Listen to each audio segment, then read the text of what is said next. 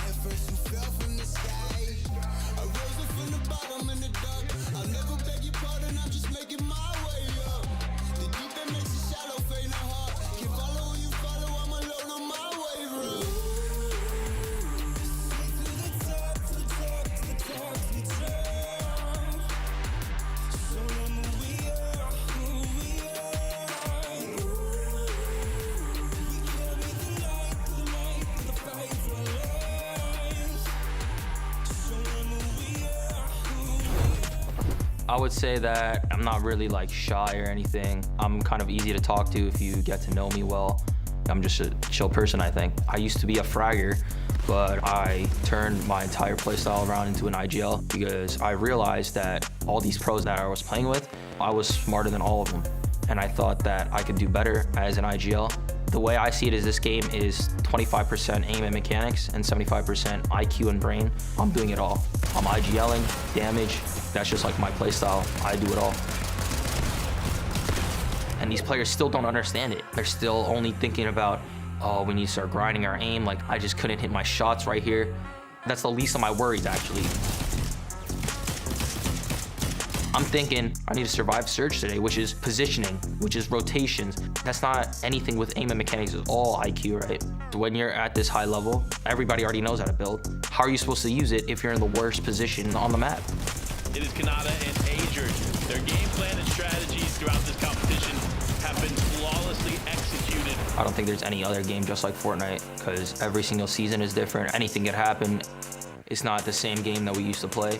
The spot that I landed in FNCS Major 1, which is Faulty Springs, is not there anymore. There's a whole new side of that map, and it's hard because I'm splitting that POI with 2 other duos, and all the rotations are different. I think I had perfect rotations last FNCS, but now I'm gonna have to relearn everything. It's gonna be a lot harder, and I need to be on my A game.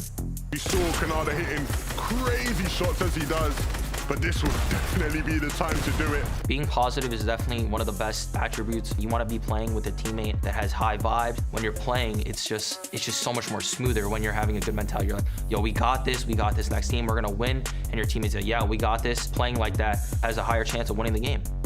If you're a good team, you should be qualifying. That's like the bare minimum in my eyes, right? I 100% want to qualify to Copenhagen, but I also want to win. This is history in the making. Can you imagine the storyline? Canada yet to win an FNCS inside of every single one, but then he might win this last one. It's qualifying for all 15. It is nice because I'm the only player on the region that's done it, but it's not nice to qualify for all these but haven't won one. I just want to be known as that one guy that's qualified for every single grand finals and won multiple of them. So hopefully this one I pull through, win, and secure my spot.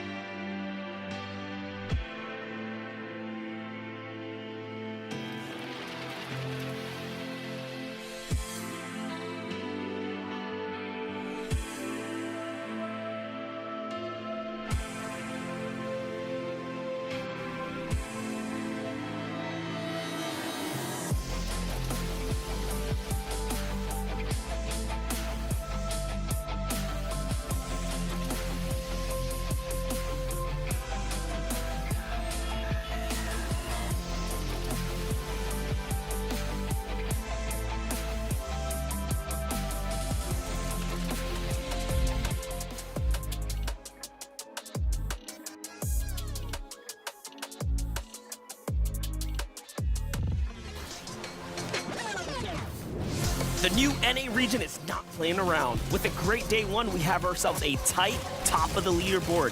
Everybody's making sure that they are a part of this as we head into day 2 of the Grand Finals of North America. Currently in first, we find ourselves Dukes and Edgy. However, they still have a job to finish today. Hungering for that FNCS title, Edgy finds himself en route for this to become a reality.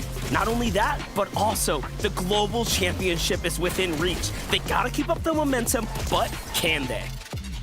Reigning champions of the former NA East region, Acorn and Cold. They're so close to first place, and anything is possible. This duo can still claim back-to-back championships, an achievement that would be simply incredible. With their spot already secured for Copenhagen later this year, their only focus is first place and that Axe of Champions. Speaking of the new NA region, we literally see the best of both worlds play out tonight, as Boyo and Sphinx are combining the forces of NA East and NA West players to ensure that they can keep up with the others. Currently in third, the challenge here is keeping up the pace if they want to secure the ticket to the Global Championship later this year. We're in for a ride when we head into tonight's 6 final games. Nothing is a done deal yet, and the leaderboard will probably be shaken up as plenty of teams have not given up yet. Find your seat on the battle bus as this is about to get heated. This is NA FNCS Grand Finals.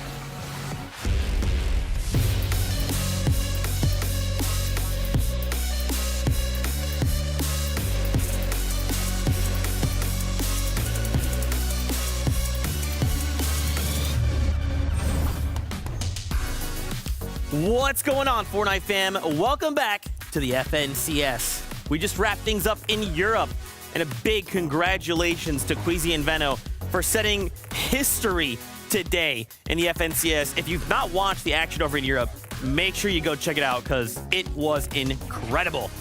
Now, of course, we have to turn attention to today, but really quick, happy Mother's Day to all of you incredible mothers out there. Thank you for everything that you do. We appreciate it so very deeply. Now we have to turn attention to today's competition. Today we're going to look to do one of 2 things. 1, fight for that #1 spot and the Axe of Champions. Or 2, look to come in that top 3 so we can secure our spots going into global championships. Now, of course, there is so much to discuss because after 6 games, we'll know both of those things. So why don't you help me? Because we got some things to talk about. We got a few things to discuss. Now, it's not just going to be me that's going to be calling all of the action. We've got 2 incredible analysts. They're ready, and we hope you are as well. Let's introduce none other than Vivid and Kelly Link. Woo! Zeke, Kelly, Fortnite fam. Day 2, Grand Finals. Let's close it out with a bang, huh? Dude, I'm telling you, EU was crazy, and I know as NA, we're looking to step up and bring the same level of heat. It's a close race here in NA. Oh, yeah. How are you guys feeling? Where are the hype levels at? I mean, after EU, of course, the hype levels are really high right now, but personally, I love it when the lobby is super close. And right now, it is only a 1-point difference between first and second place, that being Dukes and Edgy versus Acorn and Cold, our reigning champs. Yeah, and of course, the difference between first and 10th, less than 100 points. So it's anybody's game as we head into the last 6 of the day. I can't wait to see how it all pans out. Yeah, I'm already stressing myself out because, again, we saw a big lead, and after a single game, a single mistake, Acorn and Cold were allowed to catch up. Yeah. This competition is extremely close, and if any duo makes a mistake like that again, someone else is going to take that spot. Well, let's not forget, right? Like, obviously, mistakes are going to happen, but maybe there were some things about each and every duo's strategy that they wanted to switch up. And these 2-day competitions, they allow those teams to go back, VOD review not only their gameplay, but other teams around them, see what's going on the field, and adapt coming into day number 2. So it's pretty much a whole different game today. Yeah, you're alluding to some changes, and we do have some confirmation of some teams changing up their drop spots for day 2, but we'll talk about that in just a few moments, Zeke. Yeah, for sure. Why don't we set the stage? Let's give you a big reminder of where we ended yesterday with, of course, our standings. Now, the duo I talked about, that they made a little bit of a mistake, Duke and Edgy, currently sitting in that #1 spot. They did go into that final game with a lead, but unfortunately, Acorn and Cole were ready to strike. They said, you fall, well, we will now rise. Of course, Duke and Edgy looking to hopefully walk with Axe of Champions for the first time And for them, they very well could do it today. Oh, without a doubt, especially after the performance yesterday where they got top 10 out of 4 of the 6 games. And it was an absolutely incredible match we got to see out of game number 2, which we're watching right now, where 4 of the eliminations they got were from just the drop fights that we saw early on. And later on into the day, we actually saw Edgy went down a little early, but Dukes, being the incredible player that he is, was able to solo clutch it out. And in fact, going down to the second place team, almost winning a 1v2. And of course, you know, we've had some other regions close out their day number 2, close out their major number 2. And in each one of those instances, whoever had first place coming into day number 2 actually was the one to land first place at the end of day number 2 as well. So right now, as it stands on NA, Duke and Edgy, if that continues, if that trend follows suit, they should be the ones crowned at the end of the day. However, the trend is due to the fact of all the teams that are landing near them, one of those teams being Diego's team, and we just got confirmation that they are changing their drop spots. Those early eliminations obviously give so much to the team, not just getting those eliminations, but also getting those much-needed Storm Surge tags, which helps the mid and late game rotations. You guys, you already built it up. I'm way too excited, but I don't have to control myself for just now. There's more duos to talk about. Let's talk about that duo in second place, Acorn and Cold. These guys are reigning champions coming out of NA East before. Remember, now we are just NA. But these guys are looking to defend that title. I mean, the chase was on for them, right? Pretty much a slow start during day number 1, but obviously the fact that they're in second place, only trailing by 1 point, indicates that they did, of course, catch up to that of Dukes and Edgy. So I'm hoping that momentum comes into day number 2 as well. And just always look for these guys at the front side of these moving zones. They love that low ground when it comes to that position. Yeah, the start was a little slow, but then they got top 12 out of the next 5 games. And in game 3, they got a victory royale as well. And a lot of that is due to the preparation this duo has in the early and mid game. They were able to get 18 splashes by zone 4 in game number 3, and also found a pulse rifle, which might help a little bit getting high ground, which is exactly what they did. And then once it did get to the final 2 teams, one player stayed up with a bunch of heals and the other one went down for the eliminations. Now, we do want to take a moment here and remind you, top 3 will be going, securing them spots, global championships later this year. A lot of these duos are looking at just making the top 3, right? Hey, let's just secure our spots right here in major number 2. A duo we have eyes on is actually right here in that 8th place spot, Peterbot and Quanti. Now, of course, you're already excited about this, David. Yeah, I'm excited about this because, you know, we had pretty much a similar situation on EU where Thomas and Malabuka, they were 8th place coming into day number 2. Guess where they finished? 3rd place. And you just mentioned the top 3 goes to global. So it's very, very possible for Peterbot and Quanti to make it there. And I absolutely love watching Peterbot and Quanti go absolutely insane. Game number 5 was definitely their best game. And Peterbot going South Slappy eliminated Cooper, who's landing North Slappy before he even had an opportunity to touch the ground. But while Peterbot is also being aggressive, he's also being incredibly patient, waiting for the right time to strike. And that's exactly what we saw in game number 5. Now, of course, you kind of talked about Mer's stash and EU. Well, from one stash to another, we talk about Miro's stash and Cooper here in that 5th place spot. Another duo looking to try and walk away either top 3 or with the Axe of Champions at the end of the day. I love this still. And mainly because we came into this season and we were all worried. We were like, oh my gosh, are we not going to see Miro play? He was thinking about retiring. He made a whole post and then all of a sudden he's playing with Cooper in the weeks. And I wanted to figure out what kind of happened there. I went and asked Cooper and he was like, yeah, I mean, Miro kind of just hit me up. He hit the DMs and he was like, yo, flip a coin. And if you guess right, we'll be duos. Heads was chosen, heads was flipped, and look at this. Now they're in top 5 coming into day number 2. And I'm so glad we got to see this duo compete together because in game number 6, they had a 12 elimination victory royale, the most amount of eliminations we got to see out of North America. And honestly, you got to give it credit to both of them. Both players ended off with 6 eliminations. But if you watch the final 3 zones in that game, the absolute mind games that these players are using, they're dropping from mid ground to low ground, going in front of the zone, into the back of the zone, constantly adjusting their play style to grab so many eliminations, and clearly that worked out for them. It is absolutely disgusting. Just the talent we are seeing here in NA is absolutely insane. Now, we do actually want to take a moment to highlight none other than Booga and Threats. These guys are kind of masters of rotating on the dead side of zone. Now, if you guys don't understand, don't worry. We will break that all down for you. take it away. Oh yeah, we know everyone watching is experts, but also there's Legends Landings. Maybe there's some new players watching right now and they want to be able to up their game just a little bit. Well, dead side rotation is an incredible tool that you can use. As you can see right here, we have a lot of teams. It's the southwestern zone, and many of those teams coming from the north and eastern side are rotating all together, all except for that duo right in the bottom right there. Those blue arrows, you can see that they moved all the way to the southern side, and they're actually going to move into the zone through the water. And as you can see, everyone is so congested on that northeastern side, except for those blue arrows right there. Yeah, pretty much, simply put, in one little sentence, dead side is where everybody is not. And you want to be over there so that way, you're not wasting any of your materials, not taking any damage from any of those lurking teams around you. But dead side, right? Like, why do people want to actually, make those rotations? Is it beneficial later on in the game?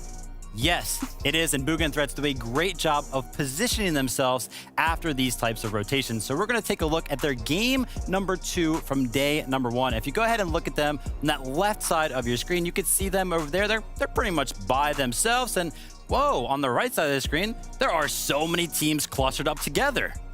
Yeah, I mean, the dead side rotation here is so valuable, and the fact that Threats and Bugha don't just get a position by themselves while else everyone is worrying about where these players are going to be rotating into, but they also got a little bit of height, kind of getting an early high ground against the rest of the competition, which adds even more value to the dead side. Now, also, you do get that position by yourself. You're not really worried about box fighting other teams. You also kind of get this access to a little bit more area that is also a part of that dead side, which you'll see right here. So, if that moving zone happened to pull up there to the left side, they would be the first ones able to actually go over there. So there's so many benefits of rotating on the dead side because you are so alone. And then, like Kelly mentioned, they of course do get that higher ground because their position was so good because of that dead side rotate. And luckily for them, they had the higher ground going into the moving zones this game. I love watching this, them beaming down the players. You see bears when the salmon season's coming in, the salmons are swimming upriver, and the bears are just standing there, and the salmons are literally jumping into the bear's mouth. That is exactly what Bugha and Threats did in that game.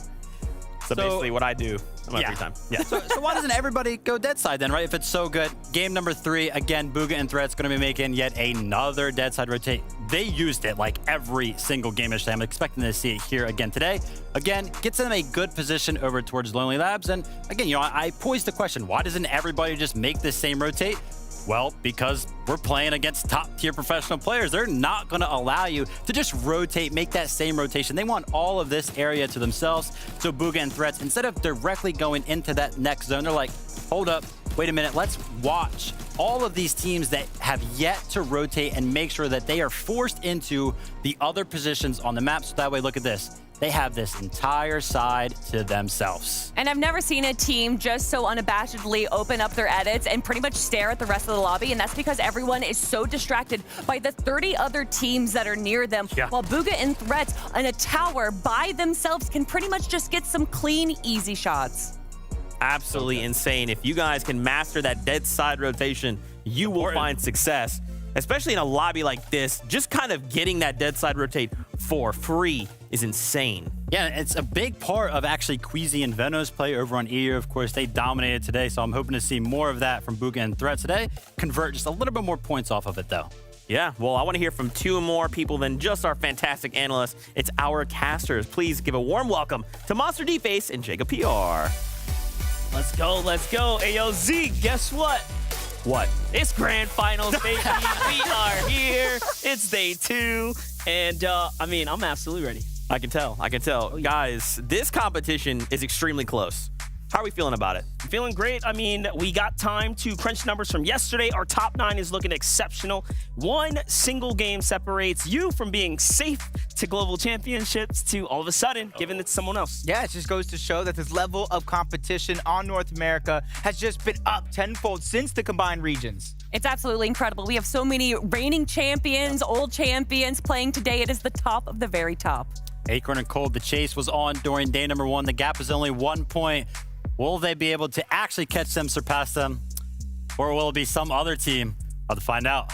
It's that time. We're about to find out right here, right now. This is it. After 6 games, we will know who will hold the Axe of Champions and who will be going to the championships later on this year. It is now or never for these duos. So here we go. It's game number 7.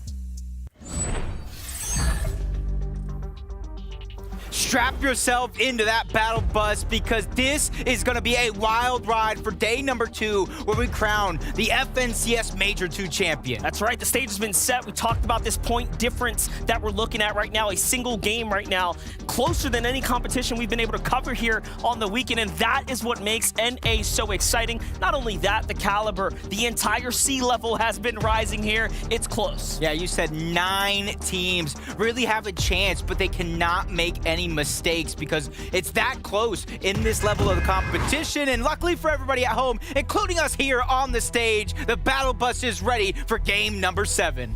Landjock, Zypha, On1, Zooks, we know they're being contested. That's battle in the early situations. For Kanata and Agers, the fight must continue on today, potentially as well. Remember, you have to now switch it up or keep trying to win it, because yesterday we saw these exact fights play out, and for most of these teams, it did not work out. This is for the first time a different turn of events now as Zooks and Landjock come out on top. Yeah, this is big for them because their day number 1 was filled with a roller coaster of emotions, the ups, the downs, and it started here off spawn. And already with that first elimination, Zookies and Landjock have turned this boat around, but they're going up against Onward. That's going to be a hard one to fight, but this is a fight that we've been waiting for. Much different as well. We found to see Agers Kanata in just a different position, actually surviving a lot longer than going for the 50-50 for just a chest. Kanata, Agers have recognized now that, hey, there's much more at stake here, and it's worth more to us. Let's try something different. Let's get weapons. Let's see what happens when we have the utility and the arsenal to back it up. So this is going to be a much different type of fight, but let's hop on back over to Landjock and crew and see what's going to happen here. Yeah, a couple quick shots coming out from On1. Landjock gonna be down with very little shield. They're scavenging for anything that they can, and On1, he knows it. He senses a little bit of weakness, but they're still finding a lot of the floor loot. This minis right there are gonna play a huge role as On1 has no shield to his names. Slowly but surely, continuously getting chipped away. No time for him to try to regenerate any health or shield as they're trying to bulldoze away in the box. Landjock drops to a sliver of HP. This is the moment right here for On1, but he gets shut down. Incredible pre-fires from On1. Excellent duo play from Zeus and Landjock. They're going to be the better duo right now in game 1. That's already a much different picture being painted here. Yams on Rise as we hop in, finish things up. Nick and Nyx get taken out pretty quickly here. And just like that, Yams on Rise continue to work their way up the standings. They had a great day 1, 2, finishing inside that top 10 conversation, or actually being right outside of it or working their way towards it. Yeah, it's a feeling at Deja Vu, though. Same thing. Very, very similar as last season, but they made a run to the top of that leaderboard. But if you look on Trashy and Pump, already 2 eliminations out of the gate. We saw them get contested yesterday against Qua and Jock, and already it looks like they're off to a hot start. Not only do they have him boxed up, but they had him with his back against that rock. Watching a lot of new fights break out today, and this is the nature of a 2-day competition. It's what you more or less expect. Hit the drawing board, figure things out. We talk about this whole conversation around the players of, yeah, in 2-day competitions, anything can happen on day 2. Well, you know what? The players are putting the money where our mouths are, because we're seeing it play out right now as Curious and Yusef are looking to set this fight up right here against Mason and Scope. Yesterday, this competition between Mason and Scope, it ended a lot quicker, I would say, and it was a toss-up between the two. At some times we saw Scope and crew come out, but a few times Curious and company were also successful. Yeah, doing a good job of trying to drop down low, take control of the pieces, but Scope waiting onto that edit for a perfect moment to strike. Somebody kind of slip up, get lost in the sauce, but with no shield to his name. Only 25 in his loadout right now. It's gonna be really interesting to see how they battle back, because Scoped and Mason, they qualified through Surge Week through winning a game. So interesting enough, both teams are actually going to choose to disengage very, very early on. Game number 7, first one on the day. To me, that's kind of by the book. That's right, a 2-day competition, 12 games of Fortnite, and we are just beginning to see how things are going to play out here for Dukes and Edgy. Let's take a look. He's putting some shots down in the distance here.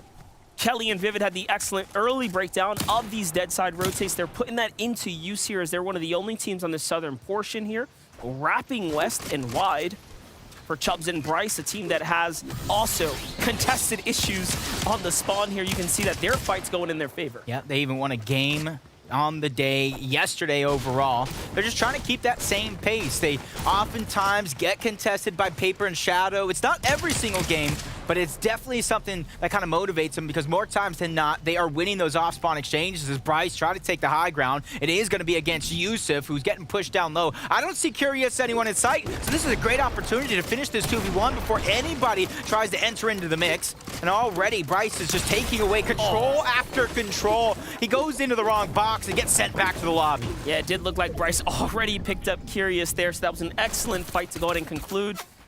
But now we jump on over. Giants and Sprites under pressure here from the racetrack. Now being pushed out by Larson and his teammate, whom of course have decided, hey, they want a piece of this. This racetrack has really been the the point of contention. Everybody's for going a lot of different teams. Yesterday we even saw Bolts and Thoric for a second decide that they want to come on over, get a piece of the action. Everybody's just trying to take advantage of the Sprite Giants Kanata Agers being contested and fighting. You even saw Bucky and Okus take away the kinetic blades that spawn not too far off, but the fan favorite to take the major, Acorn and Cold. They were the one team at the top of that leaderboard that slipped up in their first game. They got very, very minimal points. For the last 5 games on the day, they looked like they were in championship form. A very, very scary sight to see for anybody in the lobby. Lucky for us, we already know they will be at the Global Championships in Copenhagen, May 15th, where tomorrow the tickets go live. So more or less, they are playing for the money today. They already are going to the championships. They're just playing for cold, hard cash and the prestige of winning an FNCS. No. As we jump into visuals, his face says it all. The build breaks there. He slips right off. What was that? It's one of those mistakes that we see every so often as visuals goes down. This is going to be a question of how mentally tough he actually is going to be to bounce back from that, because you know as well as I do, those mistakes begin to eat at you as a competitor, especially when you leave it on the line for someone like Braids. But I've seen him in past seasons take on the likes of Yamzo and Rise in a contested spot in a 2v1 as well. So anything is definitely still possible here at Anvil Square. Toughest part about that, the elimination credit goes to Dom as well, so he was very much aware of the situation as we hop in. A similar story here. Aiden takes some fall damage too. You can see the nerves are on full effect. These subtle mistakes and errors happening right here. This is Paper and Shadow now moved off of the coast, gotten a little bit deeper into the center, and they find themselves a bit of a trouble here. Aiden and Hound have had a fair share of shakeups. And look at that, Shadow, Paper, hit the rotate. We've seen this same story happening yesterday as well. It was game 4, where Paper was stuck in the zone to the hands of Aiden and Hound, who found him on the outskirts. So you can see Paper and Shadow having a really tough time beating duos in clean fights in the early game, but they're an excellent late game team. Yeah, even in the feed, you see Mason. And I was watching this.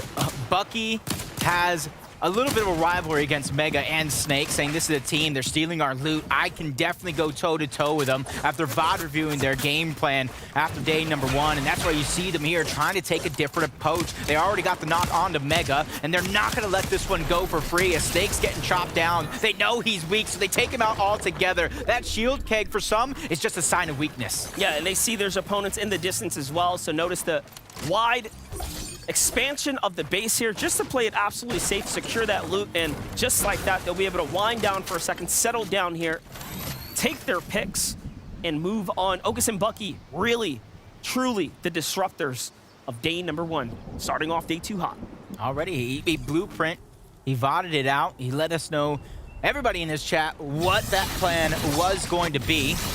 As Booga and Threats, they got at least one elimination. It was on either Bolt or Thoric. I forget which one. I saw it in the feed. It's because they're contested. So DeQuinted is over there contesting them on that side of the map, and Booga just got his red eye, snuck some shots in, and got that first elimination. So it may not do a ton in terms of their Storm Surge, but it's definitely something to get that ball rolling here on day 2. Well, they are a team that loves to sit in the zone, play it slow and take it steady. Duke and Edgy taking a note from that book there, or I should say more like a page, as they're moving their way outside the zone. But let's catch up with Jenny as we get the 101 on game number 7.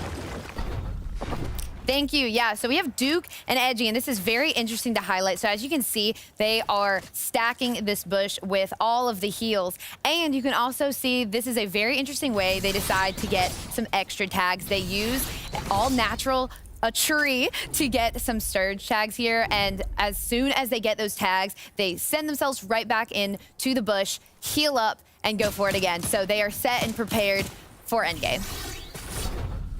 Thank you so much, Jenny. Feel like you're reading my mind, because that was my question. How are they going to get Surge that they're no longer contested? As Bryce and Chubbs, they didn't necessarily get the Surge either. A lot of the players that were contested yesterday, might not be today, are going to have to adapt their game plan of where they're going to get that damage from.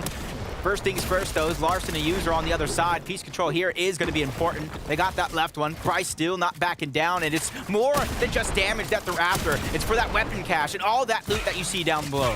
Well, if Bryce can repeat that performance, they should be stepping their way and inching their way towards an excellent start on the day here, but it will come down to the performance at the end here. Bryce and Chubbs are going to have to slow things down as they start to lose the momentum. Larson and company play excellent defense there, grab the walls that they need, and pump the brakes here, put everything on pause. No sales to pick up here from Bryce and Chubbs. They're going to have to chill out. It's just an interesting decision. Nobody really wanted to back down just yet, even though Bryce and Chubbs do own the majority of the loot. You even see the mid tactical pistol from the Augment with munitions.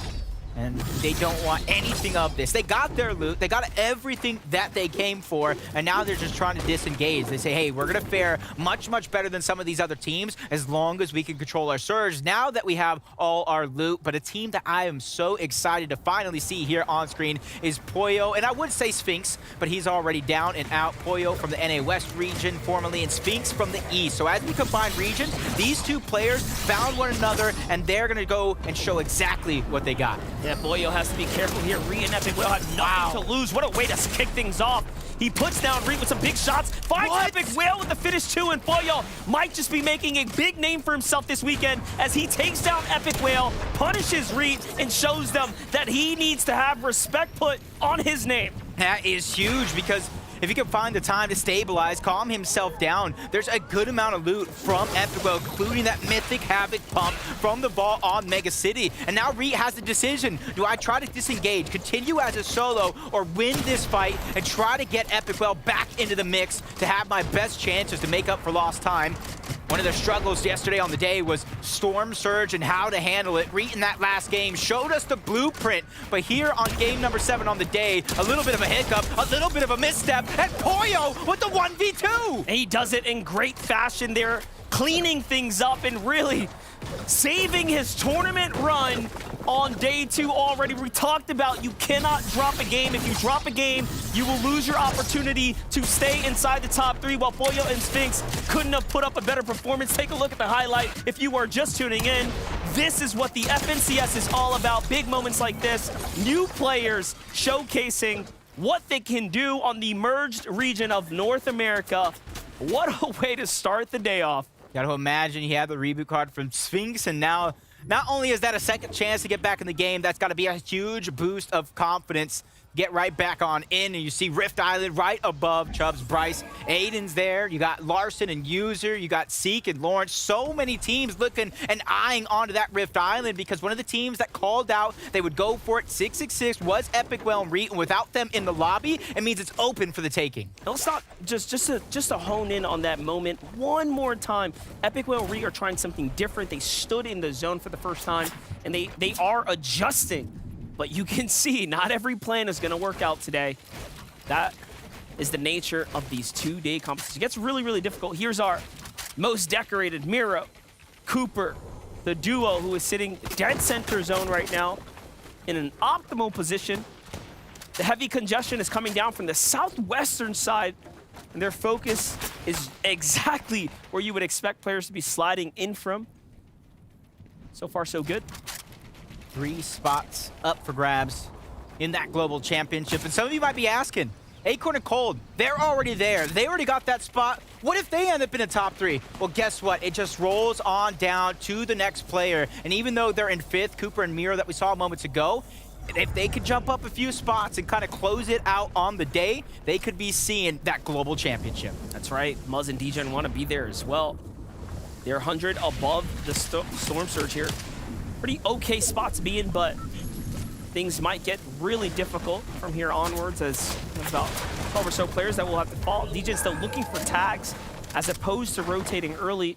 It is going to work for them. They're going to play deep into the storm there. Now we hop in with Peterbot and Quanti. No problems in sight for this duo here. This is an excellent time to touch base with our 8th place competitors. Entrance onto the day. Flare gun in hand. Very decent loadout. Not the best when it comes down to the heals. You can see that they have been through some struggles. The loadout does paint a picture for us. But here's our mid-game aggressors. I feel like this is something we know all too well. Dragon and Elige, when they're down on Surge, they are not scared to fight for it.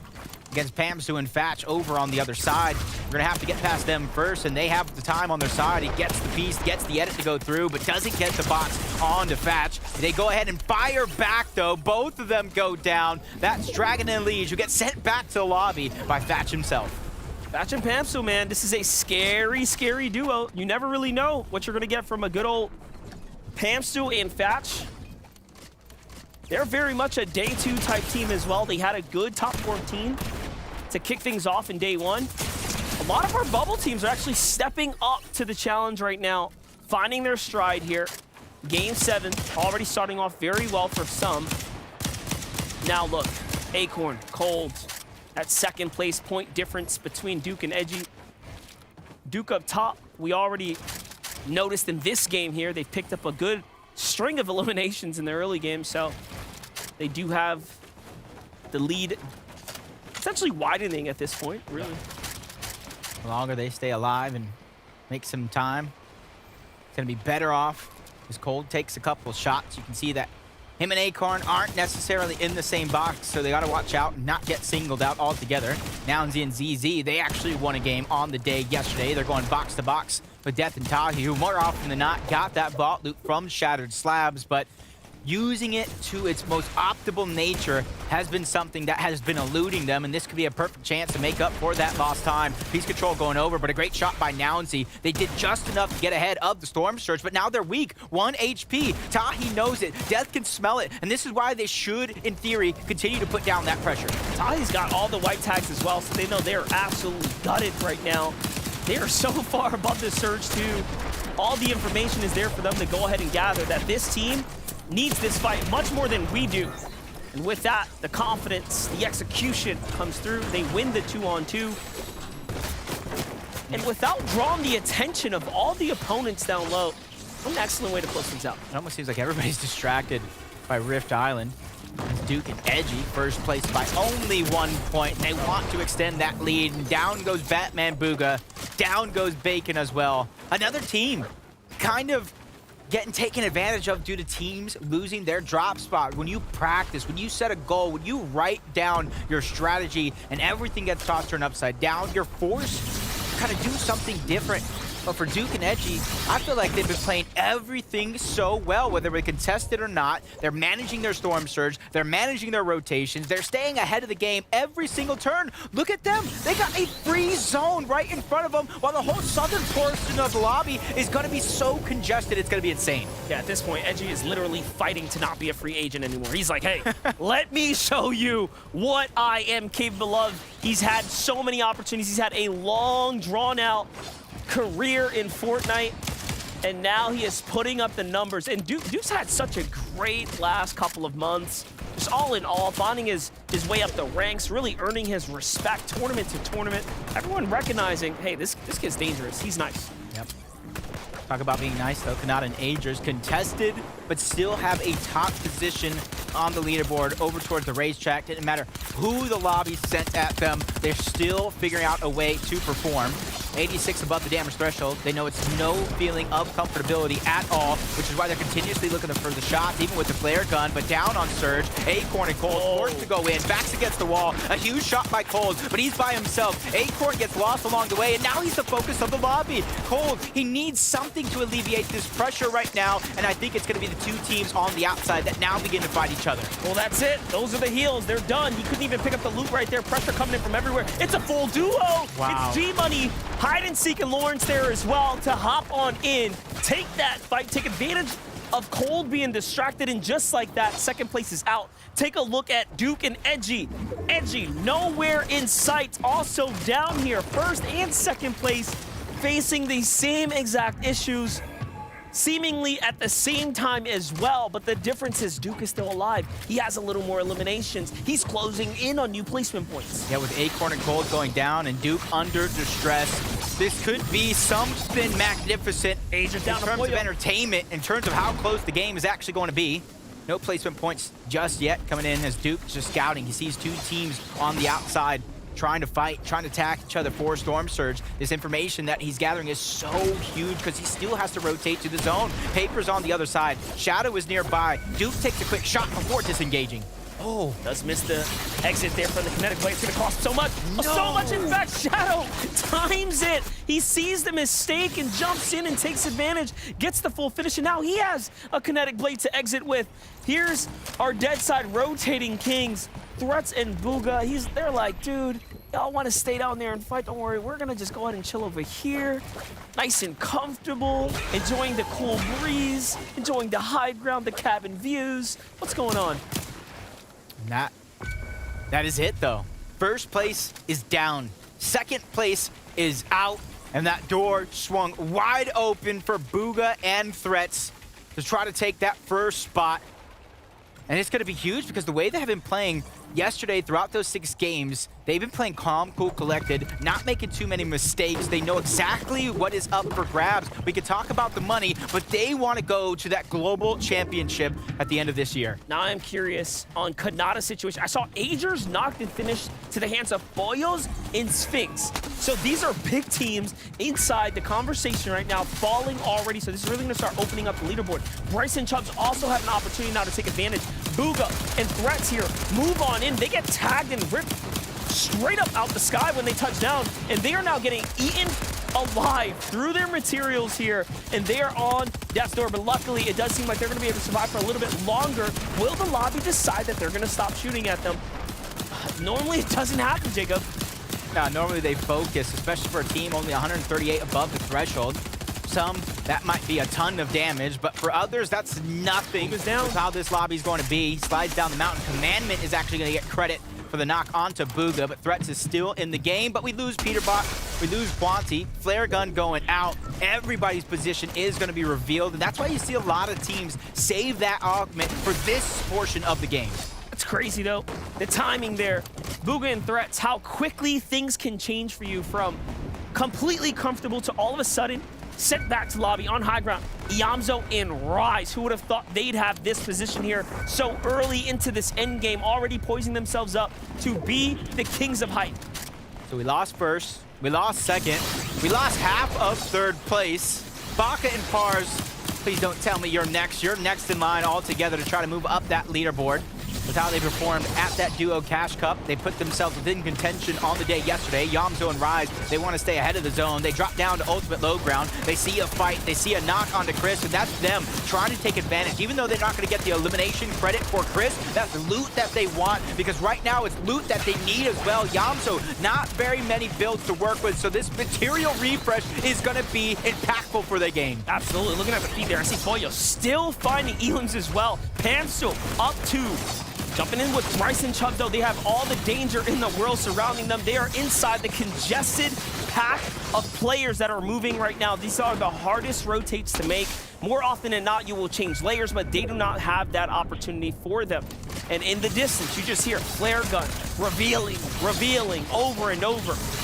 That's where it kind of revealed yet again right there that Threats is indeed a solo left in this game. He's looking towards the backside of the zone because you can see he doesn't have a ton of builds to work with. He's trying to catch somebody off guard, doesn't see anything that he can work with, and quickly kinetic blades to the front side of zone. But take note, he doesn't drop to the ultimate low ground. That's a bunch of chaos that he doesn't want to be involved in. He's looking for opportunities like this. Who's going to run out of materials, wrap their way through these mid-ground layers, and give him a chance to find a Elim. Just like that, Clarity G gets chunked, but not enough to get the finish. It was so close, and now finally out of material, forced to low ground. Notice he's jumping because he doesn't have a mat to save his toes there. Rise and Yamza on the other side find himself a little refresh. That's Luke falling on high ground. You have Inpen and Polarize trying to win this one out, and it seems like everyone down low is in a world of trouble. Look at Baka and Pars. 4th place coming in, now edging their way to top 10. Pars only has a Havoc to his name when it comes to weaponry, but a huge find onto Macwood towards the low ground. He gets a couple materials to work with. Something is better than nothing. As soon as him and Baka try to reunite, this is going to be a position for them to try to take over. Iamzo goes down. Rise is left by himself. Everybody going through so much destruction and chaos on the low ground, but NPen and Polarize, they found themselves a cloud in the sky, and they have very little worry. Crazy to think Miro's still in here, Pollo's still in here. So many of our top 10 competitors, our top 15 bubble entrants are still in this game, but the highest placing team is Pars and Baka. No Baka though. Pars has to shoot at everything in his sight, but no, he falls to the hands of Rise. Here's Miro, also playing as a solo here, sneaking his way around this mid-ground here. Just 2 builds to his name, not much to utilize here. He falls down, he gets taken out to the hands of NPen. So many players just scraping and climbing their way into the top 5. Seek Lawrence got a good position, but no builds to work with. They look up, they see Polarize, try to knock him down, but he's ready and waiting to kind of hold his position. Lawrence gets knocked all the way down low. He gets knocked all together. Seek drops down low, trying to be the hero, but they get eliminated and sent back to the lobby. That's User now, getting himself a position here into the top 3, going up against NPen and Polarize on the high ground, and one other solo down below. NPen does have the kinetic blade to come down, but Polarize is going to take the fight, clean things up, and close out the game. And just like that, the veterans of NPen and Polarize win themselves a first game of the day here for day number 2 of the Grand Finals. A slow start on day number 1, but hitting the ground running here on day number 2. Polarize and NPen trying to take advantage of everybody that was kind of lost in the sauce. You can see at this point in time, they have that 6 eliminations. They book in their 7th, and with 4 points per elimination, that's a huge bump on that leaderboard. Not only that, they get the win, so the momentum is in their favor. The wind is in their sails as well. What a game. Yep, hitting the ground running, and that's going to do some things to the leaderboard because I called it throughout the action. 1st place was down, 2nd place was out, 3rd place was in shambles. So Zeke and our analysts, we need your help. Game number 1 of the day, 7 overall, all wrapped up. NPen, Polarize, looking to step up to North America and say, look, yesterday doesn't matter. Today is our day. We want that crown. Yeah, the step up that you were talking about, Zeke, is taking the higher ground, Kelly. And, you know, shout out to these players and shout out to NPen and Polarize for actually finding the higher ground, for some of them making this rotate, because we've talked about how the zones that have changed coming into this season have been so rough. They pull so far. This game, Fortnite was like, hey, why don't we throw a couple of mountains in the mix as well to make it just that much harder? I mean, look at the terrain in the background. I love how it's not just the meta of Fortnite we see, but the meta within a tournament that evolves. And what we're seeing, and what we've seen for the last few weeks, is that one player will drop down to stop the potential heal off while one player stays high. Now, NPen, the player that stayed on the high ground there, didn't have any heals, and that's typically the factor we see in there. But what he was lacking, the reason he didn't drop down, is that he had like 50 medium ammo and maybe a few shotgun shells. So, of course, Polarize was the better choice to drop down and grab those eliminations if needed. They're like, hey, we're up here. I'm up here. I'm ready for heal off. No one look. No one look. Let's take a look at our standings, though. Where does this game leave us? Remember, coming in, things looked very close, very dire in some situations. But now, take a look. Pollo, Sphinx, they jump up 2 placements. And now the likes of Duke, Edgy, Acorn, and Cold, finally, they are contested.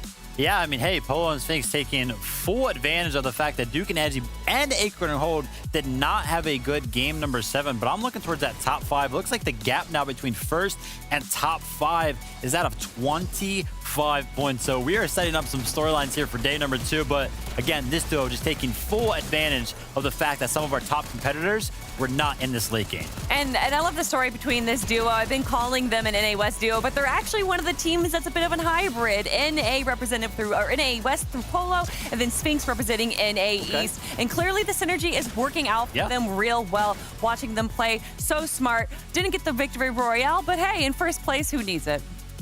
Hey, those elimination points, they are playing a big factor. Remember, 4 points per elimination. And when you pair that up with placements, you will go far. Now we have to talk about Baka and Pars in that 4th place spot currently on the standings. Also have a very good game. And take note, they have not moved in their placement, right? So they're still locking up 4th. They didn't move, neither did 5th. 6th, or 7th, right? So everybody kind of holding on as these games kind of find their way through. But this duo obviously using those kinetic blades and the drop down there, keeping their run alive, finding that refresh on the Macwood, giving them those siphon refresh materials. Look at this. He just carried it further and further, got some more placement points. And then that shot right there from Rise, I like blinked and was like, whoa, whoa, whoa. What just happened? Unfortunate on the receiving end of that. Shout out to Rise for that shot. But yeah, good stuff out of this duo. The kinetic blade plays that we see towards the end game there where they shoot up to get vision is such a high risk, high reward play. It is. Obviously, you're able to get a vision of everyone down below you, but we know that there's a possibility that a pulse rifle could be in the hands of the high ground team, and we've seen what players can do with that pulse rifle, specifically with the players using the kinetic blade. A duo that has kind of taken a step back and said, let's go back to the drawing board. Let's do a little bit of VOD review. Bugha and Threats, currently in that 6th place. Once again, not moving. They're really looking to amp it up here in day number 2, especially when we hold them in like such high standings, right? You know, we had a moment during this game, right? And we respect Bugha so much because he has been to, you know, every tournament under the sun, basically. And there was a moment during this game where they were, of course, getting lobby sprayed right there. And what he did was he told Threats, he was like, hey, listen, you start holding the wall. And what he did while Threats was holding the wall, he dropped his materials to Threats because Threats had just 30 more HP to him, knew that Bugha was going to go down eventually, basically just put it in the hands of Threats. The trust to actually be able, you know, put that into your duo's hands, the experience to make that call. Shout out to Bugha for that little bit of a, you know, that little bit of an edge over the rest of the competition. And we've seen a lot of players that when it does come down to a solo clutch or they're lacking in materials or in ammo, just like what we saw with Threats there, that they tend to stick to the mid ground. And he did that really well. Typically, you see a lot of aggression going on the low ground, and then, of course, the high ground are just snipers taking everyone out. So by staying in the mid ground, you're able to kind of be a little bit more protected, but also be aware of what's going on to the players down below. Yeah, I love it. Now, I want to check in the top 20. We know 340 points is the duo in 1st place. Yep. But let's kind of roll on over. Where are we at? What does that top 20 look like? Death and Tahi currently in that 20th place, rather, with 168 points. But just start to look at the names on this 2nd page, right? 12th place, NPen, Polarized. They got themselves the Victory Royale, but even that isn't quite enough to put them in that top 10, right? And then as we go down this list, Vivid, Degen, Mud, Jamper, Casker, Clarity, Trashy, Pump Visuals, Agers, Kanata. What is happening here? Yeah, I mean, I'm actually looking at this top 20, and I'm looking, you know, some of these points, right? 17th being 200 points. That's 140 points behind. Realistically, I mean, anything can happen as we go throughout the day, especially if we take into consideration what we just saw in game number 7. A lot of the top teams not performing. That just opens up the floodgates for all of these bubble teams to actually catch up. And you're asking what happened. Well, Zeke, we added an entire new region together. It's no longer just NA East top teams competing. Now we have the NA West top teams competing too. And that is definitely going to be shaking up the lobby, not just with how the top teams are taking other teams down, but also drop spots. Yeah, I love that. I love kind of using that as kind of the measure, right? We have to remember there's still teams trying to adapt. They're still trying to figure each other out while also aim for these top 3 spots, Vivid. Yeah, and let's talk about adapting, right? NPen and Polarized finding a very good game number 7, landing south side of the map. If they have figured something out that they can consistently replicate as, you know, the day goes on, they could be running towards that top. Yeah, we've seen a lot of these top teams that are able to get high ground are also the teams that are prioritizing the weapons cache. Anything that can possibly grab those slurp juices. Obviously, heal-offs aren't as likely in the grand finals, but they are still a potential. So being able to cover all of your bases like a lot of these top teams are doing is going to be working out for them. I love the breakdown. There's so much happening here in North America, but these guys have got us covered. Now, of course, I know what you want. It's more action, more games. The players are ready. We're ready. We hope you are as well. This is game number 8 of the FNCS. There it is. We are now another big step closer to solidifying a new FNCS Grand Finals champion of North America. We have just seen a ridiculous finish, by the way, by NPen and crew, NPen is someone we've interviewed over the years. We've gotten to learn so much about him. Jacob, talk to me about this duo. What makes him special? It's just one of those teams that just loves to get aggressive. They love to fight. That's why when you look at their Kenjutsu Crossing, them being uncontested, puts a little bit of worry in some of these players' minds, but that's why you also see them flying around the map, trying to go ahead and fight people for Surge. And the difference here now is that they are stepping up when it matters most, edging their way to that top 3, but we heard the battle bus. I'm ready to go ahead and strap on in and see what this is gonna be all about, because right now we already know that the early game is gonna continue to be explosive. It's gonna be fireworks on the landscape, and we already know that anything can happen. The back and forth, the adjustments, the changes that have to be made.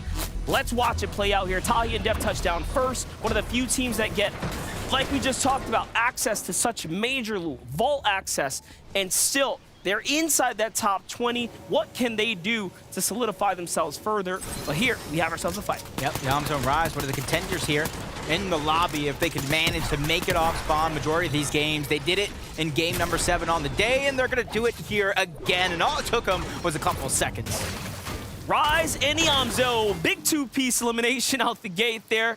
They'll go ahead and tuck that one in the bag and take it home to go for Chubbs and Bryce. They also have seemingly got into a little bit of a potential scuffle here for the job. No, actually, the opponents that were there backed off for the second game now. Okay, so we can conclude the story here that Bryce and Chubbs might have actually done enough in day 1 to fend off and earn the respect of the opponents that was challenging them. For Zypher and On1, the story's not the same. They actually got taken out last game. Yep, trying to get a little bit of revenge here in this game against Landjock and Zukis, who finally showed some life here on the day. But you have to be careful, because the longer a fight like this takes, there's a team right towards the south that might be looking over, trying to get some free Surge tags. Then you also know Pam's doing Fatch, land over towards Frenzy Farm, so it's not something that you want to have prolonged here. And staying in the house might be the play if it is going to take some time. Zypha sneaking around the corner, gets piece control towards the other side, and a huge beam from the compact SMG, but it's going to leave Zukis with just a sliver of health. You don't want to give anybody any hope to try to fight back. Notice the respect there as well, playing extremely passive, although they do have the advantage here. And this is the caliber and respect these professional players demand. Although Zukis is on a single shot, Landjock does enough to fend them off there, even find themselves minis. That's going to actually be a huge boon for them. Great find. This On1 now is on the hunt. Zukis has not gotten any heals just yet. This is a desperate position to be on. See if he can find it. Nothing just yet, Jacob. At Landjock, right, he's going in ammo because he only had 2 shots left in the combat. That would have been drastic, especially with the angle that he has right now. Zuki's getting pressured from both On1 and Zypho. They finally bulldoze their way in, but it's going to be a trade. Landjock is doing a good job of fighting back, and On1 senses some weakness, and he plans his revenge as he takes this fight right to their doorstep. And I'll tell you what happened. He ran out of shotgun ammunition. He had 2 bullets in the combat. I saw it. He saw it, but then he forgot. We all get in those kind of situations where the pressure starts to set in and you just result in muscle memory. It's human nature. And as we tune into Cold, no Acorn, struggles continue once more. With Cold's just trying to make up for it. This is typically where both Mega, Snake, Bucky, and Oakis are trying to split that loot. And that's why you saw them fighting tooth and nail last game. Cole's just trying to take advantage, peek some shots in, get some Storm Surge before he backtracks, and hopefully tries to get Acorn back into the game. But a team that was once in first place, they had a little bit of a misstep in game number 1. Duke and Edgy, once again, uncontested. That team that was kind of fighting them on that day number 1 is no longer making their presence known on this side of the map. They're just edging their way to the side there, and look at that, they get to pick up a kinetic blade. Nicely done, and of course, as we're tuning in with our top tier teams, we have to see what's happening around the world as well. This is another team, Pars in Baka. Exceptional performances on day 1. They slide their way into day 2, and already here on game 8, they are maintaining their 4th place position and starting to edge away there. 2 quick elims on the coastal side. Yeah, they did close the gap at least a little bit from them and everybody else that was above them. As with those eliminations, you see it updating live. They've overtaken Acorn and Cold on the leaderboard just by 3 points. And you see Cooper and Miro over at 315. That top 5 looking so stacked. But that's because that game #1 that we had, where a lot of our top teams, specifically the top 2, went down so early before placement points even set in. Other relevant teams that have fallen already: Bucky, Ocus, Trashy, and Pump. These are exceptional players, but game 8 not in their favor just yet. Cold and Acorn are situating themselves right now. Very tough game for them last round. Bugha and Threats have themselves a whole world of new problems today. This is actually polarized and InPen. Yeah, it looks like we're trying to smush the other team contesting both of them on that side. But Polaroids, with a confident play just to take over that high ground and land a good shot onto Threats, backing him down just a little bit. But you can kind of see the strategy. NPen eased up that pressure, moved in, made it look like a 2v2 was going to go down. As soon as that happened, Polaroids got right on out to disengage. Going against Bugha and Threats this early in the game wouldn't be on my list of things to do. That was crazy, though. The pre-fire right there that Threats was able to tag and land with. And just like that, you have a little bit of a standoff here between NPen, Polarized, Threats, and Bugha. Of course, none of them want to overcommit, but those tags that they find are extremely important, of course, because you have to do damage at the end of the day. So let's look at Chubbs and Bryce here. Red dots also in hand. I like the charge shotgun pickup here from Bryce. A little bit of a surprise, of course, because the augments give you that option. Let's plant you a charge shotgun and a flint knot pistol to go for broke augment. But the Mega City that's been wielding some great entertainment so far, Poyo and Sphinx, specifically Poyo with the 1v2 against Epic Whale and Reet. You can see in the mini-map, they're already trying to disengage. You got to imagine that they got their vault loot, and they just want to try to put some distance between them and then Jeff and Rapid, who are also a team that lands over towards Mega City. We see ourselves an excellent quick stack here. Poyo and Sphinx were the only team with 20 points in every single game. Ow. On day #1, and you know what? Just judging by the strategy, every time we've tuned in, it's been the same, but hold up. Give that a moment. We'll catch back up in a second. I'll finish that thought after Cold and Acorn finish this fight. But can they win it? It's the most important part. They fall first. Lizus and Bully Bean coming again. And just like that, Game 7 did not go their way. Game 8 as well. Huge upsets, completely different story for them. They're down and out. We talked about it to start the day. The top 9 teams were the ones we're really looking at for contention to take the FNCS Championship by storm, with 2 games already slipped up for Acorn and Cold. They're going to need a monster 4 to end the day, and end the day strong to try to keep their position at the top of the leaderboard. But they also already got their spot booked already for that global championship, so that's not necessarily a must for them. It's just something that's bragging rights. It's just something that they want to do to add on to their accolades that they already possess. Yeah, for some that have, again, have already begun to wield that FNCS Active Champion, it doesn't maybe hold the same prestige. They can say they've done it before, but if you're someone like Kanata, right, you absolutely want to finally earn one for you, right? So it is very different for everyone outside of course, making your way to the global championships that are happening just in October. Details are online. You saw the announcements. Tomorrow, first thing in the morning, it looks like tickets are live. I know my alarm's set. I'm going to kind of get me a ticket myself. That's some action that I don't want to miss, especially where it's at. Duke and Edgy, without that off-spawn exchange game after game. You can see their plan of how they're getting that Storm Surge. Immediately hunting around, and that's the thing. It's not enough to just master your drop spot. You have to know the other drop spots, the other teams around, what their loot path is, so that way you can make a surge path just like this. And it already looks like with the zone pulling towards the south, it moved towards the west. They're trying to give themselves the least congested side of the zone to kind of play in. I like what I'm watching. Let's see a little update here from Kanata and Agers. Bit of a split position played out between the two, but they're still at the racetrack on the outer edge. Not really a soul in sight. This might be a troublesome game for them. Yes, they have an elimination, so we can assume they have some tags, but we all know those early game elims, players are not really healthy at that point, right? They're typically shieldless, so it's about 100 damage. That's not enough. Not enough for Storm Surge.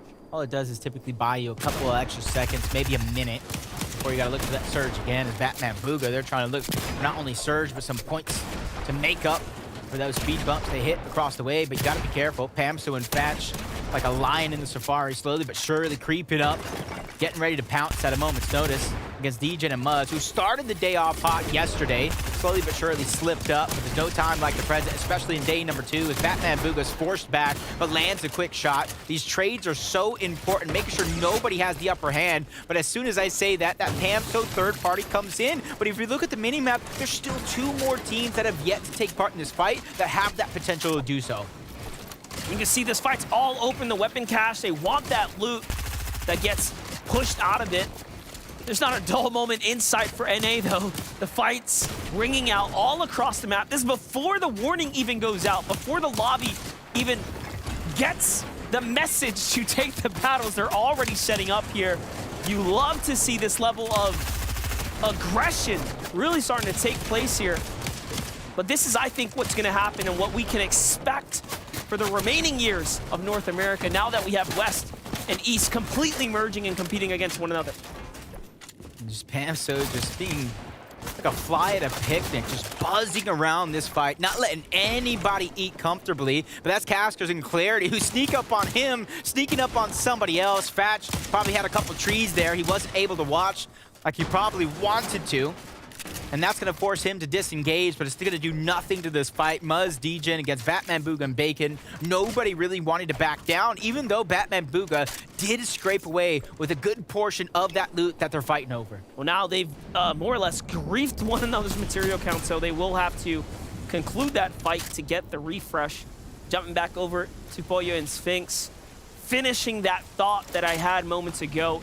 Every single game has played out exactly like this. If you rewind the tape, go from game 1 all the way up to now game 8, you will see this exact execution in place here. There's probably not a better team to review right now here at the Mega City. They have played the perfect Mega City tournament run that we've seen so far. But of course, it will come down to the next 4 games. Yeah, and honestly, throughout the offseason, before week 1 even started, you saw a lot of teams interchange players. We saw a lot of more mixed regions between the two, East and West, when we did combine into just NA. And this is the team that is eons above. Pollo from the West, Sphinx from the East, and they're making it known that they are a team to watch out for. Seek and Lawrence already on top of Rift Island, not wanting to let anybody contest them that high in the sky. They were at least able to get a knock on the Mason. Bryce is there putting in shots as well to clean it up, but the elimination points are still going to go on over to Lawrence and Seek. Battle for the Rift Island seems to be successful so far for hiding Lawrence. But company has arrived. It's trouble. It's Epic Whale. After the last game, I mean, they got to sit on their hands for quite some time. Hopefully things haven't cooled down too much for them, because we all know that level of inconsistency does start to wear in on you. As a competitive player, you do not want to be sent back to the lobby so early in the rounds. You really are forced to think about those last games, and even that can start to take its toll. Yeah, but they already gave everybody a warning on the day.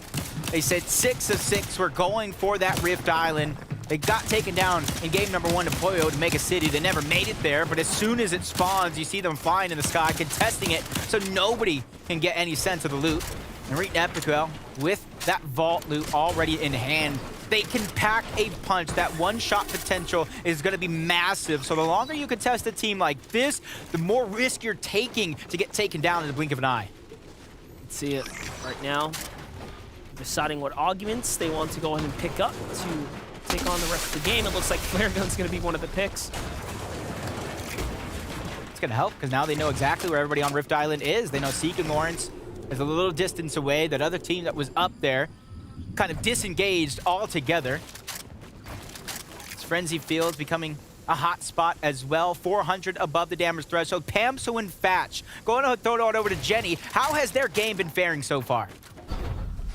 Thank you, Jacob. Yes, PAMSO and Fatch had a great game last game. As we can see, they had 11 eliminations, and they broke into top 10, which is absolutely huge for them. However, this game, they do not have katanas, either of them. So we'll have to see if that affects them moving into the end game. Gonna be something that I'm watching to the end of time. They're making some sneaky plays, but you heard Jenny say it herself. The lack of the kinetic blade's gonna make rotating for them much, much harder. The blessing that they do have on their side, though, Monster, is the zone. It's over towards Frenzy Fields, where they initially drop at to start the game. Yeah, and we saw the zone land on top of Kanata and Aegis as well. They've already fallen in the feed, so just because you get zoned does not mean it's going to be easy. In fact, I believe it is arguably a little bit more difficult when it lands right on top of you because you are almost forced to play a little bit more static, a bit more stationary. And for some, that can be really, really difficult to adjust to. But let's hop on over to a team that's been on the move all day today. Bugha, Threats. They don't have an Elim. They're somewhat middling as far as the overall loot goes. I like the heal situation, although he's been tagged. You will have to dig in just a little bit there, but the material count, I'm not too excited about. Yeah, and my question mark is the Surge as well. Since Zone is over here, not a lot of teams are going to cross this path. No. The only one I imagine they saw was NPen and Polaroids to kind of start the game off, and there you have it.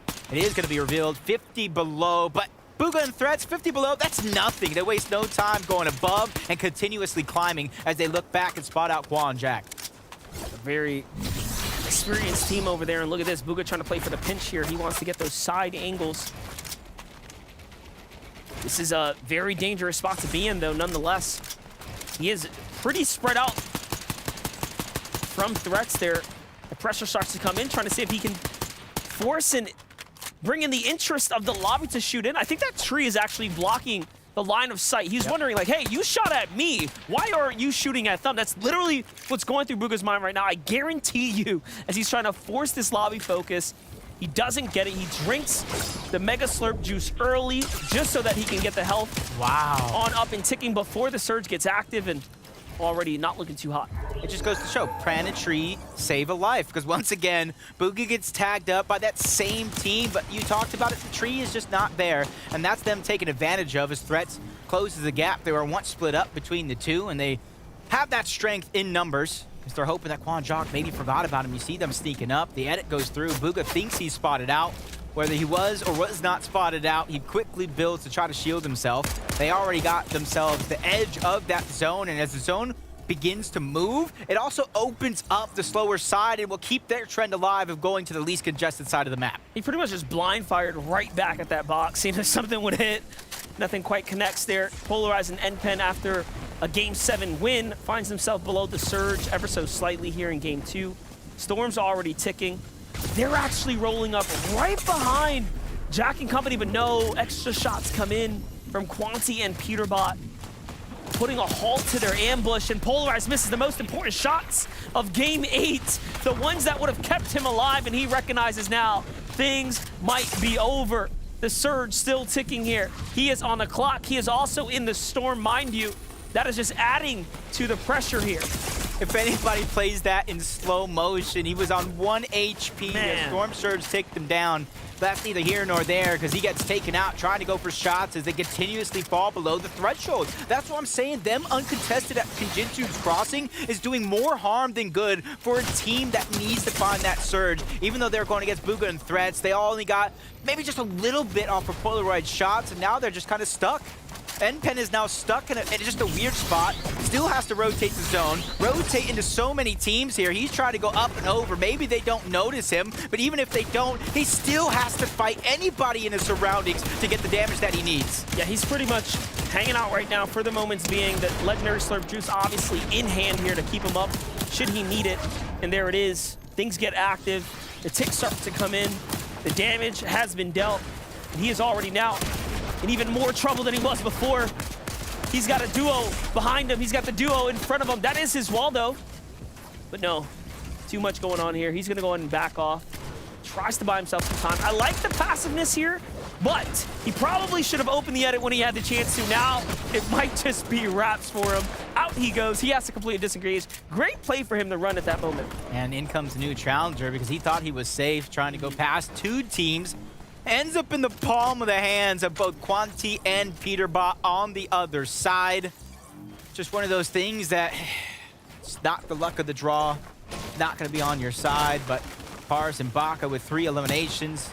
They're still trying to remain as consistent as possible. And we know they're one of the consistent teams in the lobby. I talked about it yesterday, but I'll say it again. To end that Duo Cash Cup a few days ago, they won 3 games in a row. 10 eliminations, and 8 to close out the day. If they could channel that type of play here towards the last half, they could be your new FNCS champions. What better time to start going on a run in Cash Cups other than now, when the full merging of the regions has already happened and you're going against those same legit competitors.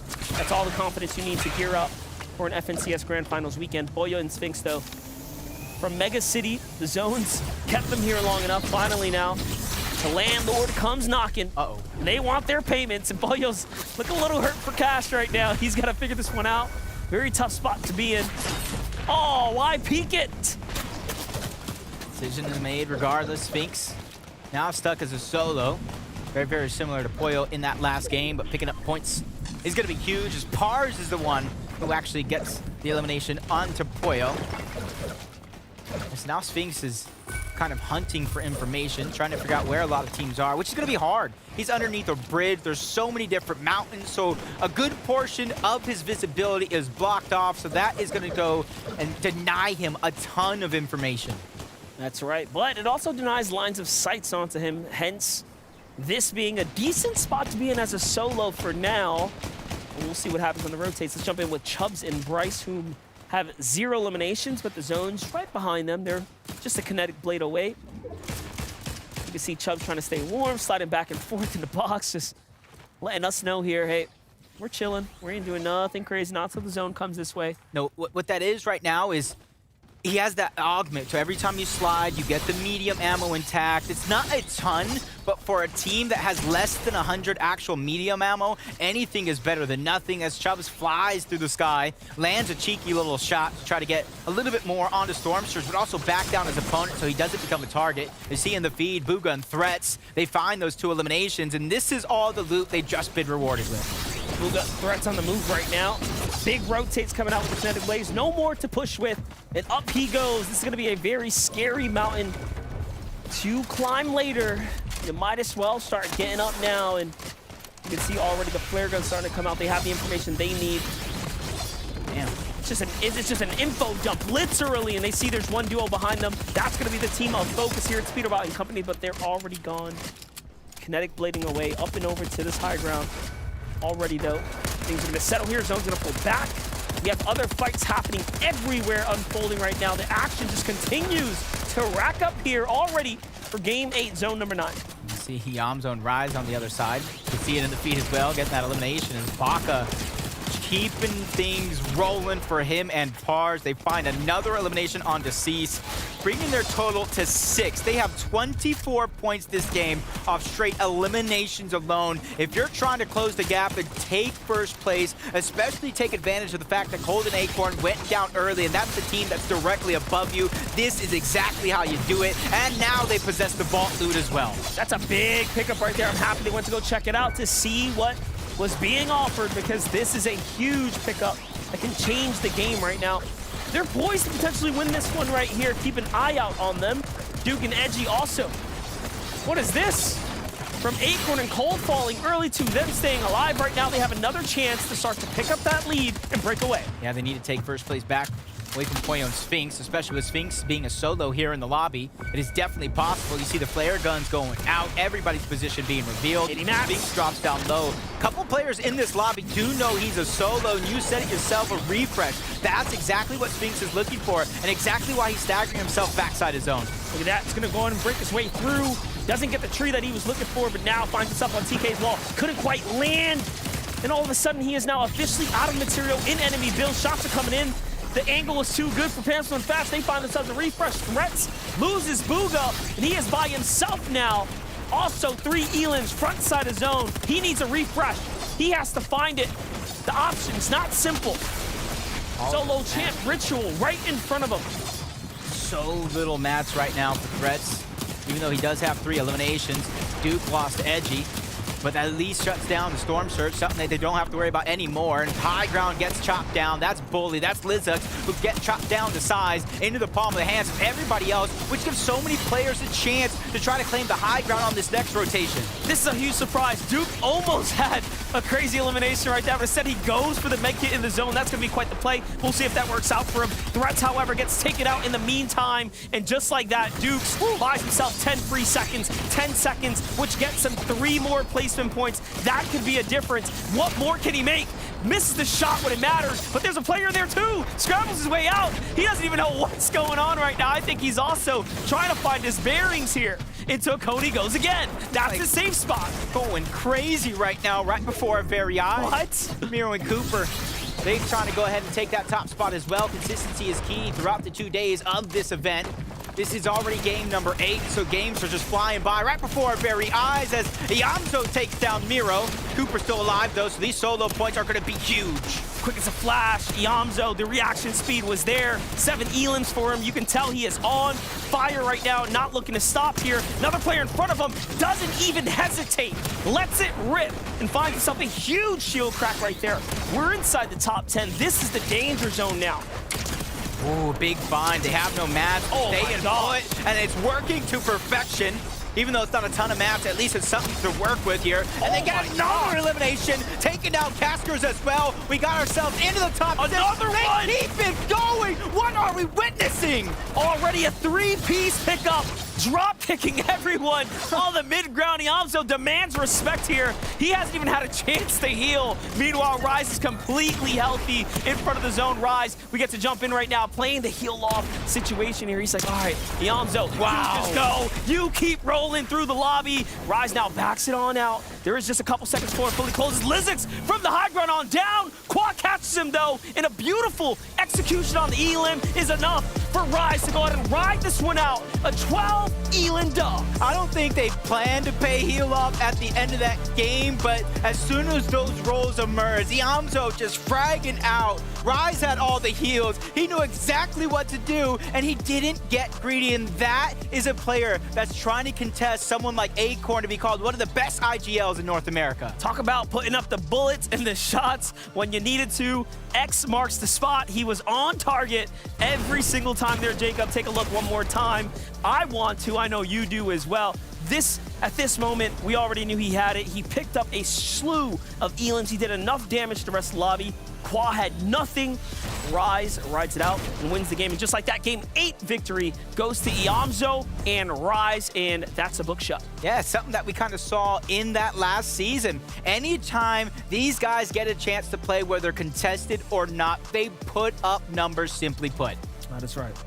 Talk about those numbers, though. The leaderboard has changed hands yet again. Zeke, analyst, take it away. Man, I thought game 1 was crazy. I thought NPen and Polarized showed us what NA was going to be, but it is not the case because Iamzo and Rise decided, let me just turn and burn every single duo that we could possibly do this to and get 12 elims and a victory royale. NA, they ain't having it today. They're like, no, we're fighting for a crown. We're fighting for 3 spots. Let's do it. They're setting us up. They're setting us up for one heck of a back end of the day, because every single time a team seems to take over first place, second place, they seem to have a bad game, right? And it just gives these opportunities for all of these other teams like Iamzo Rise, who, by the way, just had a pop-off game, 12 eliminations from them. Incredible stuff. And such intelligent plays coming out of the both of them there, divvying up the roles for, again, one player to go for the eliminations, one player to stay back, get the heal off because he saw that he had the slurp and the men miss, knowing that he was going to be in a good position. But of course, watching Iamzo pop off, and I think he went down to what, 10 HP at one point and still got the siphon. It was such an incredible play to watch.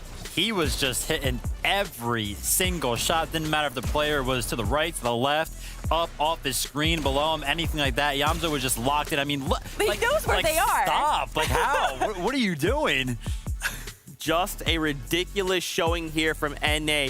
Showing us, hey, look, I know you thought you knew what the top 5 was coming into day number 2. Well, you're wrong, because we are all here to play. Those spots are so crucial. We will now fight for them as well. Let's take a look at our standings, though. How much does this single game impact our standings? We'll take a look. Iamzo and Rise, they launched themselves up those standings. 9 places, now taking over that number 1 spot.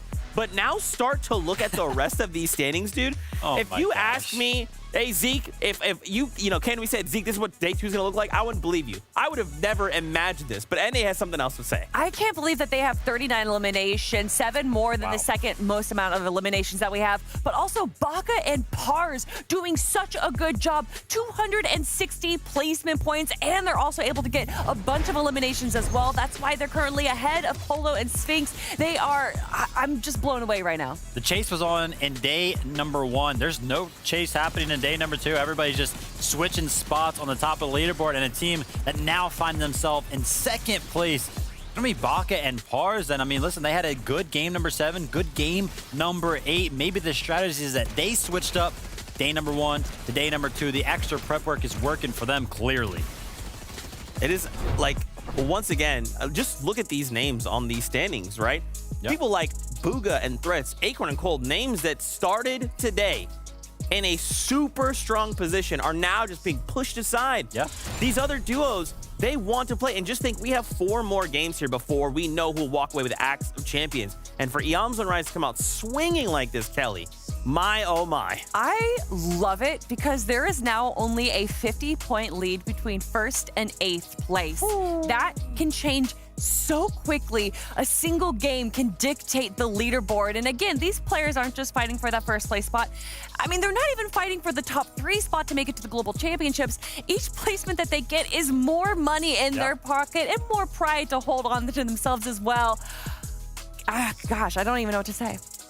Well, we're still talking about all the switches that are happening, but you're talking about how there's only a 50-point difference. That means that still these top teams are still holding on, getting enough points in every single game to stay within contention. And a team that is doing that, it's got to be Booga and Threats. Of course, being in the 7th place position on the leaderboard right now, right? Only around that 50 points behind. That's just 1 game difference between them and 1st place right now. I think what is kind of terrifying me, and like this realization is setting in, if any of these duos, and I kind of like talked about it at the very, very beginning of the show, if any duo makes a mistake and they go down, everyone else will absolutely capitalize on that situation. And we've seen it, right? These first 2 games have already shown us every other duo is saying, we want you to fall. And the moment that you do, we are going to turn it on and we're going to pull out all the stops, right? NPen, Polarize, now Yamzo and Rise, names we're so familiar with hearing on NA. This scares me. Well, with Booga and Threats, you know, a lot of players might want to see them fall, and we kind of saw them have a rough game 7. But in game number 8, they learned from their mistake, and honestly, it was kind of funny watching in game 7 them doing the non-dead side rotation that we've seen them doing time and time again, and it fell, and obviously they were able to make the adjustments that they needed for game 8. Now, we do want to take a look at a couple stats we want to break down. We want to look at kind of damage across the games we've seen so far. Wow. So, Vivid, why don't you break this down for us? Yeah, so this is going to be the L plus damage ratio across all games. Basically, what that means is teams that are dealing more damage than they are receiving. So as you can see, the team that is doing the best at that right now, 1.28. It's going to be Death and Tahi, which is honestly a surprise when it comes to me personally. Also, Re and Epic Whale finding themselves up there as well. So the damage is being done. It's not really being taken, but they're still not finding themselves towards the top of the leaderboard. Yeah, it's not too surprising to see Re and Epic Whale there. Re is an incredibly aggressive player, so it does make sense that he'd be doing a bunch of damage, but it's just a shame that we're not able to see them convert that into a successful mid to late game. And I believe they're currently sitting around 25th place right now. I'm not too certain, just after game number 8. But man, to see them have such a high score right here, clearly able to convert incredible damage, I'm wondering what they're missing. Yeah, let's also talk about the fact that, you know, our top teams aren't up there, which means that they are still finding themselves at the top after basically taking more damage than they are really receiving, which is a feat of its own. So they must be finding so many heals to deal with that. Well, look, now is that time. Now or never. Because again, Axe of Champions and 3 spots all in line for the global championships. NA, it is time for us to step up. All right, let's make some waves. Let's make some things happen right here. This is game number 9 of the FNCS. Let's see who has that winning formula, who has cracked the most difficult code, and that is taking home an FNCS win, because so far today we've had a nice widespread over the NA space. Not so much on EU. The story's been much different here for us. No, it definitely has, and we're already seeing some big changes to that leaderboard, specifically Iamso and Rise. Well deserved at that. Iamso doing what he does best and just tearing up the lobby, and hopefully that momentum continues into this next game, because game number 9 is ready. That is right. We have game 9 here. We're slowly inching our way towards the end of the day. This will officially mark the halfway point, or actually the 75% mark, the tail end of the competition. This has been a 2-day event. Death, Tahi, we get to start with. Of course, we're wondering, where is all this damage coming from? Well, they have some players in the vicinity. They also have, of course, this vault. All the damage that they get to do on the surrounding AI and whatnot starts to feed into it, so it really does start to track up and buff up those numbers. So there's a bit of some skewed going on, but hold up. Let's hop in Iamso. Let's hop in with Rise right now. Again, wow. Quick, easy, swift. They close out Nick. We already know what they're going to do to Nick's next, right? They've been doing this all weekend long. Oh, but he found a kinetic blade. This is his only chance to try to survive. He does a couple dashes. He is going to get away for now, but they are hot on his heels.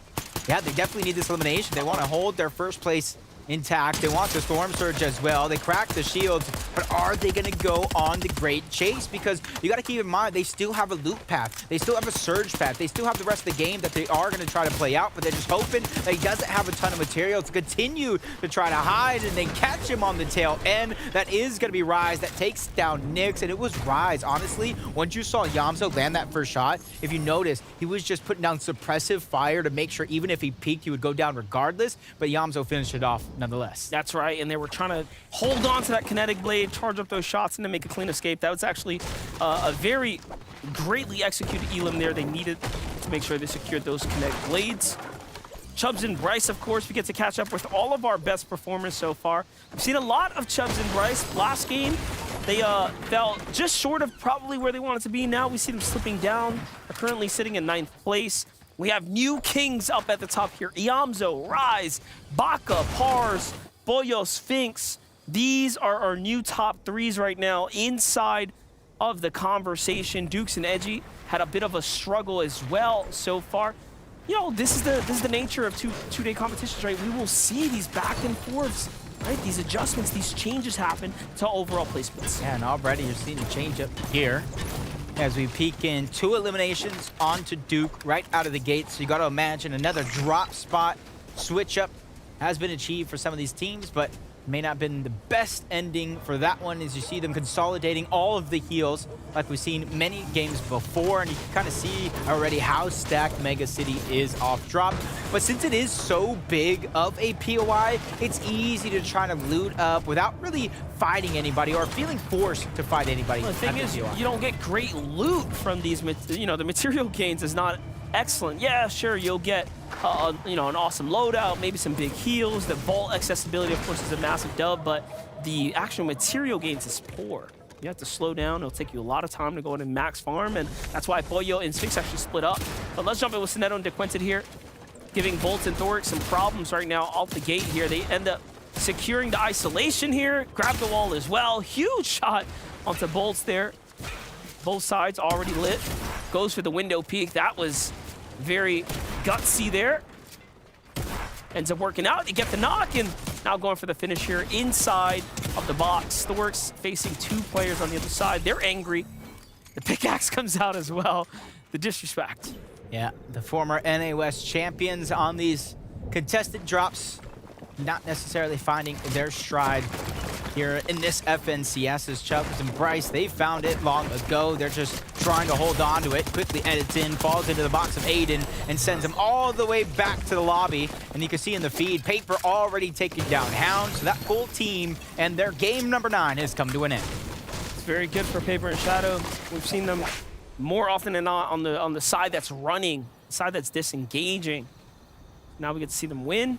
Here's Pamso and Thatch. We get to jump in. Frenzy Fields, an excellent point to have to yourself. They have this entire area more or less to themselves. Other teams now starting to look onwards and in to see what they can steal from this drop here. But Pamso and Thatch find themselves in 6th place so far after 2 days of competition here. This is game number 9. That's a good amount of loot already from the capture point as well. Since nobody was there, you don't really spot anybody out, especially towards the outskirts as Acorn and Cold back into the mix. Trying to have a make-up performance here.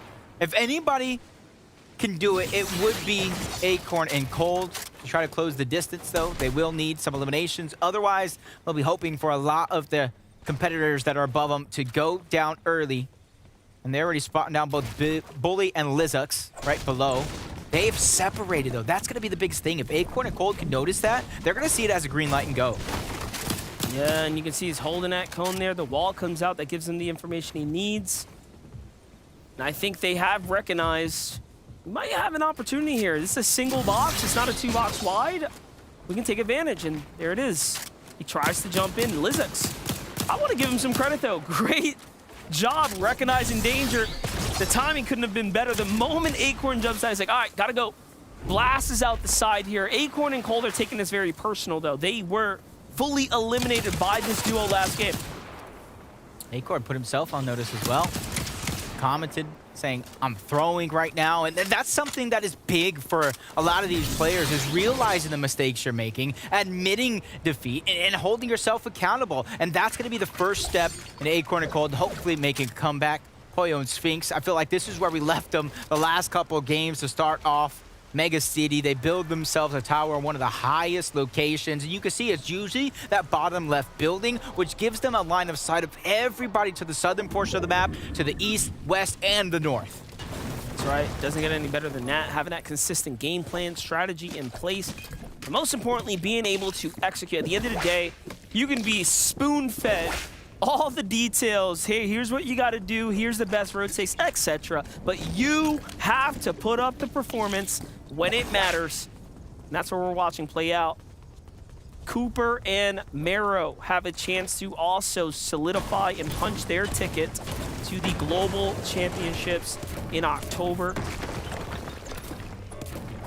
Seemingly out of nowhere with the surprise performances, Marrow entertaining the idea of stepping away, goes on a whim with a coin flip and says, you know what, gut feeling says, let's go take this. And he's in top 5 right now. That's ridiculous. It's like that. Every time I try to get away, they keep pulling me back in. Too good. That's Miro, yeah, that's exactly kind of his story. Multi-time FNCS champion, multi-time runner-up. I think the biggest hiccup was that FNCS Invitational, which is why I think he's trying to get back on that international stage. Something so special about playing in person. Lucky for you, you can also attend in person if you absolutely want to. Tickets are going live tomorrow, first thing in the morning, May 15th. Mark your calendars. For some, they already are punching their way all the way through. They've already earned their seat at the big stage. And for others, here on NA, the story is yet to be determined. We will be pushing through 3 new duos to the Global Championships. Plenty of time to get your passports, that's for sure. Make sure you guys put yourself on notice, that's a good point. Yep. You guys are on North America, get your passports ready for travel. And traveling is what a lot of our teams are doing on the day. Cascos and Clarity from Breakwater Bay, even though they got Nownsy right in front of them, they still have much distance to cover in towards the zone. But they have to go ahead and check him off the list. That's going to do so many things in terms of loot and in terms of Storm Surge. And that's going to be Cascos who cleans that one up rather quickly. And now they can go on their merry way. Clarity G, Casker have had tons of exceptional moments this weekend. You love to see them continue to find their stride. They are, however, just outside the top 10 at the moment, so there's still a lot of performance to be put up for them. Let's get a little update going on here, Jacob. Talk to me about Duke and Edgy's position here. It looks like they're doing pretty darn good. No, they definitely have. This time, they won that off-spawn exchange that's been eluding them for the past couple of games, and they're immediately using that comfortability when it comes to already having that surge, even though it isn't much, to beeline it to this weapons cache, not let it degrade in rarity, so that way they can get the best loot possible, even though they are separated. They're definitely one of those teams that can close the distance, because they do also have a kinetic blade and Siphon on one. We see them battle out almost every single game against Landjock and Zookies with one elimination already. They got the ball rolling, but Lizix and Bully, you saw them disengage from Acorn and Cold. Now they're in a box-to-box fight versus Sypha and On1. You got to imagine what it's for. Well, it was for that weapon cache. Keep in mind, this is the hometown of Pamso and Fats right here. They were just here moments ago. We don't see them around anymore. I do wonder what all unfolded there. Did they rotate out? Were they caught off guard? There's a lot of new duos showing up. Lizix and Bully don't have any elims either, so they've just pulled up here. They have managed to secure some of that loot cache there. They're sitting on a surplus of heals. They can take this battle. I don't know, if I'm Lizix, I'm probably pulling, I was gonna say, pull this loot back, get it into a little bit more of a safer position, secure it. Yeah, even though you can kind of see him eyeing the thought of using that med kit for 14 HP. Some people thinking, well, that's nothing. Why are you going to go ahead and waste time for 14 HP? Well, it stops him from that one-shot potential from anything other than that Mythic Havoc. As Chubbs and Bryce, they've already only had to rotate a few paces to get to this position over towards the edge of zone. And instead of going far and deep towards the south, we have a chance to continue to kind of center up, even pull north a little bit. And that would be a blessing in disguise for a team like this. Yeah, and they have the kinetic blaze to do so as well. Play this low ground terrain here. This is a nice spot to be in if you're going to make a ground rotate. You see them switch over to brick because there's so much reservoirs down low here that they can start to farm up with as well. And it's the little details that matter. Let's take a look at where Cold and Acorn are. This has been their strategy too. They do tend to poise up a position just outside the mega city. So far, looking okay. See Rift Island already there, beginning to appear. There's gonna be a question to who goes and contests it. I know one team that claims they're gonna go for it game after game, but are they gonna be one of those teams that actually does it as users getting back down? Paper and Shadow trying to get a little antsy and take this player down as they continue to break through the walls. Peace Control going underneath their own, and with the Red Eyes, they're just trying to make this one easy. Whether it's them that gets the elimination or the Storm itself, user is gonna go down unless he finds some sort of a miracle. The med miss is being used. He's doing everything he can, but it's just simply not enough. And you can see in the feed, that goes over to School. Not even Shadow and Paper, so all the effort, all the resources expended for virtually nothing. I was wondering, how did that happen? We didn't see shots come in, but they must have gotten the last tag, and they didn't get to touch him. So, user, being extremely slippery, manages to effectively not give anything to Shadow and Paper. I'm sure he's in some way going to take solace in that, probably happy. Let's get on over back to Zypha on one, over at the Frenzy Field. We were wondering where Thatch and Pamsa were. They're just outside of the action. Like, yeah, sure, you guys want to come in here. Y'all can have it. We've already ran through here. We got the loot we need. But everyone else starting to battle now. Really makes you wonder how good of a player in Thatch and Pamsu are. That timing to go ahead and just slip out of danger when it mattered most. NA West stand up. That's how I feel every time I see some of our competitors, Baka and Pars. But I'm going to go ahead and throw it on over to Jenny so we can see how some of our teams are faring in this lobby. Thanks, Jacob. Yes. Okay, so Baka and Pars. We can see here Baka is taking a different approach to getting storm tags. They're not really worried about storm sickness at all, but they are staying in the storm a bit, building up, getting those storm surge tags. And you can see Pars is just chilling. He does not care that they're in the storm. They are set up for those storm tag surge, and they're not really, again, like worried about storm sickness. And they'll be set up going into endgame. That's the way you do it right there. You definitely want to stay proactive. You can see they're sitting on just so much loot as well. Those extra heals really giving them the moment. It's crazy how much the Fortnite universe has changed in the way that these players start to set up. I would say ever since the introduction of augments, we've seen more zone play like that. It does tend to switch things up. And of course, the sprinting and the slap juice, good opportunity to. But Giants is down. This is the team that has been giving Kanata and Agers a run for their money from day one and day two. They don't have any elims, so we know they didn't take down Kanata or Agers this game at least, but they do have a lot of loot in that loadout, so you can tell that it's been pretty good for them so far, but they are losing to the hands of Aviv and Skittles. Yep, one of three teams that actually has a chance to get some vault loot, specifically those Mythic Havoc pumps, and already trying to put it to use. kind of forcing Giants to really disengage. A little bit of a messed up edit on that cone allowed them to get the cheeky shot underneath and get the elimination all together while he was trying to just pick him up and bring him to safety to hopefully to get that revive off. As Aviv is continuously trying to med mist up as these teams do fight in the storm, the longer they go, the better chance that they're going to be weak. When this with one-shot potential could go in Giants' favor, no matter what, Aviv and Skittles will possess that same potential. Let's watch this from the beginning, though. Every story has a beginning, and for Skittles and Aviv, it all kicks off with a single elimination. They hop on in, they find Sprite, just clapping from the side, and just like that, it all comes crashing down. The Giants and crew, the back and forth. And this is where we get to where we are now. But for Rise and Yamzo, much different here. We're out of the wet storm. We're onto the dry land here. Finds themselves a nice little bush. Plenty going on all around them here. A few duels to pick from. They find one on the side, trying to make a rotate. The tags start to come down. Nothing quite connects. But they're chilling, man. Look at this. Big heals in the loadout. Great heals on the inventory, and all in all, they're above the surge.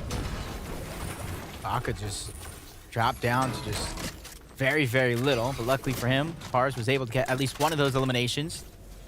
Good amount of loot as well, which was going to be a must for someone like Baka, who doesn't have very much HP. And with still some distance to travel before they find their safety into the zone, they have to pick that perfect time because they're 400 above the damage threshold, so Storm Surge isn't a worry. It's just making it there. With the purple kinetic blades, they have 3 charges, so it's going to be much easier than some of these other players are having in the lobby.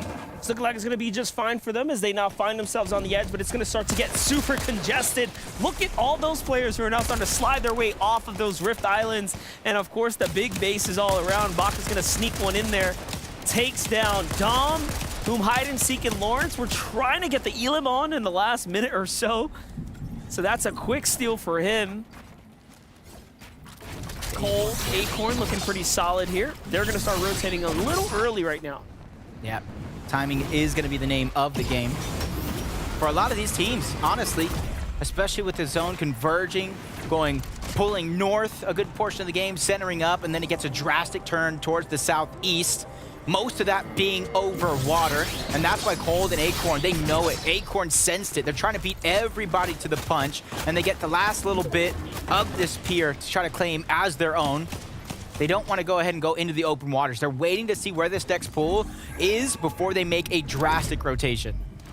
Everyone's on the move right now. Big chunk of this safe zone is hovering over that water, Jacob. This is going to be very, very tough. You can see teams trying to decide what building they want to sit up on. And most of them are not going to be on this west side. Why choose there? The bigger landmass is on over to the east, so the zone has to go that way? Question mark. For Bak and Pars, we get back to the zone. They've been here for quite some time, and now things are starting to catch up. From the analyst table on down to the casting desk. Let's see how it plays out for Bak. He gets punished there.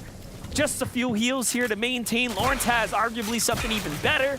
It's the legendary Slurp Juice. Ready to rock and roll. The tags start to come in. Might be time to drink it. There it is. He's thinking smart. And see, it is a 1v1 to paper. Say Hide and Seek is just no longer here. And he already got the damage. Pars gets taken now. A nice siphon to add into the Slurp Juice that he does have. And he did just enough damage to allow him to rotate freely. 35 above with teams going down. That's going to shift that threshold up and down for some of the teams here in the lobby.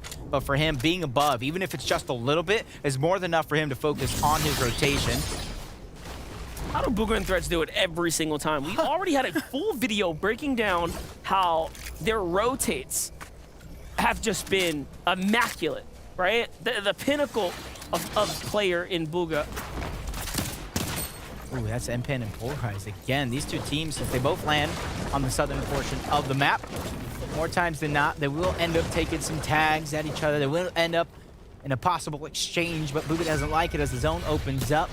He rotates to where that safety net is. Everybody's going to have to do the same thing. And decision, do you go ahead to the left or the right, stay on land, or just try to beeline it across the river? There are some static launch pads that you can use if you don't have mobility, but that makes you a target and a focus of potential shots. You know, honestly, Booga and Threats are making it just look too easy. They are like literally just out-positioning every single... Look at how many players are trying to rotate right now. You would think with kinetic blades in play, oh, everyone should be in a pretty spread out good spot, right? Air quotes on the word good. But no, they're on top of one another. They're finding themselves in the most obvious spots, if you will, and then forced to start pushing cross-country like this. And it cost them a lot of material. Where Quanti and Peterbot were completely capped out, now they're about a quarter through and counting. I saw in the feed that Cold found 2 big eliminations. And from struggling to surge as a solo throughout the first 2 games, eliminations are going to be a must. And they're finally getting some placement points to tick in as well. This is a good chance to try to make up some of those points from those first 2 games that you lost out on. But you still have a rotation to go, and now would be that time. There is a bunch of teams behind him, and timing has to be perfect because you don't want to get stuck battling everybody else for a spot in zone, especially where it's actually located. There's so many different natural elevations that these teams are going to have to deal with. Great spots to be in right now for Cold and Acorn. You can see they're starting to shuffle through their augments right now, see what kind of upgrades they have waiting available for them. Cold and Acorn find themselves in a position just outside the safe zone. They can now start to double back, bounce back, and look at players that have to make this rotate. Who are the unfortunate few that have to move on foot? Those are the free targets for most. Duke and Edgy now. Legendary loadouts in hand. Eonzo and Rise, trouble in paradise for them. They have a duo right on not only the box in front of them, but the one to their side as well. And they have to go here. Yeah, that's the tricky thing is even though you yourself might be above the damage threshold, who knows where everybody else in the lobby is, and if you're down and you're next to a team that might be above, you might not have any other choice. As Yamzo and Rise make it look easy. They try to go from point A to point B, but you got to be careful. Flare gun could cause some fires on this POI. A lot of it is going to be built in wood, and where you position yourself is so important because if you take that beachside front and the zone pulls back up those hills, you better have resources or some bit of mobility or you're going to be going through it. That's right, and Eonzo, you can see there, starts to run out of material, loses Rise as he doesn't quite find the building that Eonzo found himself in, and he falls to the hands of Kwa. So now Eonzo is by himself here. No materials to truly work with. Flare guns popping off everywhere, so he's been exposed.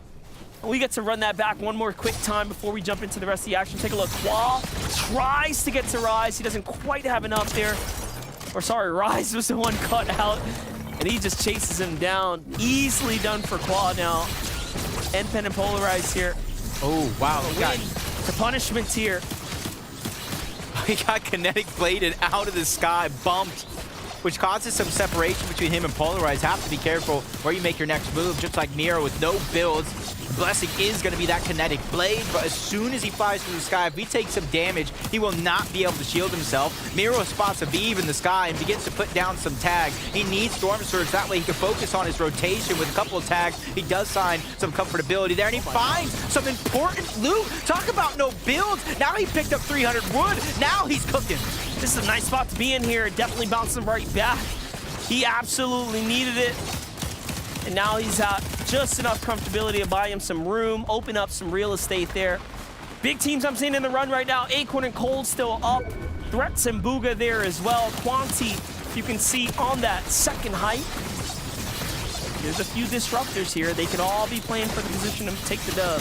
This zone is very, very unforgiving. Around the beach side, up the mountain, even higher up before we go back on down. So being careful is going to be important as Booga finds an elimination along the way, taking down Ocus. Him and Threats are just getting together that loot before they make some sort of play for any bit of height because they know this one is going to be a doozy. Let's see it. Pam still finds Sinetto there in the feed. He's still up and running. Now making a move to the front side. He's capped material. Okay, so the refresh has been real. Meets up with Thatch here. And you have to be careful. Thatch needs to switch those materials, get back to hard masses. Danger territory here. Aviv edges his way down. Shoots off the flare gun. He's looking for all the information. They're starting to run out of material on high ground. Things are running thin. Somehow, Miro finds the refresh as well. Consistently finding himself with a little bit more in the gas tank. Cold is a solo here. He dips into the zone. A desperate play for big material. It's going to pay off as he connects bases through a player. Almost finds an Elam there as you hear the shield crack explode on his way into the zone.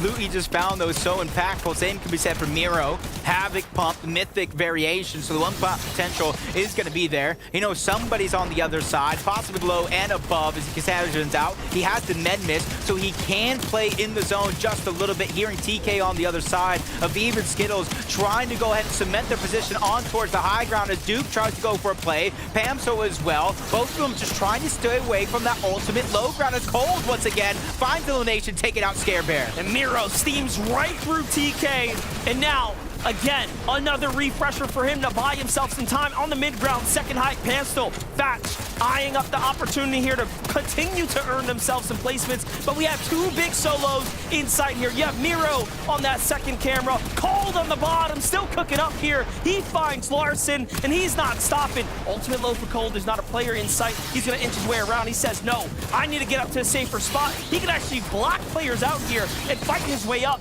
into the top 5. That timing was impeccable for Cold to dodge a lot of dangers down below.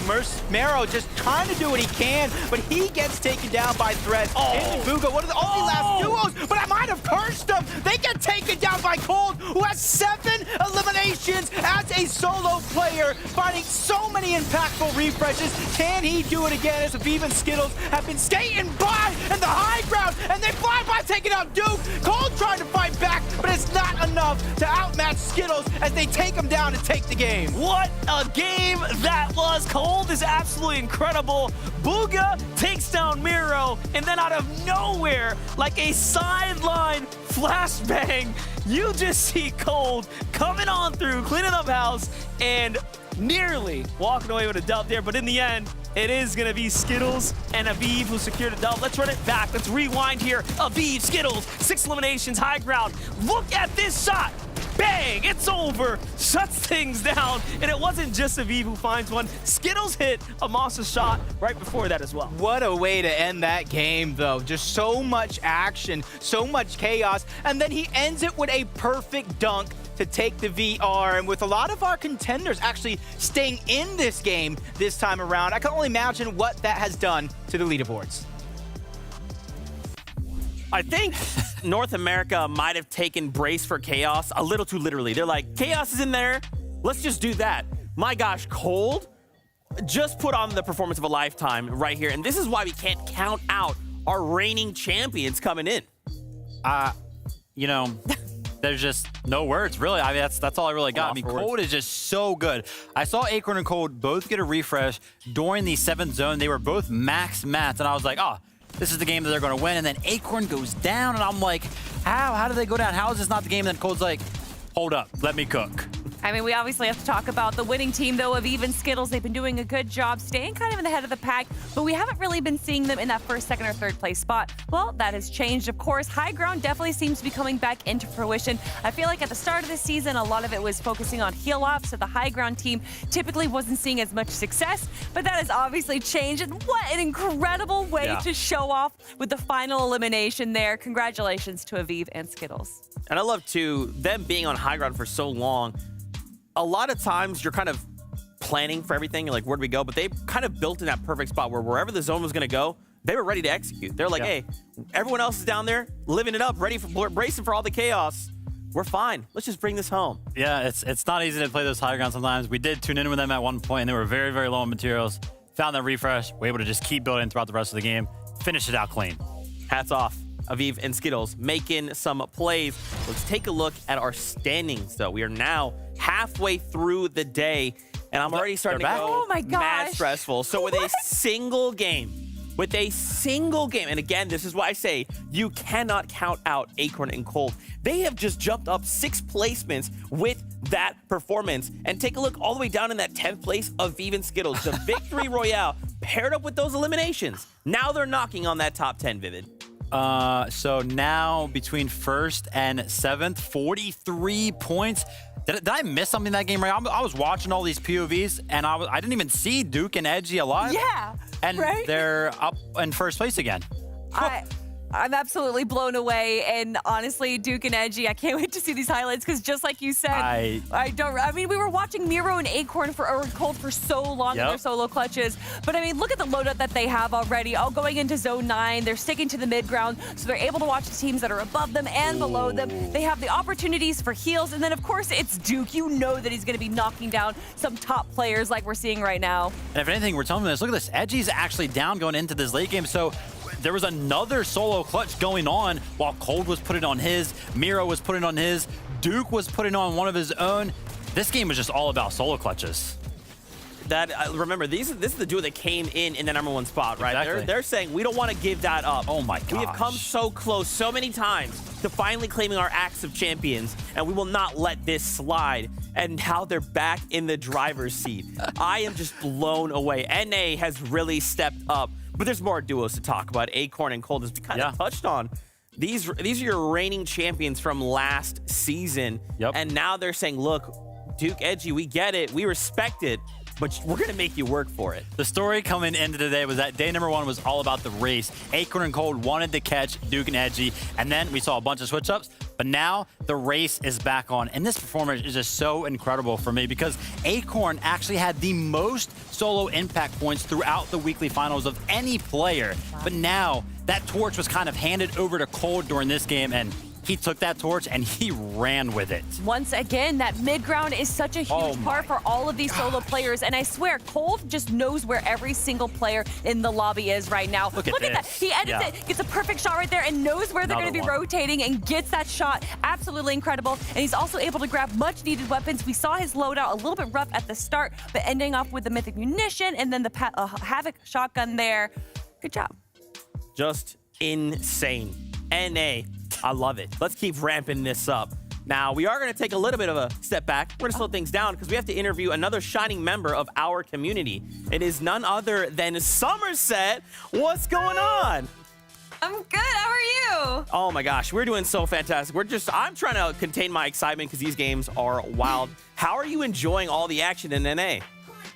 It's been very shocking, the amount it's been fluctuating, but I think it's been great for all the viewers. I think we're all super, super hyped to just see how all this ends. All right, Somerset. So obviously, we got a battle going on for first place today. Coming into the competition overall, did you have a favorite? And has that kind of switched up after you've seen the leaderboard pan out throughout these games so far? Yeah, I did. I actually thought Acorn and Cold were going to take it again. They're just both, some star players, and they're so consistent. And I'll be honest, I'm still rooting for them. I still believe they can do it. They're still consistent, so they can pull something out. And we know how important consistency is. And Somerset, you being a top player yourself, I have myself casted over your Women's of the Arena game. What is one of the major factors of being consistent throughout a 12-game series? Just constantly, I think, having a strategy with playing on your teammate and having such good comms with each other of what's going on at all times. You never know when your teammate might just be able to save you. Yeah, and you yourself, you were invitational, of course. For these duos that are looking to qualify, make it to globals, what could that be like for them? I think it's just such a shocking opportunity to even play at a LAN to begin with. And I think kind of reaching that level is almost like one of those big achievements for players like this, and almost something to keep them even more motivated to do even better in the future. The insight, next level. Somerset, thank you so much. Where can the fans find you? Twitch, Twitter, Somerset, just everywhere. Thank you. Awesome. Well, Somerset, thank you so much for your time. We appreciate it. We'll catch you later. All right, thank you. Man, oh man. All right. We took the slow down. Now we ramp back up. And now I want to watch some more games. Oh my gosh. I am already excited. So guess what? It is that time. We are ready to just jump right back into all of the action. Only 3 games remain, and we will know our champions and those top 3 win a global championships. Buckle up. This is game number 10. I feel like right now we're in the Roman Coliseum with our gladiators fighting it out for any chance at survival. Monster, I just have one question. Are you not entertained? I am absolutely entertained. I'm having a good old time. Somerset's having a great time, but here we are. We have to really reel things in, pull back the rope chain, the heavy chain, and get on this bus because we have 3 more rounds of exciting Fortnite in front of us. And we know as we start to unravel the layers here, this becomes more and more of a story that I want to watch unfold. Obviously, we have favorites, but we have these new competitors keeping up the pace here, really telling us that anything can happen. You heard Vivid say it best. How did we have 7 teams in the running and 3 games left? It really is a close competition. I mean, you called it. It was 9 to start the day, but as it goes on, those slip-ups cost you so much. And there goes that off-spawn exchange. Diego plays in Smalls. He's switching it up again, and they meet their same fate. Smallsy goes down, and so does Diego plays. This is what Duke and Edgy need. They did it yesterday, and they're looking like they're doing it again today. They are just farming these free eliminations, like making it look so easy, beating their opponents to the drop round after round, getting the weapons before them, and literally shutting them down before they can even react. That is the most ideal way to be contested. Thoric and Bolts are having a troublesome day as well here. Yesterday, didn't quite go in their favor. They mixed things up. We've seen them be the most flexible team, literally from racetrack, north side, now down to the eastern south portion. Nothing really working for them here at the Kenjutsu Crossing, unfortunately. And just like that, I mean, you know, the tournament starts to slip away. Yeah, for some of these teams, you have to be able to hold on strong because it's not necessarily always how you start, it's how you finish. And you've got to stay consistent throughout 12 games when it comes to an FNCS final. So it's interesting to see who is going to pick up the pace in these last and final games. And you're seeing some of our top teams safe as can be. Yamzo and Rise looking like they weren't even necessarily contested this time around. They don't got an elimination, and nobody else is nearby. So for them, this is going to be a great chance to play this one out from start to finish. My only worry is where they're going to get the surge so they're not off spawn. That's right, but for now, we get to be entertained by some early game battles from Yusuf and Curious here at the Lonely Lebs. Little back and forth as we start to see them get situated. I want to bring the conversation to Miro and Cooper for a second, though, and really just give them so much credit being a part of the first teams to break 400 points here after 9 games of competition. It really, truly is impressive. Especially with some of these zones continuously pulling towards the south, even a little bit towards the west. They're one of the teams that land towards Slappy Shores. Contested on the south side is going to be Quanti and Peterbot. Newly picked up by Elite Esports as well. One of the few organizations out there that's picking up a full duo. Imagine the possibilities that they're going to be able to achieve throughout content and everything else, especially if they can find a way to make it to that global championship. That is right. Other fights going down right now. Nalzi here. ZZ currently on the winning side of the position. A little bit of high ground, forcing out the opponents of Moo. Moo goes for the peek. Shots coming from behind, and there's someone eyeing them from the Citadel. Meanwhile, NPen, Polarized, setting up the ambush here on the Kenjutsu Crossing. Remember, they did win the kickoff game here for the second day of Grand Finals.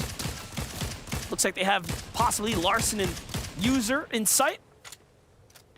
It's tough. It's tough for Larson and User. They got pushed off of Naughty Nets, and now they're landing in the spot between NPen and Polarize and Booga and Threats. And you saw them in a couple games ago. Booga and Threats were the ones fighting them. Now you have both Polarize and NPen. Polarize is slowly but surely sneaking up. NPen is, those shots are just a little bit of a distraction, so that way he can hopefully land a monster of a shot and be able to clean it up rather quickly.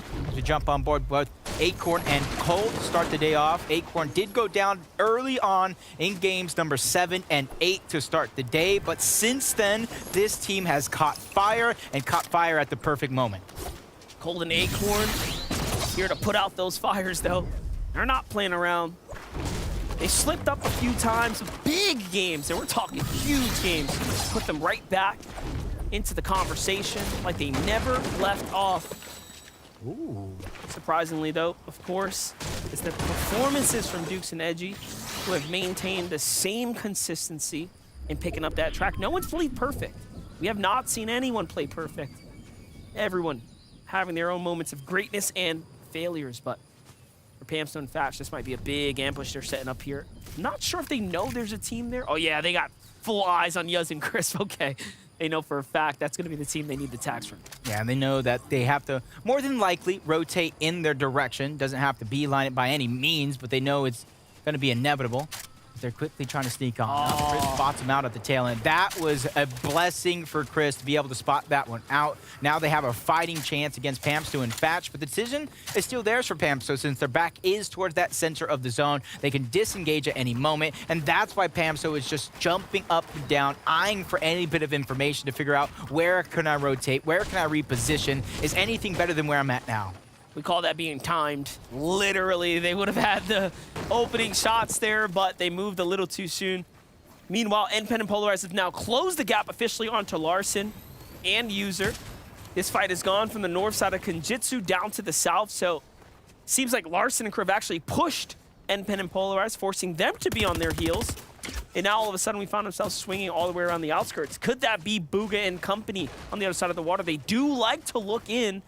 There really could be any team there, so this is not a safe fight by any means. A lot of attention here. Polarized gets the first wall, now looks for the retake on the next. Meanwhile, NPen working the outer flank here. Very experienced duo, but NPen lets his guard down. He gets pushed first, User fights back. Both sides trade shots. Polarized tries to come in to protect his duo like you should. That third party's here. NPen and Polarized get the first elimination. And they get the second, though. Larson not scared or backing down.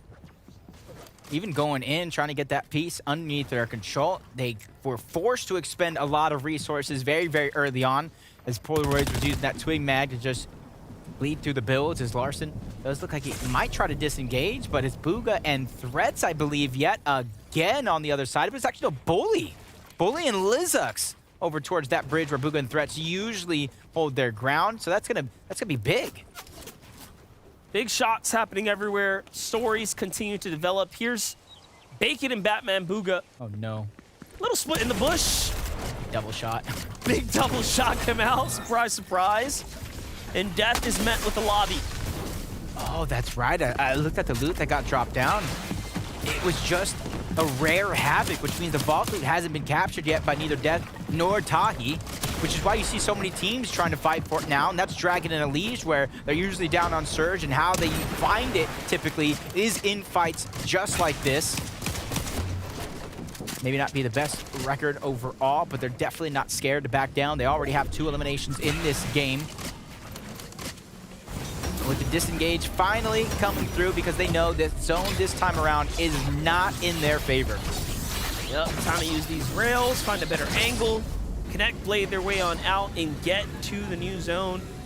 Lees and Dragon have been entertaining all of these mid-game battles consistently, finding success, getting dropped in the mix. It's just a mixing performance for them. Pars and Baka, however, have been very surprising, I think, to the entire North American region. There's a lot of these West players that I think have come through and have really earned their stripes so far. Yeah, I definitely believe that to be true as well. Baka and Pars, even though they had different duos, they participated in that FNCS Invitational.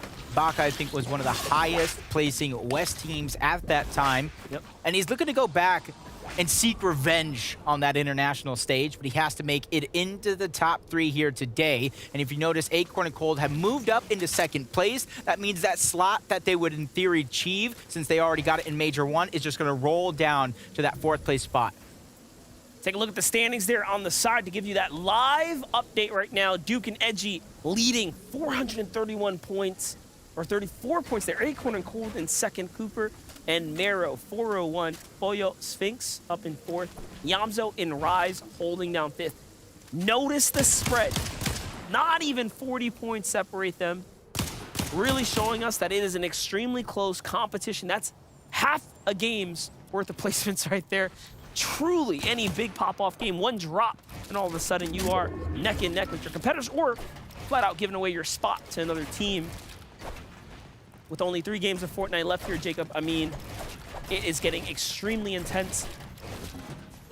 Just by looking at the mini-map, you could tell the zone this time around, southeast part of the map. So a lot of the players are going to have to go through or even near Mega City. And once again, business as usual for a lot of the teams who already land here.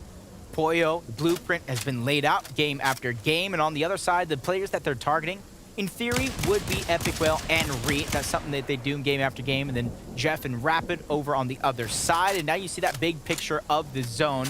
That north side, even a little bit towards the west, is going to be so congested. So for the players that are stuck there, timing is going to be crucial of when you rotate. That's right. Don't want to be stuck out too much. Big pocket of congestion just west of the Mega City starting to pile up there. Pollo and Sphinx, unfortunately, don't have the sights on them just yet. Shots coming in from the team that's across from them. You have to assume this has been a pretty drawn-out fight between the two parties. It is Jeff there. Epic Whale off to the left side. So he's the team, of course, watching that side. That's why we see those ramps over there.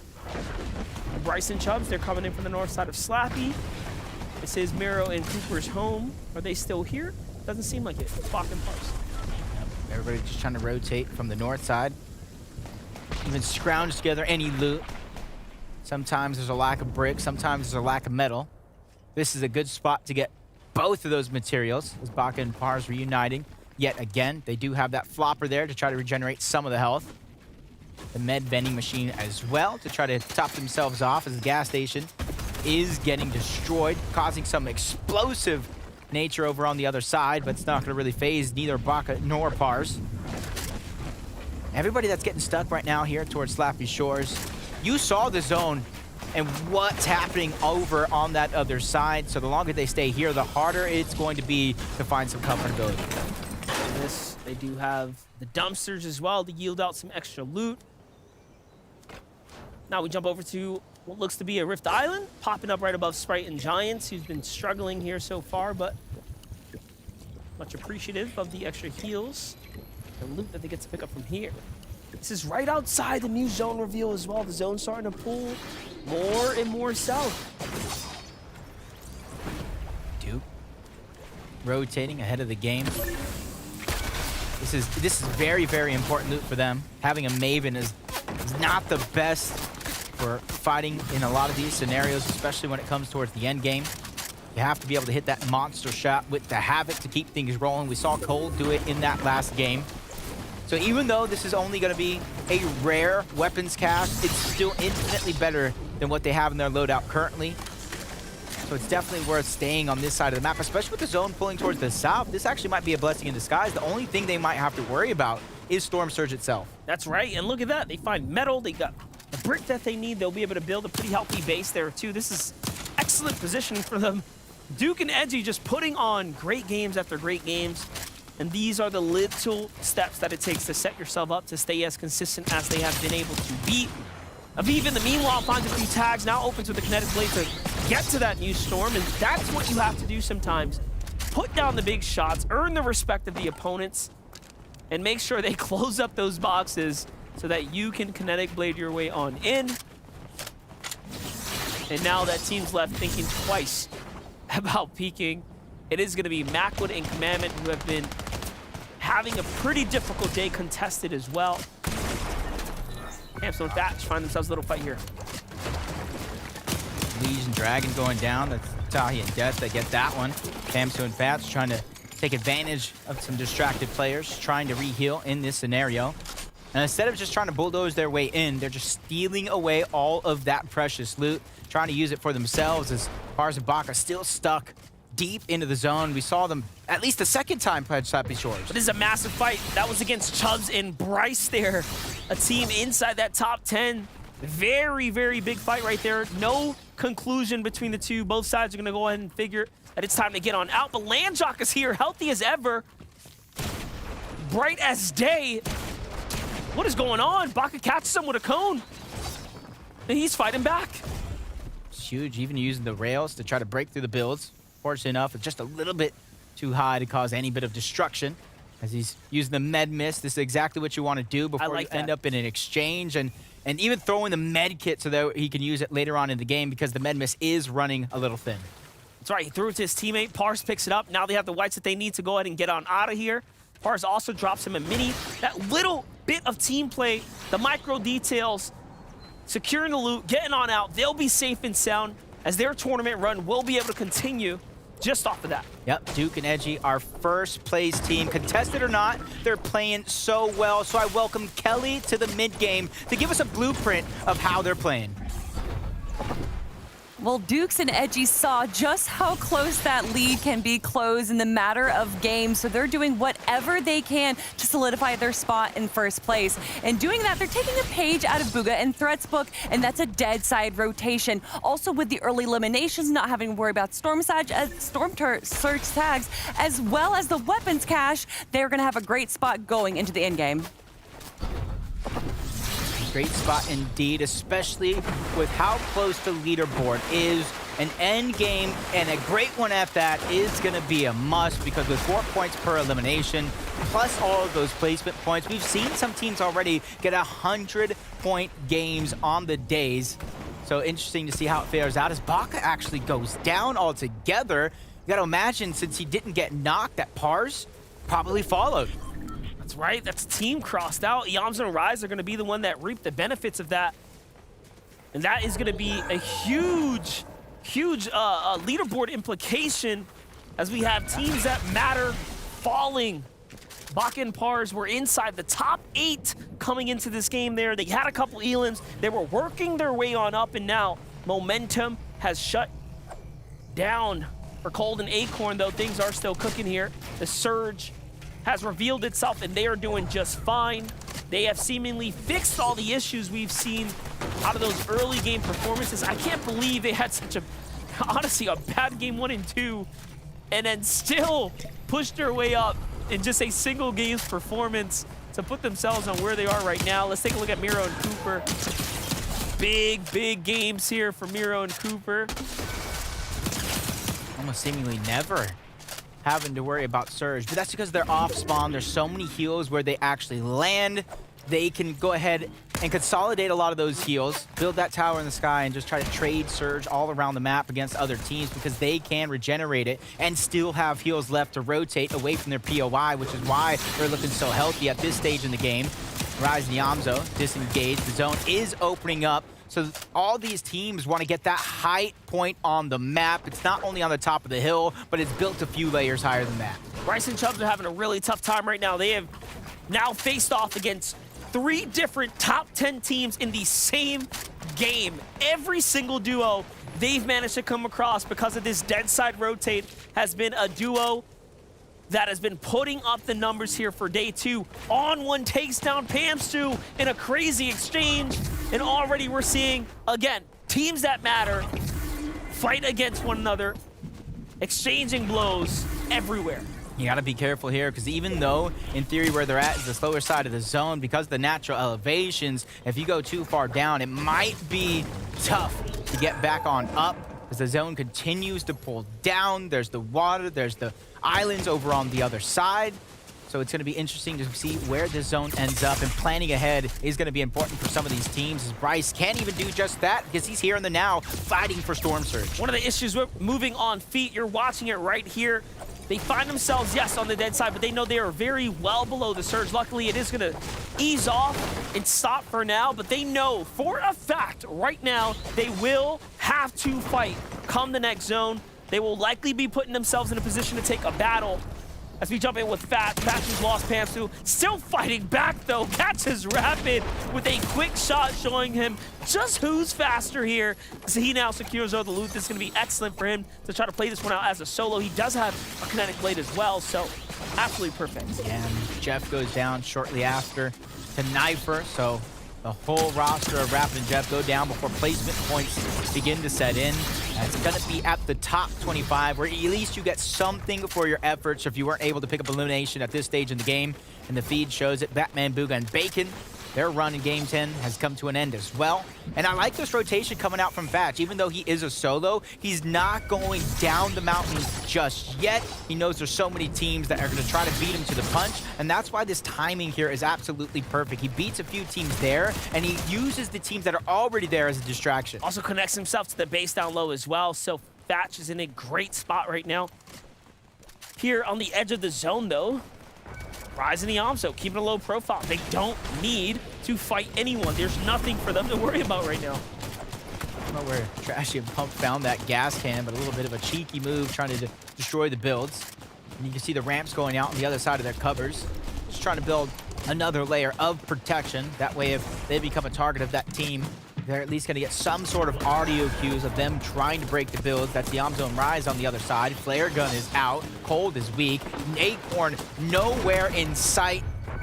He's a little bit separated, but at the very minimum, at least he's still in the game. But whether or not, you can count on Cold to pick up a huge amount of points as a solo. 56 at that, in that last game alone. That's right, he had that big game. He didn't even need Cold. Cold actually fell that game with 0 elims in game number 9. The last game he fell with 0 elims. Cold ended up picking up the pieces and doing the rest of the work. This zone, though, is going to be a tough one for them to move on. It's hard south. It's going off the elevation and then back up. So you're going to have to pause here, wait for your kinetic blade to recharge, and then make a move. But this is going to allow everyone to do the same thing. They're going to be landing right on top of you. It's going to be even harder to start making the move. Those that don't have the blade are going to start building above you, and the airspace will be congested here shortly. Here he goes. See them focusing on the rotation. Even though they need a refresh, they need the materials, they're just focusing on getting from point A to point B, getting ahead of everybody else, and then looking behind the zone, trying to catch somebody off guard. They look down in the water, see a few teams there. They spot out Bryce, slow to react. He takes a huge amount of damage, but at the very least, he is still alive with a chance to make it up for it. With Quanti and Peterbot, they find a little nest over on the side of the mountain as well. So many teams finding any bit of positioning to work with. They're just a couple tags away, but look at this on high ground. Sprite and Giants are finally looking for their moment in the tournament. They were one of the worst performing teams on day 1, day 2. A much better day overall as they've stopped contesting and head clashing with Kanata and Ager, showing us what they are capable of when they just go ahead and ease up. Those 2 elims are actually from Bucky and Okus from this game. They took them out in the early game. Not getting caught off guard. That's the blessing of day 1 to day 2, and we saw this in EU with Vidil taking himself out. Play. Yeah, luckily for Edgy, he does have some HP already on him with the Slurp Juice popped. He's gonna get right back on up, tip-top shape. Fatch trying to do the same thing, but he's by himself. Couple of builds to work with. He's just trying to hold on to his covers because he knows he's going to be a target eventually, especially since they do know he's a solo, but quickly maneuvers and gets on out and even goes up a few layers to get away from those players that were trying to chase him down. He's playing very, very well. In the feed, I'm seeing Miro and Cooper continue to find elims too. Do not be surprised if they are up in first after this one. They have 2 right now. They're still up. They're looking healthy. They have the refreshes that they need, and they're fighting their way through Acorn and Cold, who are on the other side of the wall. It is an opportunity here to overthrow those that stand before you, but Cold wants another piece of Kanata there. He's going to go and finish things off. Aegis is hurt, potentially on the other side. Sphinx and Boyo still alive as well, and they rack up another elim too. That's going to be the finisher onto Aegis. Cold, once again, is not left by himself. And for some reason, I don't feel worried at all. Cold has done this before. He can do it again as he breaks and goes right back through his builds. He hears a couple players on the other side as the flare gun still popping off. All this information being dished around, and Cold is getting absolutely none of it as he uses his last build. Kinetic Blaze trying to get to the front side of the zone. Finds somebody slipping. That's a Vive. He almost goes back-to-back, taking out Skittles as well. But Cold's run in this game has come to an end. I mean, the kid is crazy. You're watching just a master at work. And another master is Fatch, of course, who has to put Pam still in the backpack for now as Pam is down and out. 3 zones ago, Fatch was left by himself. He is still standing. Name another duo that can do just that. I'll wait. But here we go. Fatch tries to make a move here. Pressure's on him. He will also have to force a fight here shortly. Now down to the last box. Just a couple builds remain. High ground right now, going both to Bully and Lizux before they're having to give it up. Don't want to spend too many maps to try to hold on to it. Cooper's trying to find anything to work with.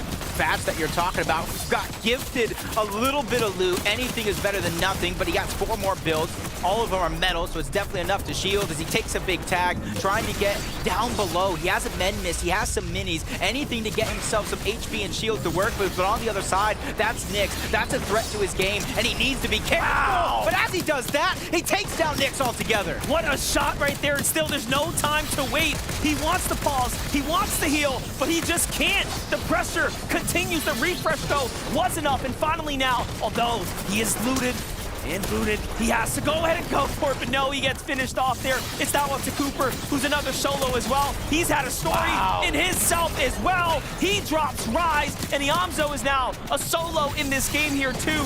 This is just so chaotic as the elevation has changed. He found a crevice of opening to go ahead and work through as Duke, Edgy. I believe they both go down. Into the top 3 we go. DeQuinted and Sinetto, they got 6 eliminations contested almost game after game against Bolt and Thor, coming out on top. That has been the start. Bully has been escaping everybody as the lone solo on the high ground. Then you have Trashy and Pump on the low. But they're so hurt. Can we even count this as a duo? I mean, they're barely worth a person right now. Such a tough spot to be in. Bully just waits, and he finds one. Sinetto delivers himself the whole siphon and a little bit more. Bully has only one way to come down. That's with the kinetic blade, and on into the fray he goes, but he can't even find DeQuinted. DeQuinted slides on out of there.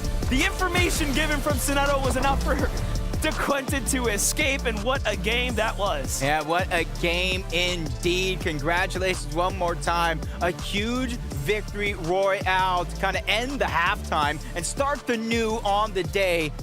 And that is going to show that the leaderboards, honestly, should still be close, other than maybe Duke and Edgy. That is right. I mean, listen, we saw Iamzo in Rise there. We saw Boyo and Sphinx. I mean, everyone else was holding on as a solo, and you saw what was happening there. But let's just take a look. Let's watch it from DeQuinted's side. So he found Pump. He clearly laid the additional tag down, and then, and only then, he was like, oh, I gotta get out of here. I don't want any more static. We get the winning reaction as well.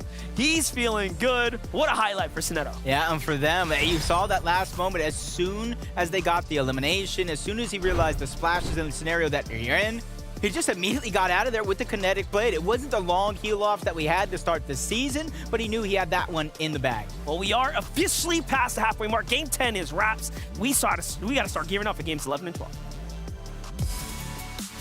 Man, yet another game full of chaos here in the North America FNCS Grand Finals. Very quickly, a big warm welcome to Jenny Smiles, who'll be hanging out with us for the last few set of games. But for Sinetto DeQuinted, they find themselves the victory royale. And I love that Jake kind of called it out. At that moment, you're kind of like, I have everything I need. I don't need to engage this fight. Let's just dip back. I got the heal off ready. Yeah, the classic thing we've, saw early on in the season.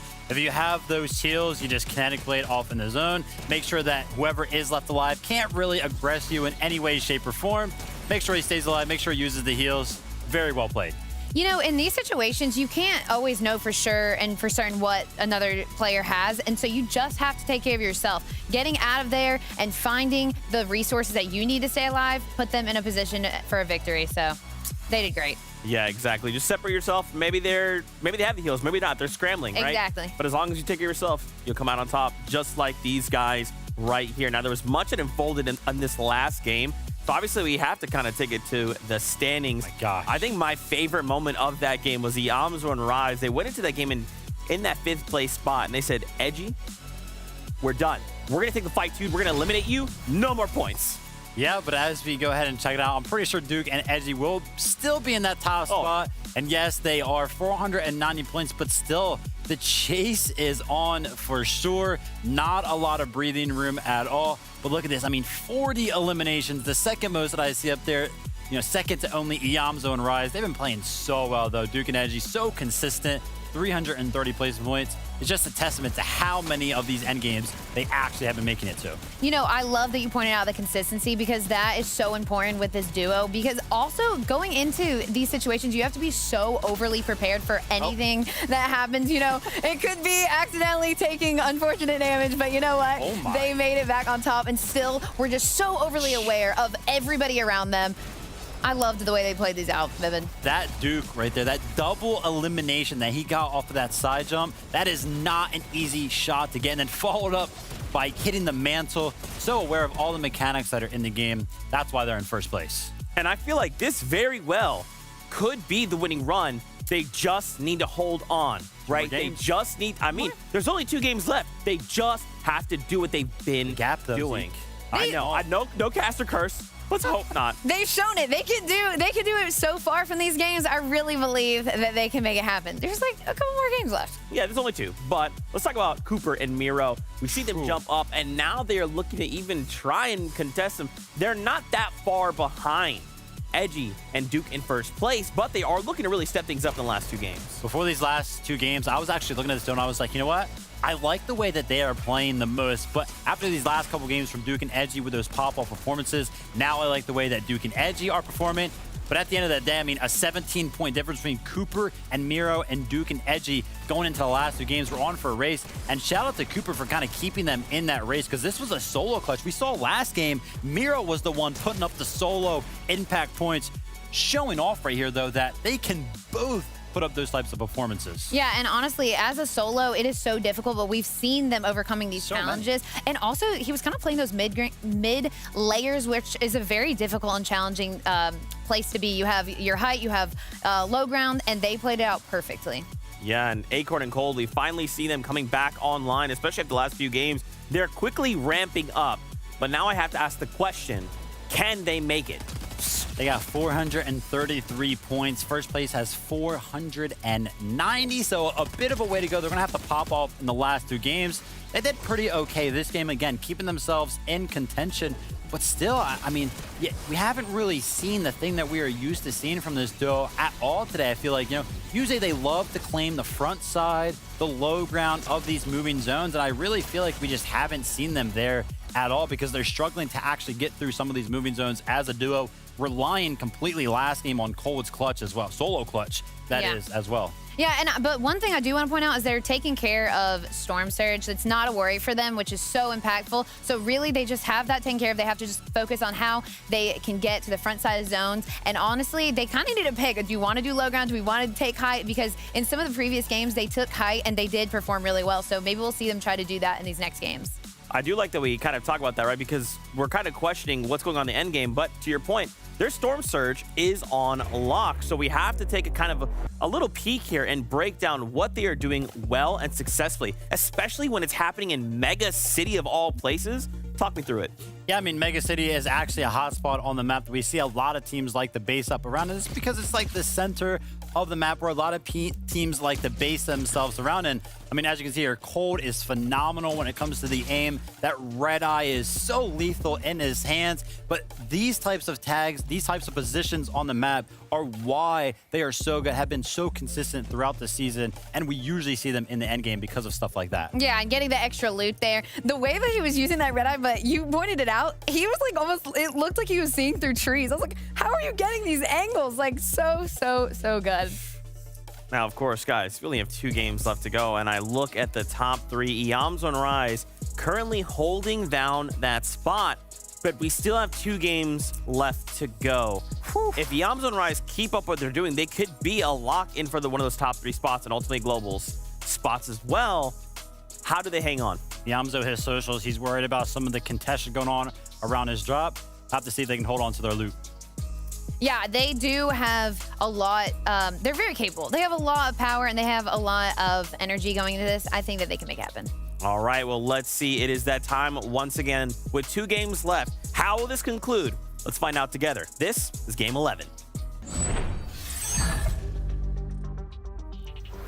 The make or break moment is upon us. Arguably one of the most important games is going to happen in just a few moments. This is game number 11, the time where our competitors will start to gear up and we will start to figure out who is truly in the race for top 3. Yeah, in a race that has been this close throughout the next 2 days. It's going to be huge to see how it ends. And you called this game number 11 an important game because where you finish on this leaderboard after the game means so much if you simply want to take that top spot.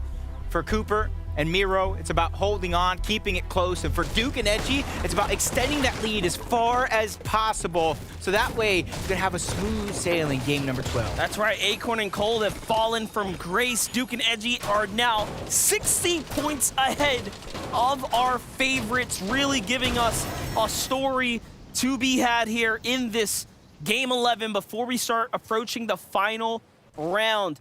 Miro, though, out of nowhere, has really started to climb way up. Duke and Edgy, though, wait a second. If there is a game to drop, it can't be this one. You have done so well so far to stay consistent. And finally, Diego Plays is having a chance here to fight back. But wait a second. He leaves himself exposed to Edgy for a moment there. But was it just bait? We'll find out. Edgy finds the full rip there, but it wasn't the knock that he was looking for. Nah, not the magic word. Diego Plays just fires back, but with a combat shotgun right there from Duke. And the wherewithal to use the combat where most people would use the Havoc and Monster. What are you seeing? I don't think it's over. I'm looking at Steamy right now. I'm looking at Bully. I'm looking at Lizux. They're starting to creep up. They saw the knock. They're thinking to themselves, wait, do we just let them stay this far ahead of all the competition? I don't think so. And they're trying to see if they can set up the ambush right now. The bushes are going to come broken through. Duke might regret that later as he has effectively removed one additional piece of cover. But although Bully's eyeing them, he does not take the shot. Hesitation settles in, and he might have just missed the chance to play upset. Yep, they started 17 points ahead of second place, and thanks to those 2 eliminations, they've already extended it to 25. And you talked about this team and their fall from grace, Cold and Acorn. To start it off, they were one of the horses that had a chance to win the Derby overall, but they've slipped up, and that's all it takes at a competition that is this close throughout 12 games. So that only means one thing, and that's in order to make up that 60 points, they either need their top competitors to go down, which Duke and Edgy almost did, but they saved the day, or they need a big elimination victory royale like they've already achieved or close by in 2 different times throughout the weekend. They really will have to win this game right now in order to go ahead and close that gap. Otherwise, they need a poor performance from Coop, Miro, Duke, and Edgy. Very, very tough thing to ask when you see how easy Coop and Miro have it here. Yes, they have players on the other side, but this is one of those unwritten, unspoken agreements. Hey, listen, I'm not going to grief my game unless you step past that boundary. And we've seen them take down Nyx and company before, so it's not all fun and games over there. Meanwhile, Sphinx and Polo are having a fight for theirs. They have now officially mixed it up. They said, forget the south buildings. We want that vault loot. They're stepping closer on to the toes of Epic Whale and Reek. And I think they're feeling pretty confident because they've just been the better team over the last course of 2 days. I mean, the numbers do speak for themselves here. And it got that much easier. Reek was dropped early on by Moo, who was then dropped by Epic Whale. So 2 teams towards Mega City stuck as solos, which opens the door for that vault loot for either Jeff and Rapid as well. You can see them moving on over towards Mega City. And let's see how some of these exchanges started off. Even though Reek's already down, Epic Whale is not scared, is backed up against the wall. He knew he had to do something, and that was where he took down Moo. That makes sense why Sphinx and crew tried to slide in after that. They saw the static, they saw the elims, they saw the trades. They tried to take advantage.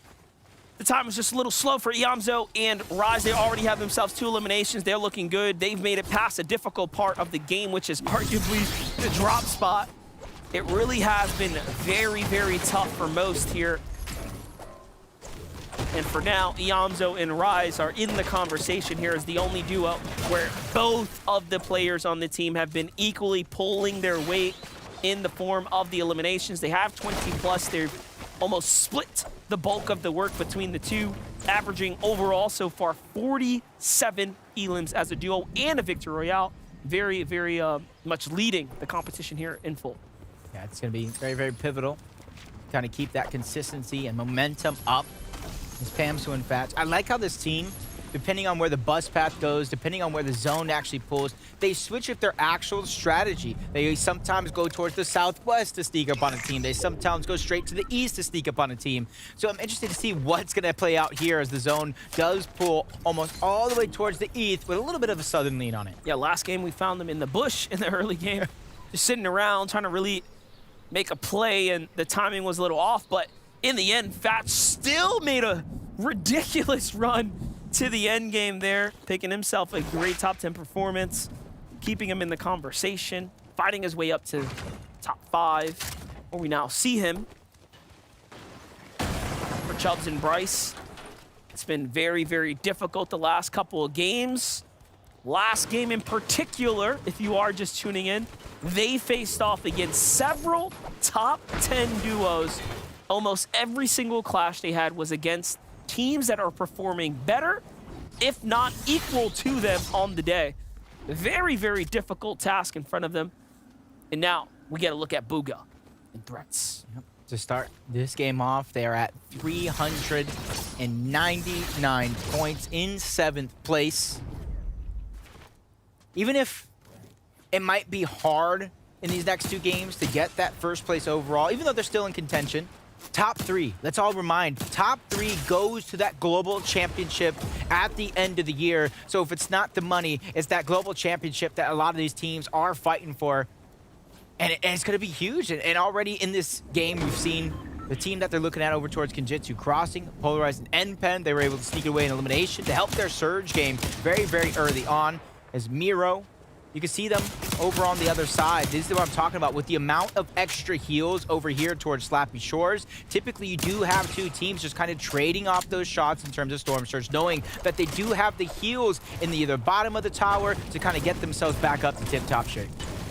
And also, we can't stress the fact enough that this is the most stacked and difficult FNCS we've seen for the North American region, as we have just approached and gotten into this new territory of the merger, the combination of the regions here in North America. And now we have this entire competition taking place, of course, on those central servers. It's a big deal. What you're looking at so far as the competition is nothing short of a very, very tough 2 days of competition. Whoever walks away inside the top 3, whoever walks away as the champion is going to be feeling very, very good, as they've fought well and hard for it. Yeah, $150,000 going to the winning team, the Axe of Champions. And if you're not Acorn and Cold, Global Championship, because they already booked their ticket there, as Elige in the feed goes down to Tahi, a fight that happens more frequently over towards Shattered Slabs. Fighting for that bot loop is going to be important. Yamzo and Rise pushed their opponents off of their landing spot. That was Nick and Nyx, and they're that team that is now towards the north side of Slappy Shores. So throughout these 2 days of competition, we've seen so many teams adjust, whether if it's their game plan, their drop spot, how they approach certain situations. That flexibility is actually a must in some scenarios. That's right. Yamzo was eyeing up Miro and Coop there, didn't quite find an opportunity to take advantage of them revealing themselves, and just like that, he's out of there. No need to stick around for too long here. Leaderboard continues to keep us up to date here. Your top 5 right there for North America's game 11 of 12. After this, we will start crossing our way to the finish line. It's going to be intense. Don't go anywhere. In fact, tune in, maybe call a friend, because it's only going to get better from here. Pollo and Sphinx. Oh, okay. Shows you what happens if you reveal yourself. He thought he was on the highest point. Well, he just got checked. We seen him do this earlier, though. Remember, he was by himself. He literally got eliminated for doing that same thing. Accidentally over-peaking the ramp.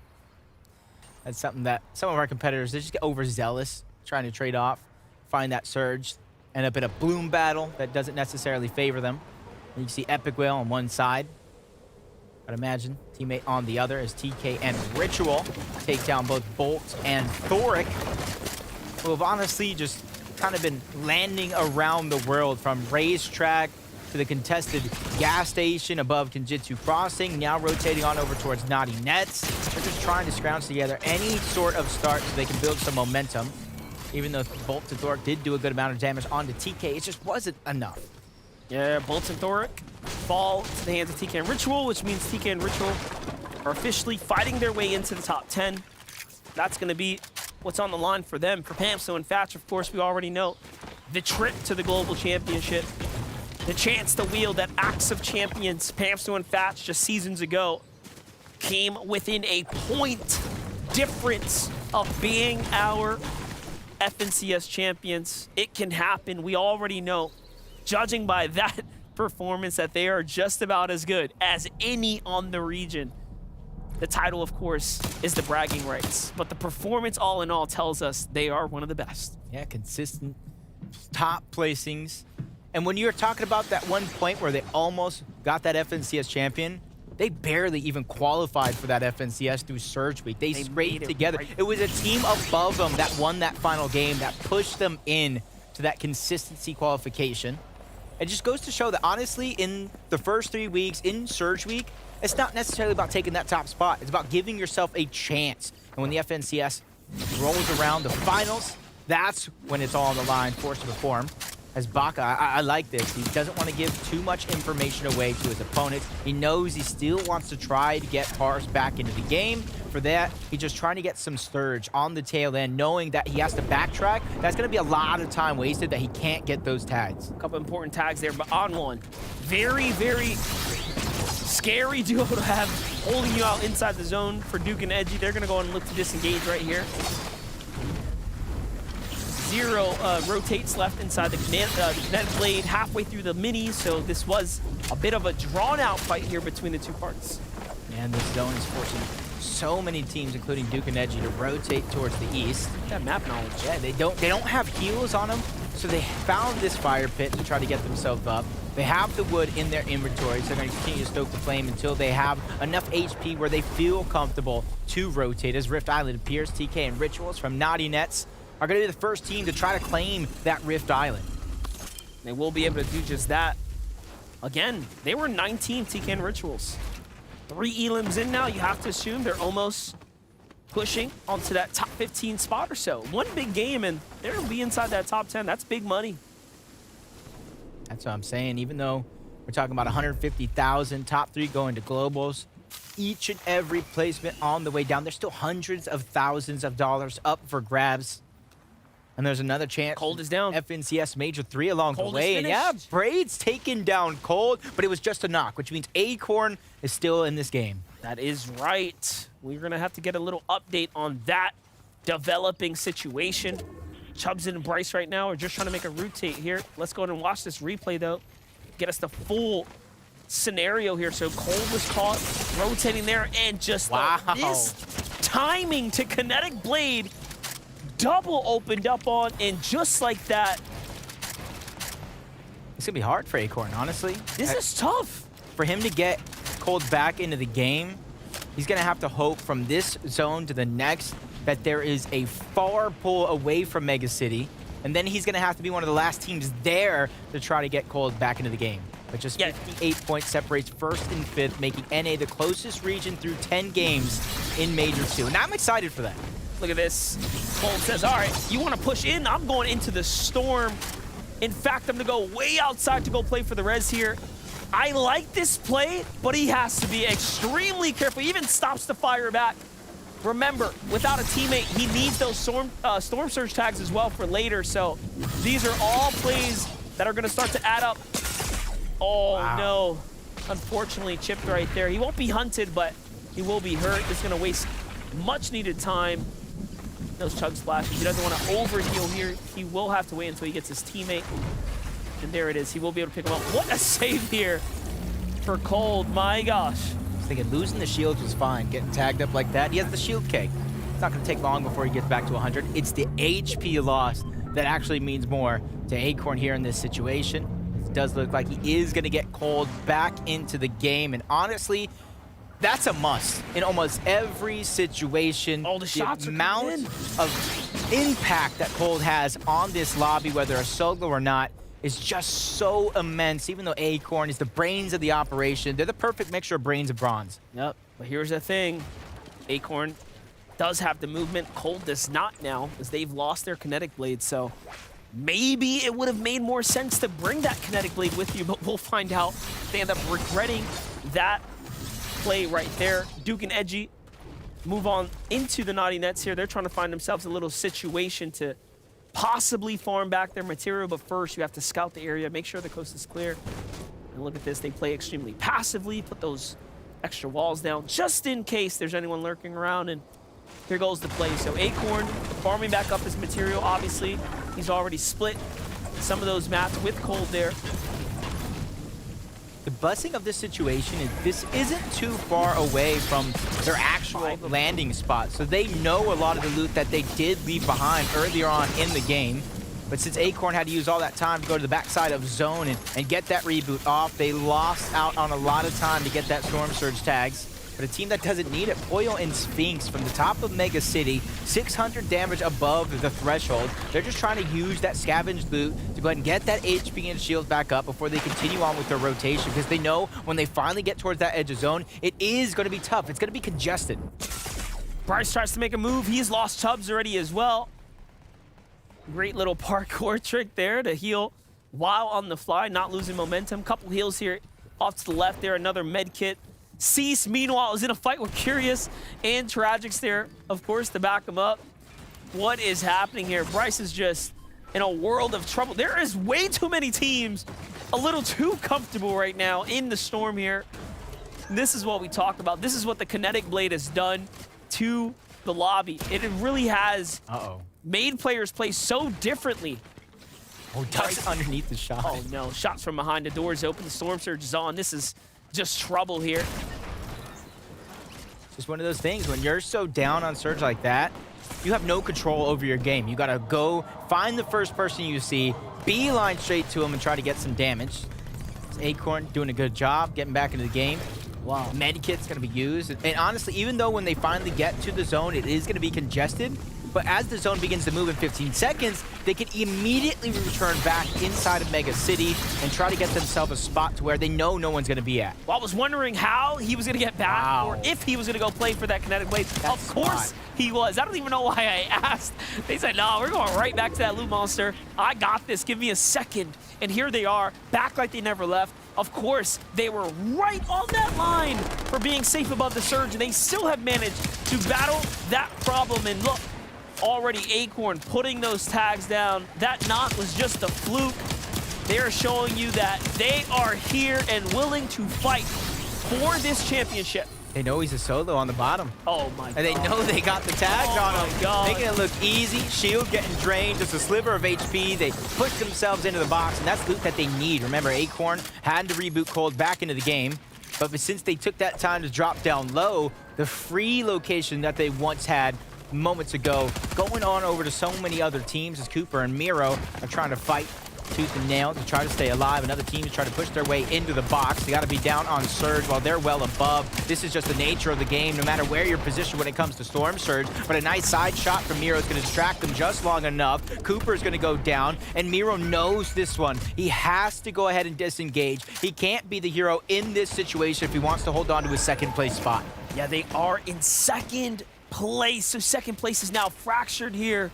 No Cooper, and unlike Acorn and Cold, there is no time to play for the save, let alone go for the reboot card, but Miro's gonna go for it anyways. He says, hey man, I'm just gonna go on and stop right here, give me a second. And no, they're sitting right on top of that loop pile. Miro, don't push your luck, buddy. Yep, there it is. He realizes it's time to go. That's tough. Yeah, no, it definitely is, because if he was going to get that reboot back, it was literally now or never. Then you can try to Kinetic Blade on over to Mega City and try to make it happen there. But since it's taken a ton of time, I think that chance is going to go outside of the window. As finally a lot of these teams that were once positioned in Mega City have to rotate on out. And if you're one of the teams that actually had a building in Mega City, this rotation will be easier than some, because we're going up that natural mountain where a lot of these teams, if you don't have builds, it's going to be a treacherous journey. That's right, but the Kinetic Blade can absolutely cancel that. Pollo and Sphinx are one of the few that have it at the moment. And look at the move. Oh, the shots come in. No. Now, those shots come in from up above as well. And just absolute punishment. Well, listen, we already know Sphinx doesn't have whites. This is why he's so lit up. Pollo now has officially lost his lead. This is our fourth place team here. They absolutely need this Siphon. Can they steal away a tag here? That would be huge for them. Surge could potentially become an issue. I think that's a looming problem, but a Siphon right now, an elimination here for white heals would be the best thing possible. Thatch is still alive there on the side. Acorn and Cold here as well. This is a pocket of crazy players. Acorn and Cold are actually pushing their way on up too. Testing their luck against these big duos here. Little do they know, it is the top 5. They are the other best. If you just turned on the stream right now and you see Cold, maybe not now with 59 HP, you would have never guessed he got knocked and taken out of the game once before.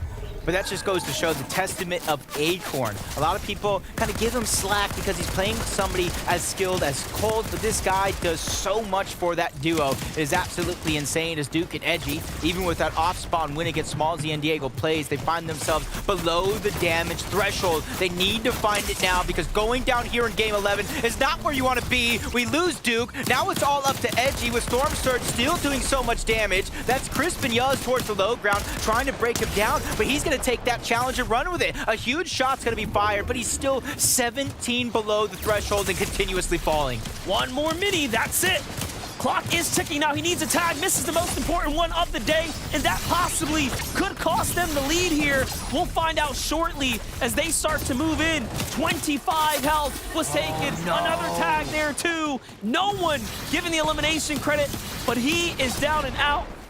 Right before top 25, right before the big placements. Acorn's gone too.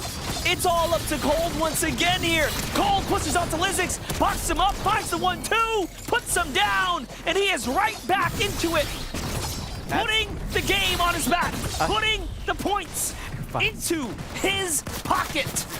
I can't believe the sacrifice right now that Acorn made just to get Cold back. 3 eliminations. That's huge because now they got that 12 points, and you got to think Duke and Edgy, they only had 2 eliminations. They went down before the placement points set in, so they started at 490, and with 4 points per elimination, quick math says they have 498 points. That is nothing if Miro is still alive picking up these points as a solo. Sphinx and Pollo, 4th place out. 1st place, Duke and Edgy's out. Baka Pars, Bryson Chops, that's 8, 9, 10, and 11 on the ropes. The chances now, the time is here. We have a lot of teams still able to put up a new top 3 for us. Epic Whale still in this game here, looking to play upset of even Skittles once again on high ground, trying to find their way back inside of this competition somehow. Does have that flint knock pistol. Try to push himself up. His teammate does go down just as we jump on board. Yamso and Rise, we're trying to get ahead of all these teams. They're one of the ones that could take that 1st place with a well-placed game here, an even better one in game number 12. Yamso with a little flash and drive, go ahead and hit some shots with that mythic tactical pistol to try to keep him above the damage threshold. Cold is down. Continuously looking for more. You said it yourself. Acorn and Cold run has come to an end. They did not be able or could not take advantage of the opportunity. Now Booga and Threats have the high ground. Booga and Threats are back in this conversation. They came into this in top 7. They don't have any elims. What separates them from the rest is the fact that they are now earning placement points to scratch that. Finally, the points start to add up. Make it 2 elims. They're giving us the show right now from height, and we have seen every team on high ground effectively uncontested throughout the day. For now, though, look at this, Jacob. Rise and Yamso are still in this, too. Looked like he just coned his opponent into the box to give himself a free rotation as they move to the low side of the zone. Legendary Slurp Juice means Rise are going to regenerate that shield and HP in the blink of an eye.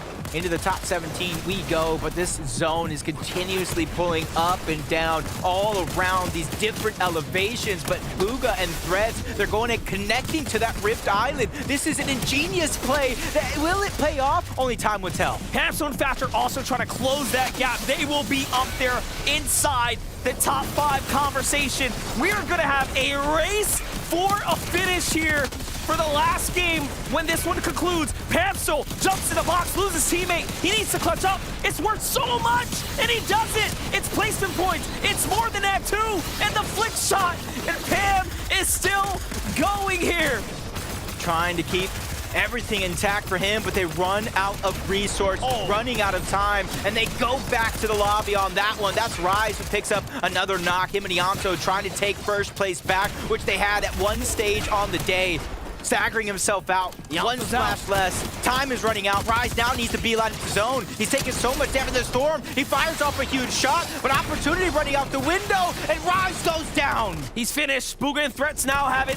on Easy Street here. Plenty of placement points and a win waiting for them to be picked up here. But they do have a little bit of material to work with. It's going to be very patient from here on out for them. Otherwise, we see trouble. Trashy is up. He finds his way into the storm there. Win condition revealed to him. That's a slurp juice. TK, nothing to work with. No heals. Kinetic Blade in hand. Does he challenge height? Does he take a fight from the side? We'll find out.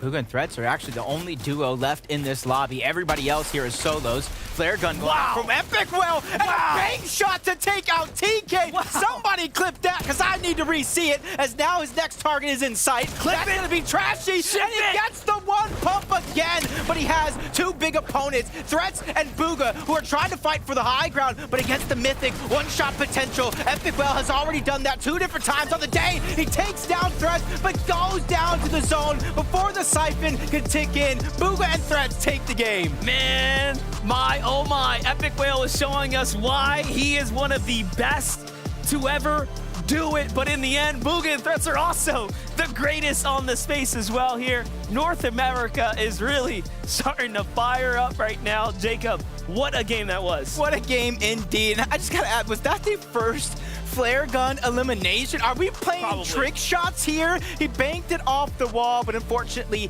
even though he did get the one pump on the Threats, Bugha with the high ground and the pressure from zone after zone, they take the game overall, and they started that one in 7th place. I know this is a winning package, but I would not have been upset to see the flare gun elimination thrown in there. Take a look from Bugha's perspective. The box fight was going down. Epic Whale put up a great one, but Threats and Bugha come out on top for game number 11 here at the grand final. And now we just have one more. This is the final countdown, the last go around, and with Bugha and Threats to start that game in 7th place, I can only hope they inch themselves up the leaderboard to give themselves a fighting chance, but only Zeke and our analysts can let us know. Stress. They're doing it at an all-time high, like Bugha here and Threats. And you know, this is actually a fight I've always wanted to see. I wish under a little bit different circumstances, right? I wanted a straight up 2v2 Epic Whale and Reed versus Bugha and Threats.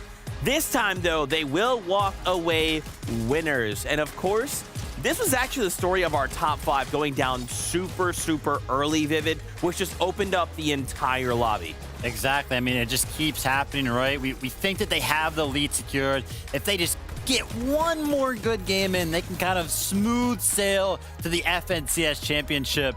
Then they always seem to slip up, and now we're set up for a phenomenal game number 12 because, like Jacob mentioned, Bugha and Threats, they were in that 7th place position. With many of those teams falling down early this game, they're going to be up their top 3 contention as well. I really believe that high ground is where they have the most peace and happiness up there. They look great. They're playing great. And I'm assuming they're going to be trying to go for it this last game.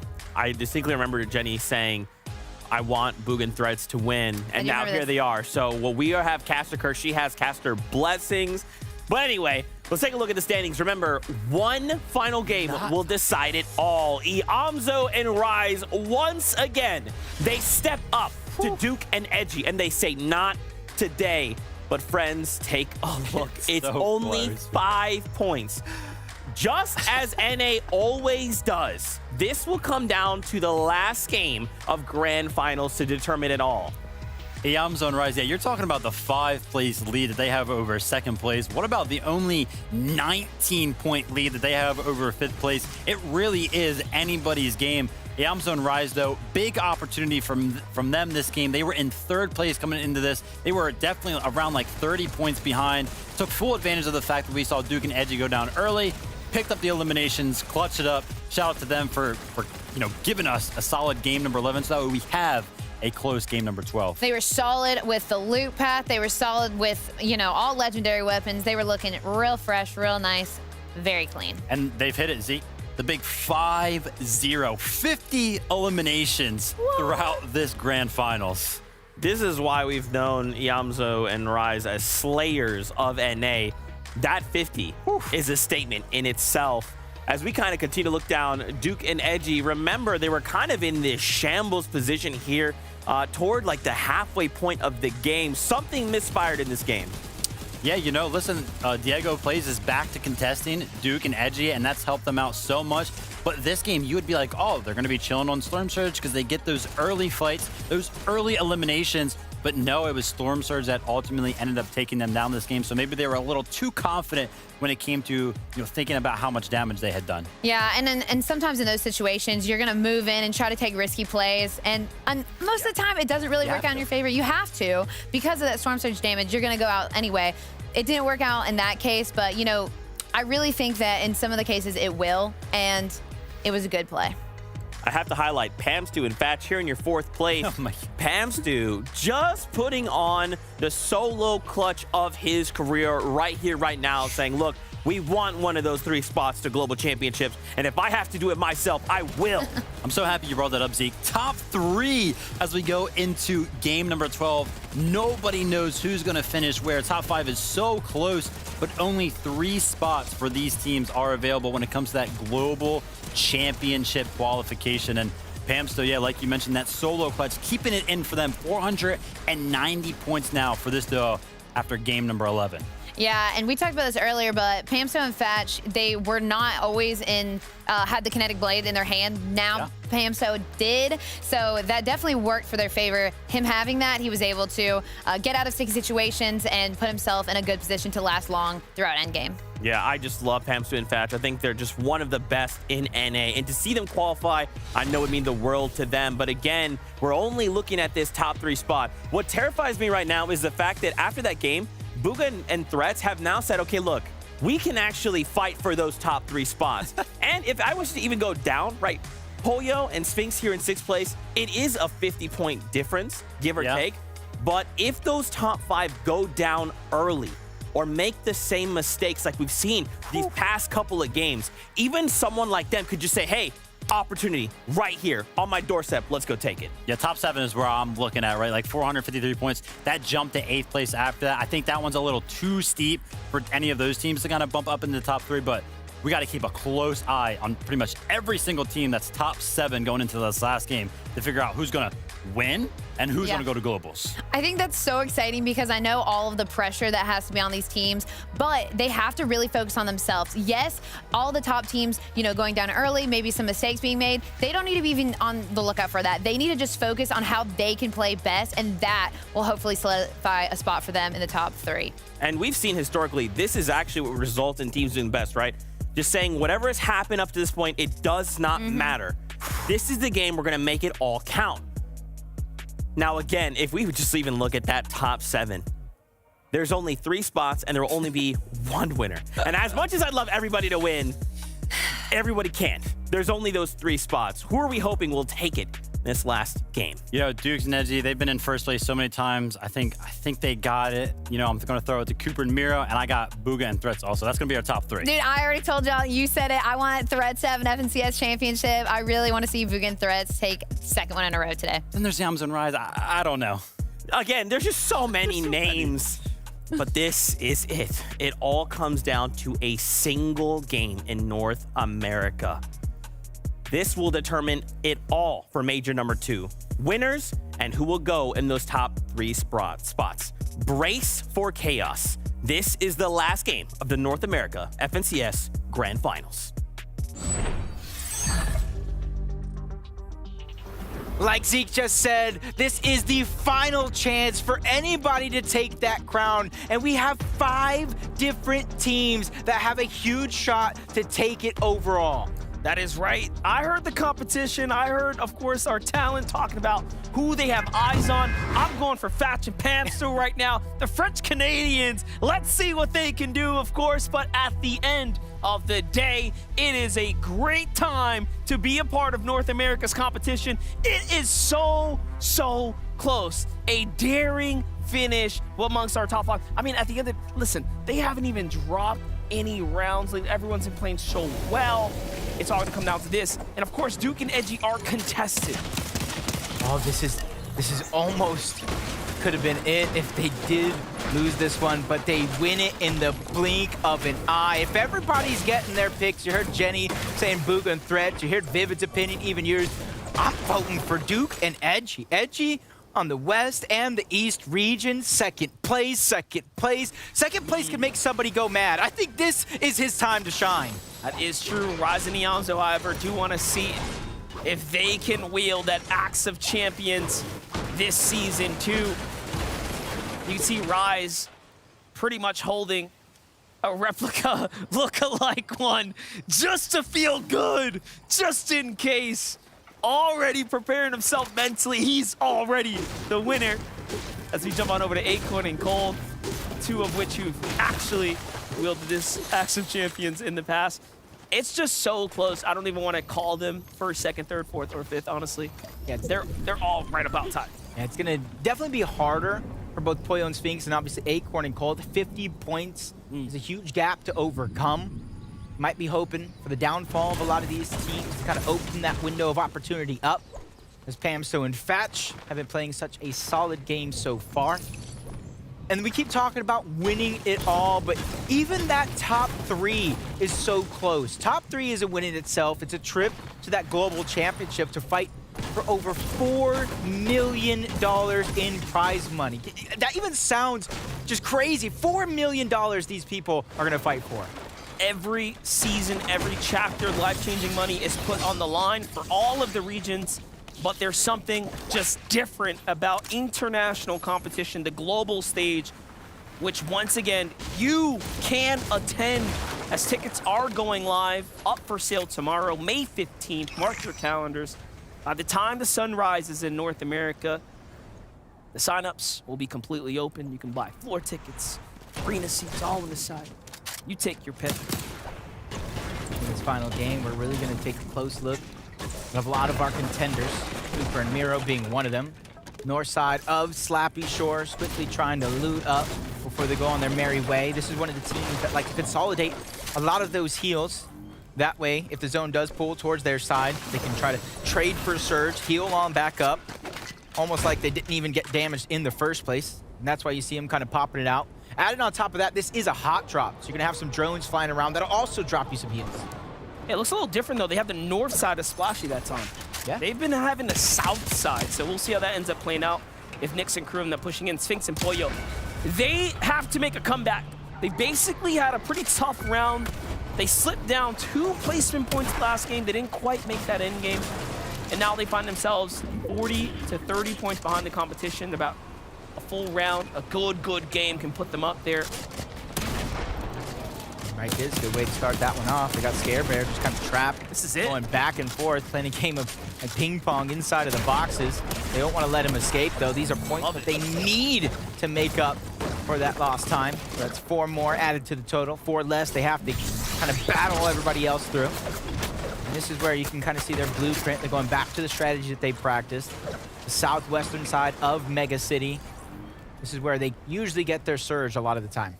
I wouldn't even be upset if they played a little bit more aggressive this game, just so that they can guarantee a top 3. They will really have to do it. When you're 30 points behind the next big placement jump, you have to do something spectacular, not just outperform them with eliminations. You have to outplace them as well. It's not an easy ask. Rise and Eonzo right outside the Splashy. You can see that they have the high ground position as well. They want to build a big box. They want to look around and see what they can do for damage in general. And Pamsto Thatch, much different conversation. They've got a very pleasant Frenzy Fields here. Their strategy has been play dynamic, rotate to different spots, take advantage of teams on the move. Right now, you can kind of see a team, at least the players, slowly but surely sneaking up right next to them. Have to be careful, because if they're the ones that get caught off guard, there goes their FNCS championship right out the window. And as they currently sit in 4th place, that would take away their hope of going to that global championship. There's Booga and Threats. Currently, they sit outside of that top 3 as well. In 5th place, 484 points to start the day. Only 19 away from that top 3 spot. Definitely doable for them. Wait a second. Threats knocked Pollo in the feed. That's a huge, huge knock right there. Take a look. Threats is right here. Cold and Acorn are also in a fight. What is happening right now? Everyone putting it on the line here. Cold Acorn up against Lizux, but a third party's looking in from the outside. Remember, this is right outside the mega city. Threats is nearby. There's a lot of competition here. Competition that truly matters to our top 5. Keep that in mind as you weigh the significance of these fights. This is huge. You kind of saw it as soon as he went down. Everybody kind of beelined their way on over.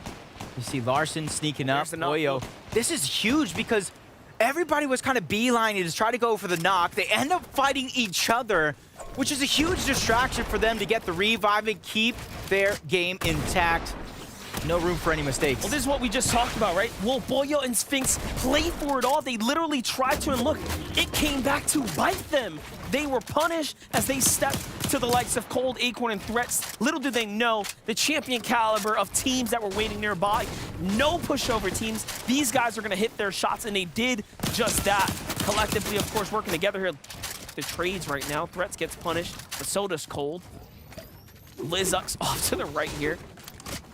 I think it's funny because as soon as Poyo and Sphinx got back on up, they're like, hey, maybe let's not try that. They went back on over to Mega City. I expect them to have some sort of skyscraper built in a moment to try to take advantage of all those players that are rotating near their spot. When it comes to Storm Surge, it is going to be a must. So many teams, even ones you wouldn't expect, have suffered to it at least one time on the weekend, except for maybe Pam, Stu, and Fatch.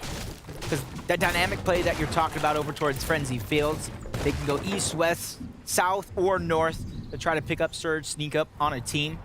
And they're at the edge of the zone as well. Sphinx continues his rotation. Doesn't want to get stuck. He's trying to find the next highest elevation that he could work with that is outside of Mega City. That way he can do exactly that again. You build your tower, and then you just terrorize people with the red eye. He gets there before anyone else. Oh, wow. Oh my gosh. Tries to wait, and Cole just rips him apart. And another team is out there looking inwards as well. You have to assume that's Acorn, who's got Sphinx in his line of sights. Look at Sphinx looking around like, hello? Where did that come from? No idea. You know he's not going to peek it again. There's a big pot down here. That's good for him. There it is. Free builds. Gets to the rest of the loot here. It's secured. This is their spot to do with. And already Acorn, Cold, still in the mix, though. They have a team right on top of them. Remember, that was Lizux. Have they not moved yet? Oh, it's Bully still there. Yup. Oh, Cold gets tagged up, trying to get on over to Acorn. If they get in the same box, they were separated for just a little bit. Bully and Krizix weren't able to really take advantage, which kind of helps Poyo and Sphinx yet again, because now they're able to rotate a little bit to safety. Buka and Threats is that team that you see on the southern portion of the map, trying to go to the slow side of the zone, as it does pull towards the north. As Acorn and Cold looking for information, and without the kinetic blades, it's not going to be easy for them to try to disengage. Although Cold and Acorn didn't get an elim, neither did Lizux and Bully there. If you go back and just watch that fight, slow it down, there was so much high-tier duo play in action there. But from the pinches of Lizux and Bully to the defensive plays of Acorn. My gosh, I'm such a Fortnite fan. That was crazy. It didn't even end, and I'm just like, oh, wow. Like, I'm blown away. The lever, the caliber of competition right now is just insane, but okay, let's get back into things. It's game 12. We still don't know who's gonna win this all here. Ooh, I love that. I love doing this. Use the kinetic rock, get some high elevation, and then from there, you can use the kinetic blade to get even farther and optimize your usage, especially if you have a rare kinetic blade where there is only 2 charges. As Edgy sets himself up, may not be in zone, but it's right next to it. It's where he's trying to look at anybody that's on the southwest part of the map, from Shattered Slabs all the way even more south, to try to figure out, I gotta get more Surge. Even though they did win off spawn, we talked about it. That's only a max of 200 Surge because it's only HP that you're taking off. That's right. Cooper and Mira on the other side from Splashy on up to the Bastion now. You can see they're trying to situate themselves here. They've cost themselves a lot of material on the rotate. They want to start bouncing right back into the game, make sure they're fully healthy. They're starting to mix things up. Cold and Acorn still have problems, but this time it's with Rapid and Jess, the kings of the vault here right now. They were thinking they were going to sit around. Cold and Acorn come through, clean things up, and keep their tournament run alive. all for that vault loot just to see what is here. That's big because that's not only are they able to scrape together all that loot, just like Jeff and Rapid were trying to do, that's 8 points closer to closing that gap and trying to reclaim that top spot. We talked about it, much harder than some of the other teams that are in the top 5 to take it overall. But if you are going to give yourself a fighting chance, you got to do just that. Fight for every single point that is here in this lobby. They have nothing to lose. Nothing at all. They're really the only duo with that gap right inside the top 7 that had absolutely nothing to lose, everything they gain here.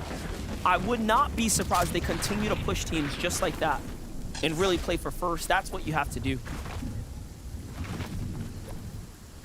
Slower you go, the harder it's going to be. But for Cooper and Miro, they're hoping everybody in front of them already rotated. So the chances of them really being gatekeep slim to hopefully none as Fuga and Threats continue to rotate to the slow side of the zone, something they've been doing all weekend long, and it's working more times than not.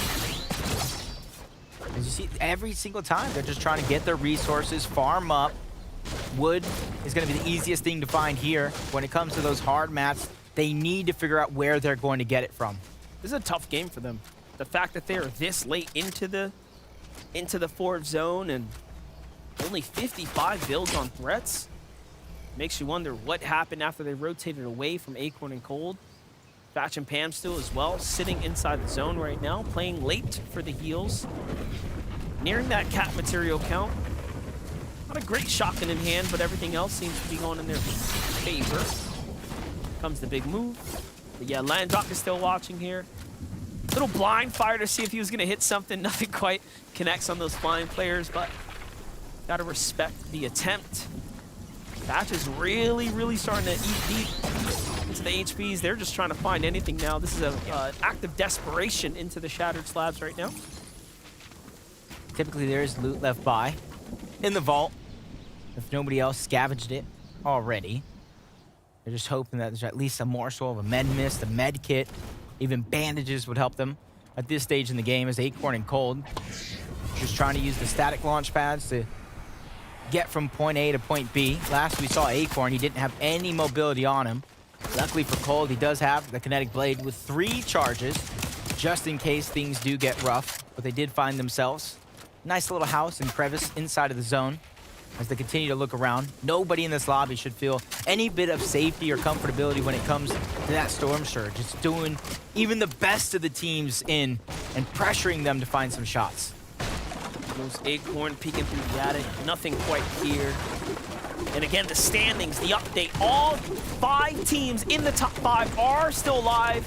As it stands right now, we have no idea who is going to be the next FNCS champion or who will be our top 3 to get a ticket to the Global Championships, which you can attend in October. This is going to be the best, honestly, the best time to be crowned a North American king, if you will, the crowning champion. As we've had this full merger, NA West, NA East coming together, the competition has never been tougher. That's one thing I feel like I haven't even talked about enough. The unified regions being that first undisputed champion of North America. A ton of bragging rights, something that you can hold on to for the next couple months before FNCS Major 3. Duke and Edgy rotating. They're trying to hold on to their first place spot. Start the game, it was Yamzo and Rise. With those 2 eliminations, the Edgy and Duke, they took it right back. But it's only that much of a gap because Yamzo and Rise even have an elimination. And that just goes to show how close this game actually is. It's either elimination, placement points, every single one of those matter. And of all the zones we've had on this day 2, this is the first in quite some time, it feels like, that we're not going to have all this water involved. It's going directly on up to some solid land and ground. On average, 82 points have separated first and second in the other regions, and just 22 points are separating first through 5th here in NA. This is now, once again, in good NA fashion, another close FNCS. I don't know if I'm a lucky charm or something, but I've been on a streak the last 3 or 4 NA championships FNCSs I've been a part of have been extremely good. And I'm in for a treat here with you, Jacob. This is crazy. I mean, I definitely feel like you're my lucky charm. I'll take it. No, I know me and Levin have a lot of fun throughout the course of the weeks. Boricua brothers here. We just, you know, on a different level. But I love seeing Levin and Shy over on the other side of things. EU as Cooper and Miro. It may not be them who's down on Surge, but so many other teams in the lobby might be suffering to that. As Bucky and Okus inch themselves closer and closer. Shots coming in from the third party. Cooper's shields get drained. They become the focus of the lobby. 48 HP, getting pushed back into the zone as well. So even though he's shielding himself very nicely, he's still taking some damage, forced to reposition. Luckily for him, Miro built themselves a little box of metal that they can work with to try to shield and use those splashes to get themselves back on up. And as the shots have slowed down, I think they've escaped tragedy, at least once so far, and even found a gift on a death on the other side. And like I said, more times than not, they do have that vault loot, so that's a huge find if they do. You know, Death's super upset. I saw him actually tweeting like, just give me a pulse rifle, I'll show you what I can do. But Rift Island's not on his side right now, and that's it. His championship run is over. His FNCS finals is done, but Tahi has a chance now to fight back. It's a tough ask though. Miro and Cooper are, of course, on fire right now. Big shots come in though onto Miro and Cooper there. Luckily, the damage was split between the two and not absorbed by just one. That couldn't have worked out better for them as they have a chance to still bounce back here. But that was a close one. Yeah, I was feeling like Cooper there for a second was just a magnet taking shots. Even though he has good mobility, he's trying to stay ahead of the game. They still have a far rotation. So the zone, in theory, is going to move slower as they push towards that right side of the map. Good shot is going to be fired, but ends up in a fight again against Okus. Him and Bucky are just hot on their heels. Everybody here at this portion of the map is going to have to fight through one another onto that congested side of the zone. For Miro and Cooper, they do have the fact that they don't have to fight for Surge. It's just something that they're gaining along the way because people want to fight them. It's true. Miro has the big heals, though. There it is. He drops legendary Slurp Juice, and now they're one of the last to make this rotate. You can see teams like Bucky already on the move, but others are looking inwards. Those situated few that have these high ground spots. Miro goes on up, waiting for the charge to come in. Finally, it does. And now in he goes. He finds Larson there, doesn't quite find a tag, but this might be the force of a lobby focus if I've ever seen one. He's in a tunnel on the low ground with many, many teams in front of him. But it seems like things settled down for a second. Jack and Quad looked past them, potentially to the other teams that were just nearby. Great Back Japan barely made it in. They were so far out. What happened? Surge. Yeah. You're kind of seeing it because, like you said, they were so far out. They weren't really able to focus on getting a ton of that surge. They were just able to get enough to barely be enough above that threshold. But now they're looking up, trying to find more. They see Kanata and Agers distracted, trying to get their own surge, trying to drop them down into the palm of their hands. Because if you look at their HP, if you look at their shields, they really have no other choice but to try to get a refresh. And as soon as they fall below that damage threshold, that is going to be them in panic mode. This is going to be the most important time to focus on our top 5. Placement points are just moments away, but this is the most difficult part of any Fortnite game, making it right past these big moving zones here. All of our top 5 is still alive. Anyone can be your champion, especially those that you see right there listed off to the side. 3 points separating first and second, 2 points separating second and third. This is one of the closest FNCSs I've personally been a part of myself. I know you talked about a few yourself, and this is just a treat. Especially really not knowing who's going to win or who has the best chance at the end of the day. As Yamso, Rise, they're just looking off into the distance. You can see instead of getting the red eye, he pulls out that mythical tactical pistol rather early on, just in case they end up in a CQC battle against one another. They can put out so much DPS in the blink of an eye. Booga threats, putting players into their lines of sights right now, trying to force the lobby onto them. And it does seem to work. This is Commandment. This is Macwood, who had the luck of the draw on the zones here, hence why they're still alive. Booga comes in with the splash here to top off his teammate, just making sure everything is good right now. But we have ourselves a big update here. It looks like on the other side of things, Pamstel and Thatch have troubles as Pamstel finds himself out in the open, no builds, and they fall. And just like that, my favorites, the French Canadians, our 4th place team is down and out. We now have 4 other duos to focus in on, including Cold and Acorn, who need to continue to rack up. They have some of the more eliminations that we've seen so far. Miro finds Jack there in the feed. Big one for him. And that's 4 more points. They were just down 2, so as soon as that elimination does get cleaned up, they'll bump themselves into 2nd place. That's how close the game is. Booga getting elimination as well. And with Pamstu and Fatch down in 4th place, Heroes knocked. their shot at the FNCS Global Championship for this major is out the window, and Booga and Threat's chance to get in just upped. Oh, Cooper's by himself now. Miro's down. He gets fully finished. Cooper has a flare gun. Still has, of course, a kinetic blade to work with, but the match is starting to run thin. It's not looking too hot right now, as you still have Iamzo and Rise Up, Dukes and Edgy. Let's take a look right back at it really quickly. How did it go down? Booga looks in onto Macwood and Commandment. That's how he finds his points. And then, of course, in between all of that, we did have another one fall. Acorn finds on one. Booga and Threats are looking solid right now. They finally have an elimination on the board. Can't have 2nd. The Mats are what worry me right now, but they're hot on their heels of Thoric. Hopefully he has more than just Siphon, as he ends up being a 3rd party stuff, the focus of the lobby.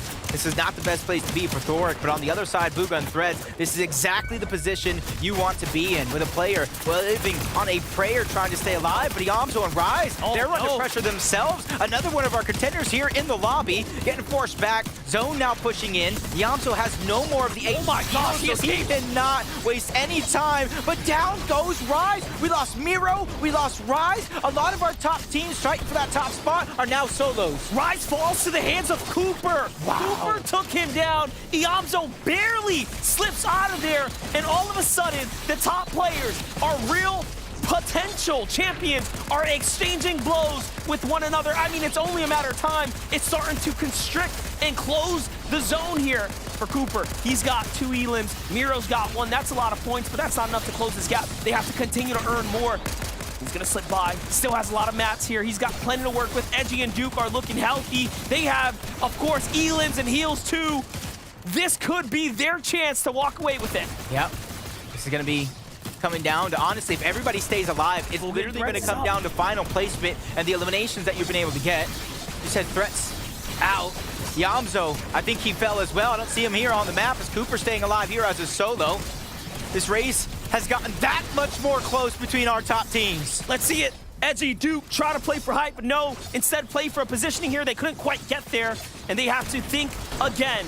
They are the best boys team. Bucky finds Threats. It's up to Booga. Booga's by himself. Booga's trying to play for the pickup right now. Can he stick the save potentially? Acorn and Cold are in trouble to the box next door. It looks like the save might just be successful. Cold is still in this. Threats is still in this. He gets picked up. Booga with the save. That could be everything for this potential dub here. If you're a fan of Booga and Threads, I don't think you have scripted a better ending than this one. My God. As Cooper is just landing shot after shot, just trying to take down as much shields as humanly possible, but he now has to rotate to the front side of zone, but he does not have material. He needs a refresh if he wants to try to keep his game intact. A monster shot on the Booga. This is it, and it all comes down to this. Booga goes down, and he doesn't get knocked, which means we lost Threats as well. And look at that, he's about to just land up for high ground. Duke and Edgy are still in this, but the points are just so close. It will come down to placement. Can Coop truly do this by himself? He goes on up to high ground, gets tagged from behind, slips down, but seeing the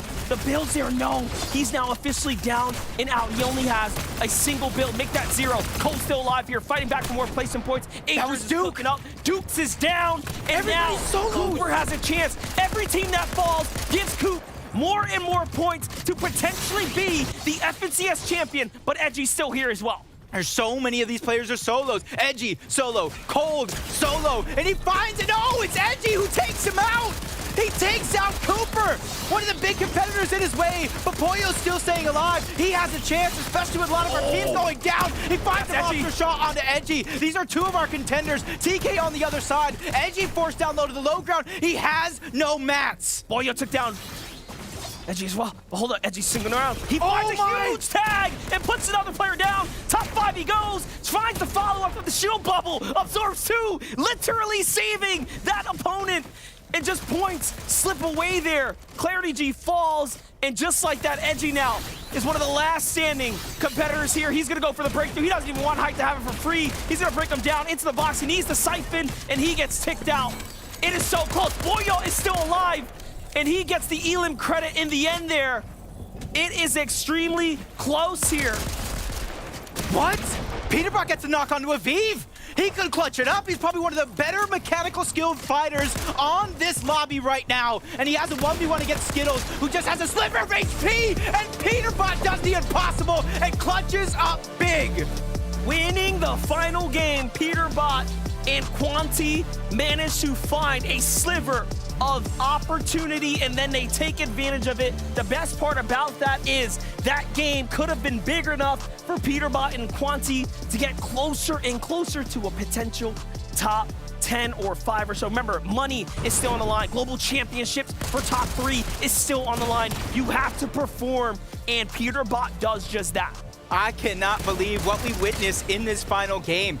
If it wasn't our top teams going down, it was them being stuck as solos, and then on top of that, they were fighting each other. I feel like I was watching Fortnite the movie.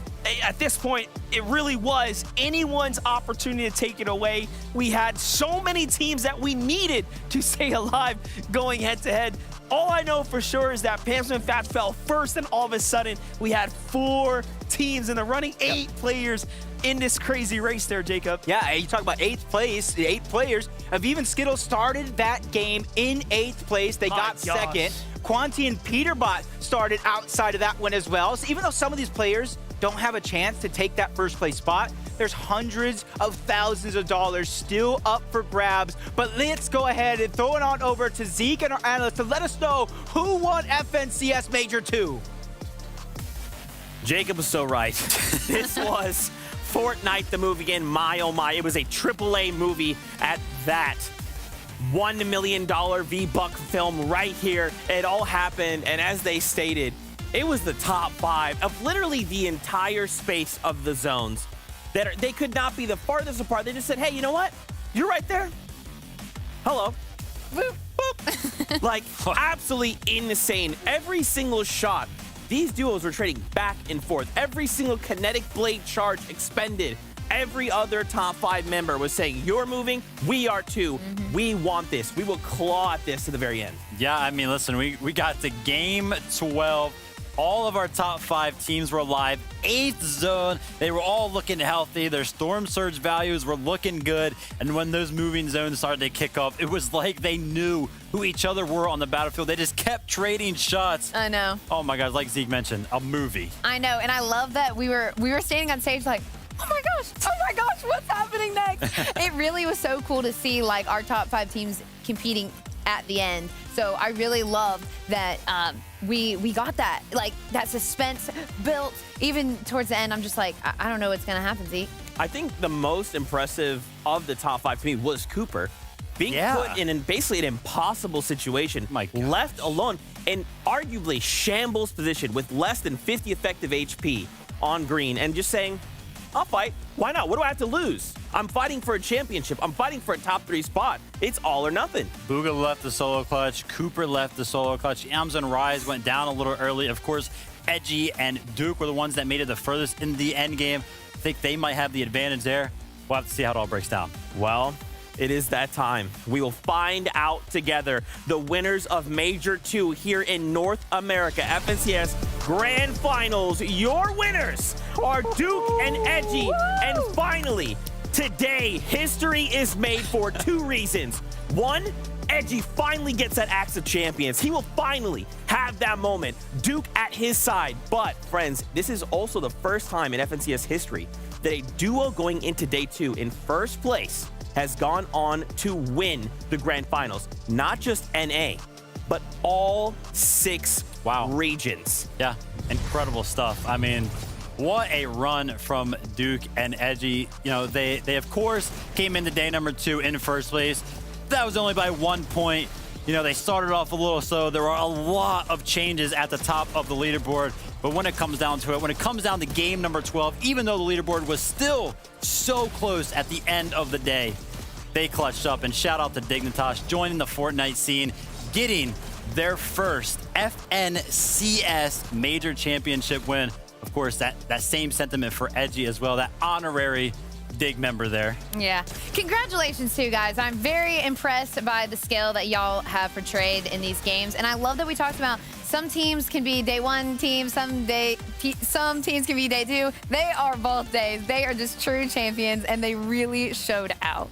Yeah, to me, man, once again, in case you didn't know, Edgy's always been that guy who's come so close. So many seconds places in a row, back-to-back seasons in a row, has been looking for that Axe of Champions. And today, it is his. But don't forget, we're looking for the top 3. Remember, we're taking a look at who will be representing NA in the FNCS Global Championship later this year. Let's take a look together. Off of that game, Whoa. Cooper and the solo performance coming in so strong says, you know what, Miro, let's go to Globals, baby. Just watch me. Hey, listen, shout out to Cooper. Shout out to Miro. We saw some incredible solo clutches out of that duo today alone, making sure that they made their run towards Globals. And then Pollo and Sphinx finding themselves in 3rd place as well. You know, the big question mark was who was going to be in top 3. They've snuck in. I really think it's so cool how we really didn't know. There's some of these other regions where it's just like, okay, yeah, like there's some definite dominant teams, but it was all over the place. It was jumping around, and it really shows just the strengths that these teams have to push on to the top, and they are going to be having that place at Globals. I'm so excited to see how they perform there. See, look at 4th, 5th, It's wild. and 6th. Like, 519, 518, 5 That's how close this competition was. And it's literally the difference, thousands of dollars. And to think, we watched that battle unfold before our very eyes. To see Jacob PR and MDF just masterfully call every single interaction. It was easy to follow. It was fluid. And these teams, they fought tooth and nail to the very end. But it is your top 3 that will go into Globals. And of course, Duke and Edgy, who are your FNCS champions in North America. However, let's not forget, there's 6 regions. So why don't we go and head on over to our casters to check in with the other winners of the FNCS. Thank you so very much, Zeke. Yeah, we have a lot to catch up with. The FNCS is now officially concluded, and we have all of our champions to congratulate. If you tuned in at the start of the day, you saw Europe, Queasy and Vino dominate the performance, of course, and Jacob, we had the pleasure of casting North America. Yeah, Duke and Edgy take that top spot. Brazil, they mimicked what Queasy and Vivo, 6 VRs throughout 2 days. King and Phaser Kame just proving they're one of the best. Absolutely. Then we jump on over to Asia, where, of course, Team Alba, they're always putting up great performances. Awesome signed players. Yuma and Jaemon Kun come out and do their thing. They come on the top. Oceania, of course, pops up. You have Suns, Thug, and Anon KTN doing. And that's a back-to-back for them, which means somebody else earned a spot to that global championship. But give it one last time for Cal Gamer and 7-man 1X from the Middle East region, taking that top spot. A huge amount of effort went into all these competitors throughout these 2 days. They have definitely earned that Axe of Champions. Cool part about this is, of course, if you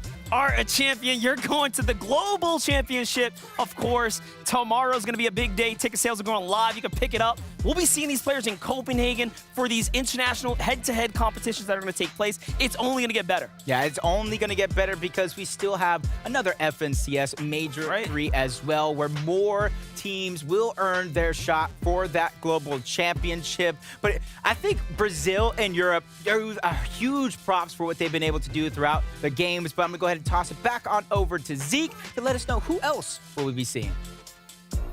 Thank you guys so much. As these gentlemen did allude to, we have global championships happening later on this year. Why don't we take a look at who is qualified through from Major number 2? We have an amazing breakdown here. And what I love is that we can also compare this to Major number 1. Remember, spots will continue to open up as we draw closer and closer to globals. But now in Major number 2, take a look at just this list of duos we'll be seeing at the global championships. As a representation from every single region, we have some serious powerhouses. I mean, there are a lot of teams. We saw some great performances out of a lot of these teams. Shout out Malibuca and Thomas, showing what they're capable of, even when contested. Of course, you know, we have the NA teams, Acorn and Cold, that will be going there, Thork and Bolts as well. Some teams clutching up today. I mean, Cooper and Mira. We got Seti and Cammy, FNCS Invitational winners returning to the international stage. I can't wait, and we've only been through major number 2. We still have major number 3 global qualifications available as well. Oh my gosh, Vivid. Literally, I'm looking at this and I'm just blown away by the skill that we've seen in the past games, but on this board, I'm like, to watch them play all together at globals is gonna be absolutely mind-blowing. I cannot wait. And you just think, again, like, these guys are not only putting up these numbers, locking in their spots, but as Vivid's kind of talked about, there's a whole other major. We will continue to put names on that board. While these guys, they get to come into major number 3 and say, hey, we've already qualified. Now we can stand in your way. We can dictate what you are allowed to do. We can land on your spot and say, in globals, that's our spot. Yeah. That is what I'm most excited to see going into major 3. We talk about it all the time, right? The meta within the meta, these lobbies, these formulaic games that happen over the course of 2 days, 12 games. There's so much to unfold, and we saw some strategies unfold here today on NA. Of course, EU was a stomp house over there. We'll see Queasy and Vino look to kind of, you know, get revenge when it comes to that international stage. Fortnite's so fun. It's so fun. And we've talked about this before too, but when there are certain duos in the lobby that you know are very, you know, they kind of claim height or they're more dominant in these positions, you have to take that into effect on like the way that you're going to play these games out. So there'll be times that we'll look into these games and we'll say, okay, you know, we got this crazy duo that's a height team. Maybe I'm going to have to learn how to play low ground. So they're going to have to adjust and adapt to those different play styles. For me, the question has to be, are we there yet? Can we step up to Europe? I think today, Major 2 is a good step in the right direction, but I think we still have work to do. Zeke loves this question so much. I love Zeke so much, right? Because he's like, you know, he's such a little NA fanboy. He's like, yes, you know, let's catch up to EU. Zeke, let's be honest, like EU, they've got some really big powerhouses over there.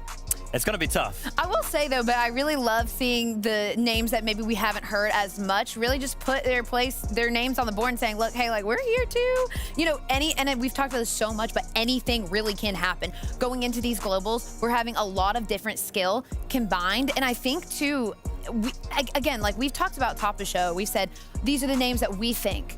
And then we had our winner be not even someone we talked about, which is so crazy. Like it's so crazy that anything can happen, and I love that about these duos, and I love seeing new names come into the Fortnite space. Yeah, did you guys have maybe like a favorite moment from the day that you thought like, yeah, this is us, this is North America? You know, I think Cooper and Miro, I'm happy to see Miro kind of back in that top 3. You know, he's had such a dominant career.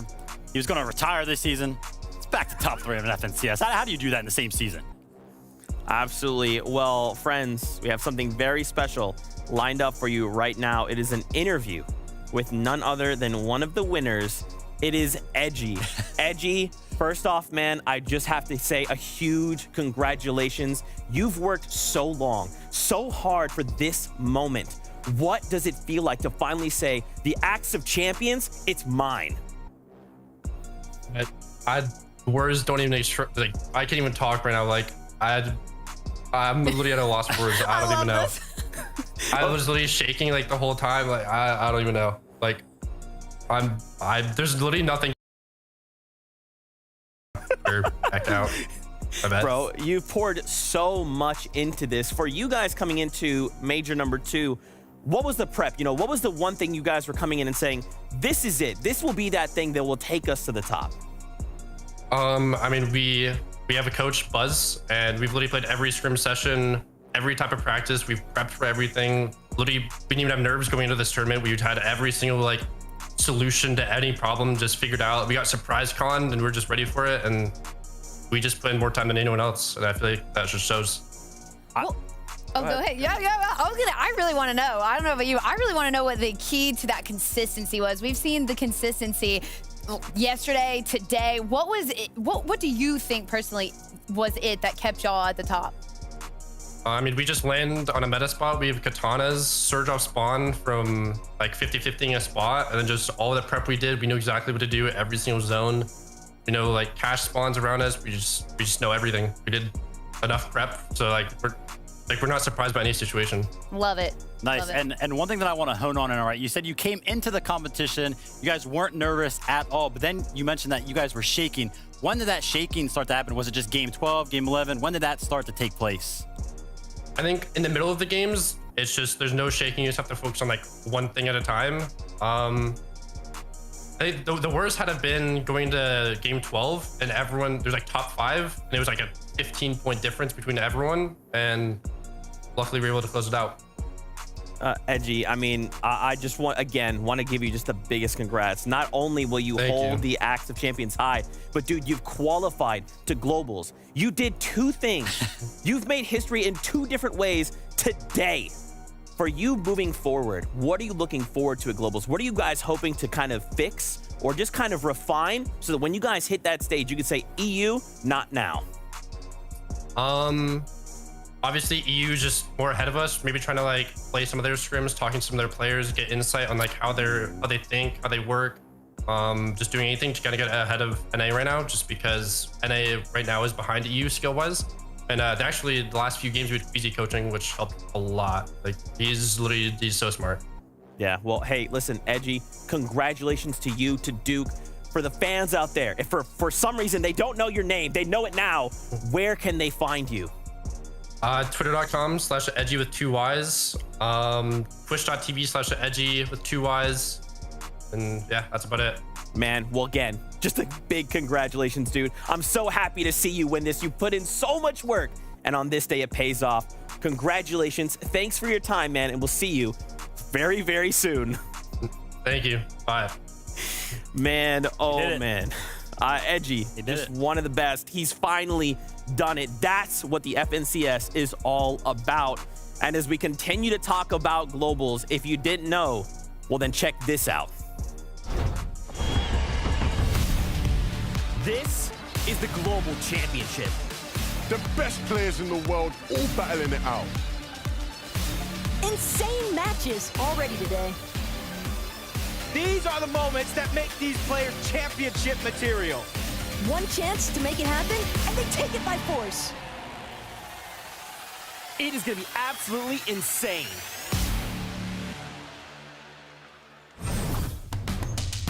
That's right. Tickets are on sale May 15th, first thing in the morning, 4 a.m. Eastern. Go get yourself some tickets. We want to see you there. Globals will blow you away. If this and EU was exciting, that will be the very next step and the conclusion to the year, of course.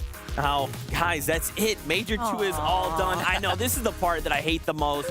But as we kind of wrap things up, I'd love to hear from all of you, final closing thoughts, and maybe even what you hope to look forward to in Major number 3. I mean, for me, it's just coming from, the West region. Poyo has always been a player that had an immense amount of skill. He had 2nd place finishes on the region. He almost was able to go to the FNCS Invitational last season. I think this just goes to show that this is his moment to shine. Even though he didn't win, I think this goes to show the amount of skill a lot of these players possess. Yeah, truly. A huge congratulations to Sphinx and Poyo. That big shot, finding the big hit onto TK last season. He had 2nd place. Yeah. He was on Team Ignite, switched on over to Fusion, and again, just continues to pick up. So for him to squeeze out that 3rd, I know a young 15-year-old player like him, we saw how Edgy was blown away. And, Edgy's a young adult. You have to imagine he is at a loss for words as well. That's what this is all about. I just feel so privileged to be a part of the NA stream and the team here and working with all of you guys. And I know you love to see these giant stops from EU and Brazil where they get 6 victory royales, but personally, I love when it's so close. You can't tell who has the win until the very final moment. So thank you guys, and thank you to everyone watching, and of course the incredible 100 players we had today. I know, being on the edge of my seat, being not sure of what's happening next was just the most excitement that I've felt, and I cannot wait to see what happens for Major 3. I'm always game for some fun Fortnite. I got all of that today. I got to see record-breaking performances over on EU. I got to see a Game 12 finish over on NA. I'm going to bed happy. Well, that is it from us here for Major number 2. As much as we hate to say goodbye, the very next time you'll see us is Major number 3.